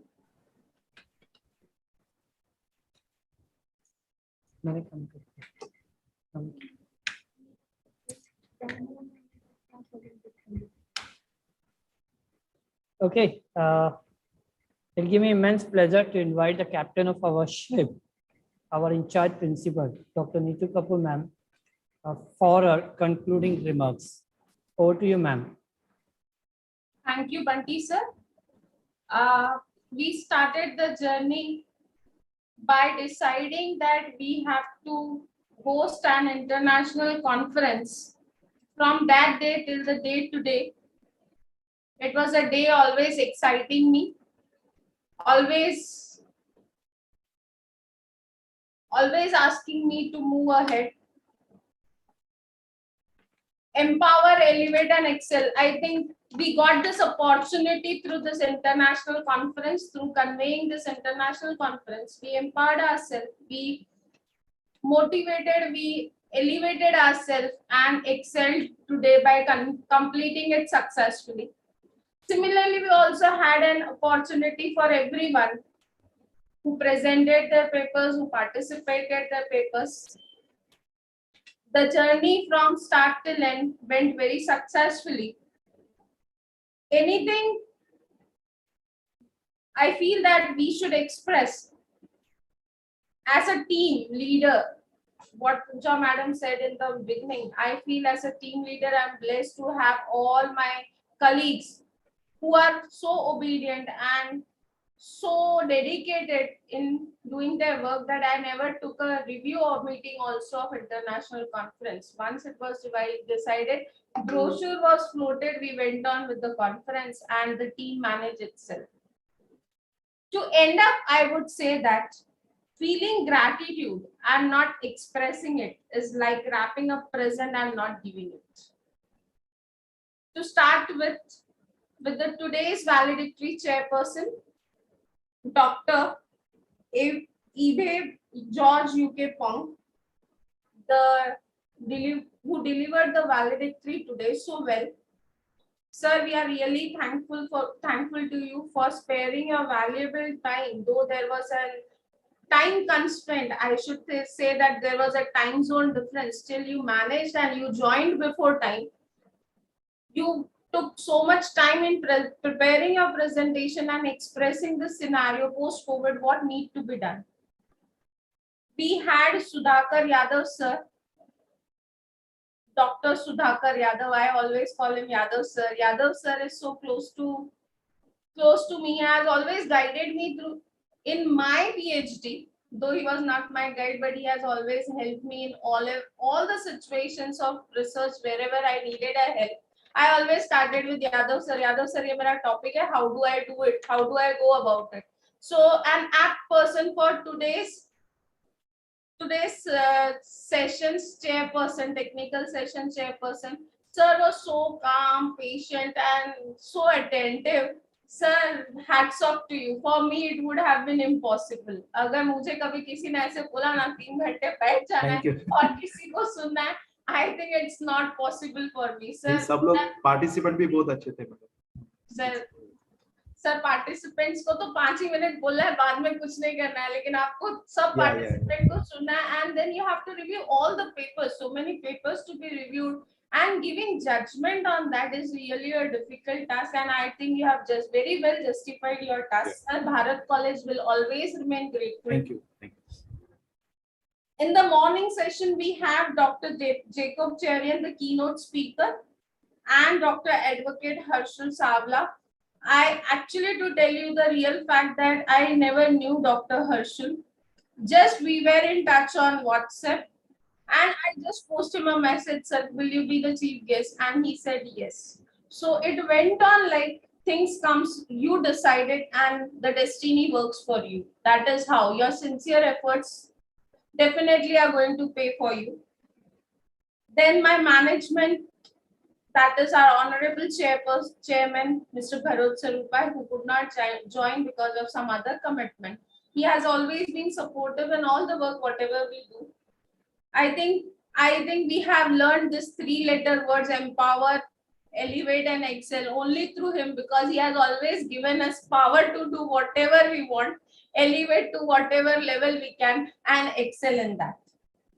The convener of the conference, Savita madam, if I don't thank her from inception of idea to execution until the last moment, she is always there taking up the lead, and co-convener Rushali madam, I think she is the person who has never demanded any recognition and has always been there to support whatever activity, whether she is designated or not designated. The librarian of the college, but an active teacher of my college, I should say. All my teammates, starting from Pooja madam, Sharvari madam, Shweta madam, n number of names, Bunty sir, all who always bear with my variance and temperature. Like the climate change, my climate also changes very frequently. So they have always been there. And the only word, ma'am, you don't worry, we'll do it. So I think I have a wonderful team to work with. And people say that I'm a leader, but I'm a learner. I learn every day from my team, and they are actually the leader who tells me, madam, ye karna hai. So this is how the things work. It is always a team that empower, elevate, and excel you. Nothing else. Today we forgot that we have to give a feedback form. The person who prepares feedback said that he'll do it in 5 minutes and he could post the link. So this is how the team works without any plus and minuses. Anyway, sir, you were really wonderful, very cool, very calm, very soft. Like Yadav sir, I think looking at people whom I work with, I feel that I'm too hyper and they actually leave the show.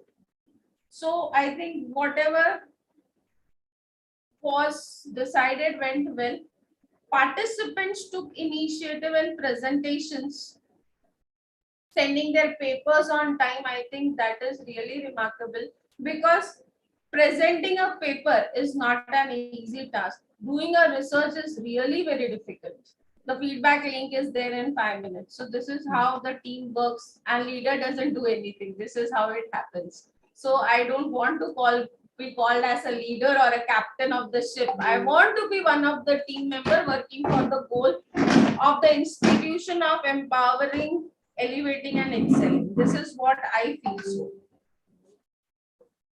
Participants from various colleges, from various states, I'm really obliged for your participation, the efforts that you have taken, because it was all about your research paper that would give value to this conference. And you have dedicatedly presented. While I was listening the presentations, I could find so many new researches that I could hear in the field of education. Neetu Malhotra, though the name matches, and the area of interest also matches, fashion designing. I think the topic that she chose was really relevant in empowering, elevating, and excelling the traditional embroidery industry of India. So these were few which I listened. Even others I listened. But if I go on quoting all, it would be very difficult. But I think you all really made an effort to give presentations, to write your research papers. I think this is the way we will improve and we'll definitely excel one day. Yadav sir, you would find it difficult to choose one. That is what I can assure. So everything that ends well is the best. This is what I could say. I hope that this conference has given the 3 opportunities to everyone who has worked with this conference. That is to empower, elevate, and excel. Thank you everyone for your contribution and wonderful presentations. Our guest, our keynote speaker, our chief guest, our chairperson of technical session. I think I started that we joined as an unknown person and we end as a friend. And I think now this is the right time that we have ended as a friend. So all friends, see you soon physically now. Let us come back to old normals. I'm really missing those old normals. Soon, if we could meet each other, howsoever. But at least the plus part is that this new normal has given opportunity, not physically, but at least virtually we could see each other. So thank you once again, everyone, for your valuable contribution. E3, next comes I3, I think. Let's see what comes next. But thank you so much for your time, your contribution. Thanks a lot. Thanks a lot, Bunty sir. Over to you. Thank you very much, ma'am, for giving us very deep insight. Thanks for your valuable time, for your information, for giving us opportunity to be here and talking about various dignitaries. E3 has been very informative. Let's move ahead. The last part of our today's valedictory session is the vote of thanks. Formal vote of thanks will be proposed by Ms. Farida Khoporiwala, Madam. Before I call upon, just I want to brief you about ma'am. She is one of the most senior faculty of our college, head of Department of Economics. She is carrying 28 years of experience, and also with this experience, she has presented 26 international and national conferences. Currently, she is pursuing her PhD. Now it's opportunity and privilege to invite Ms. Farida Khoporiwala, Madam. Ma'am, over to you.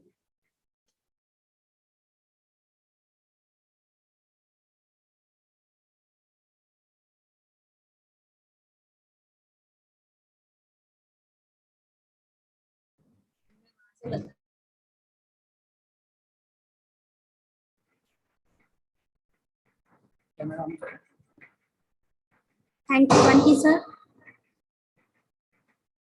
Thank you and good evening, one and all present. Thank you is such a prayer that cannot be seen or touched. It must be felt by heart. I feel honored and privileged to get the opportunity and propose a formal vote of thanks for the second online international conference E3. I would like to thank all the honorable dignitaries who blessed us with their presence today.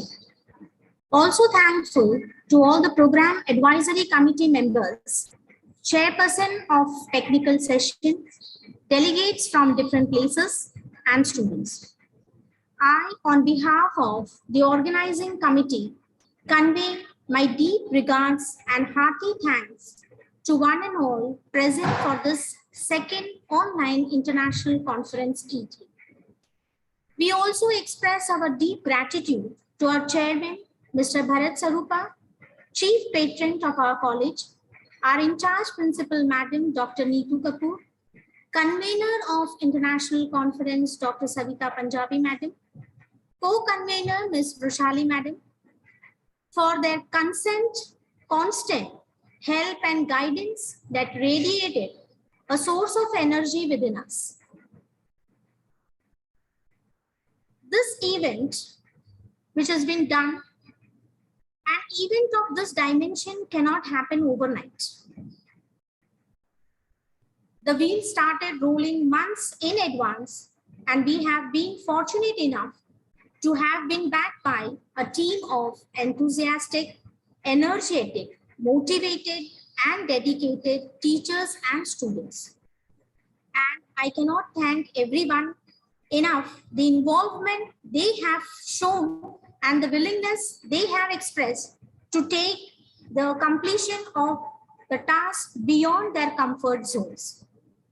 At the end, I would like to take this opportunity to thank each one who have joined hands to organize the second online international conference. If time is money, then today you have spent millions on us. Thanks to all of you for making this international conference a grand success. Stay healthy, stay safe, keep prospering. See you soon, each one of you. Take care, bye, and thank you. Over to you, Banti sir.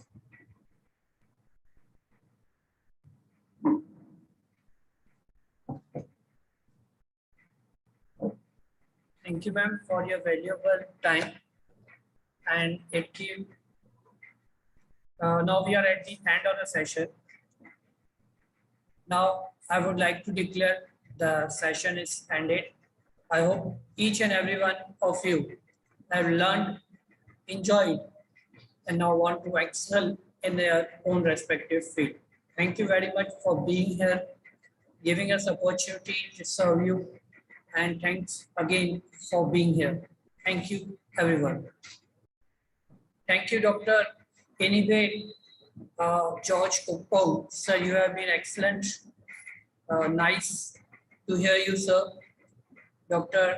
Sudhakar Yadav, sir, thank you very much for giving your time, judging, and also I learned one thing from you, that stats is very important when you are analyzing.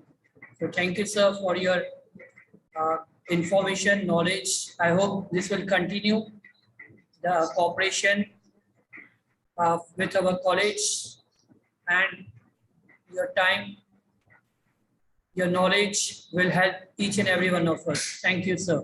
Thank you.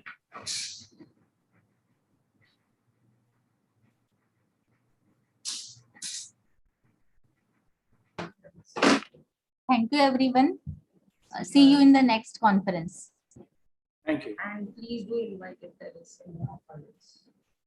And please do send us an invite if there is conference in your college. Thank you, We would everyone. also like to have.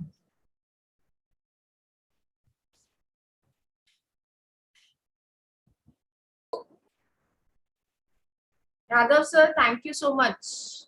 Thank you, madam. Thank you, Neetu madam. Thank you, sir. Chalo, bye. Bye. Bye, Thank sir. you. Bye bye. Bye bye.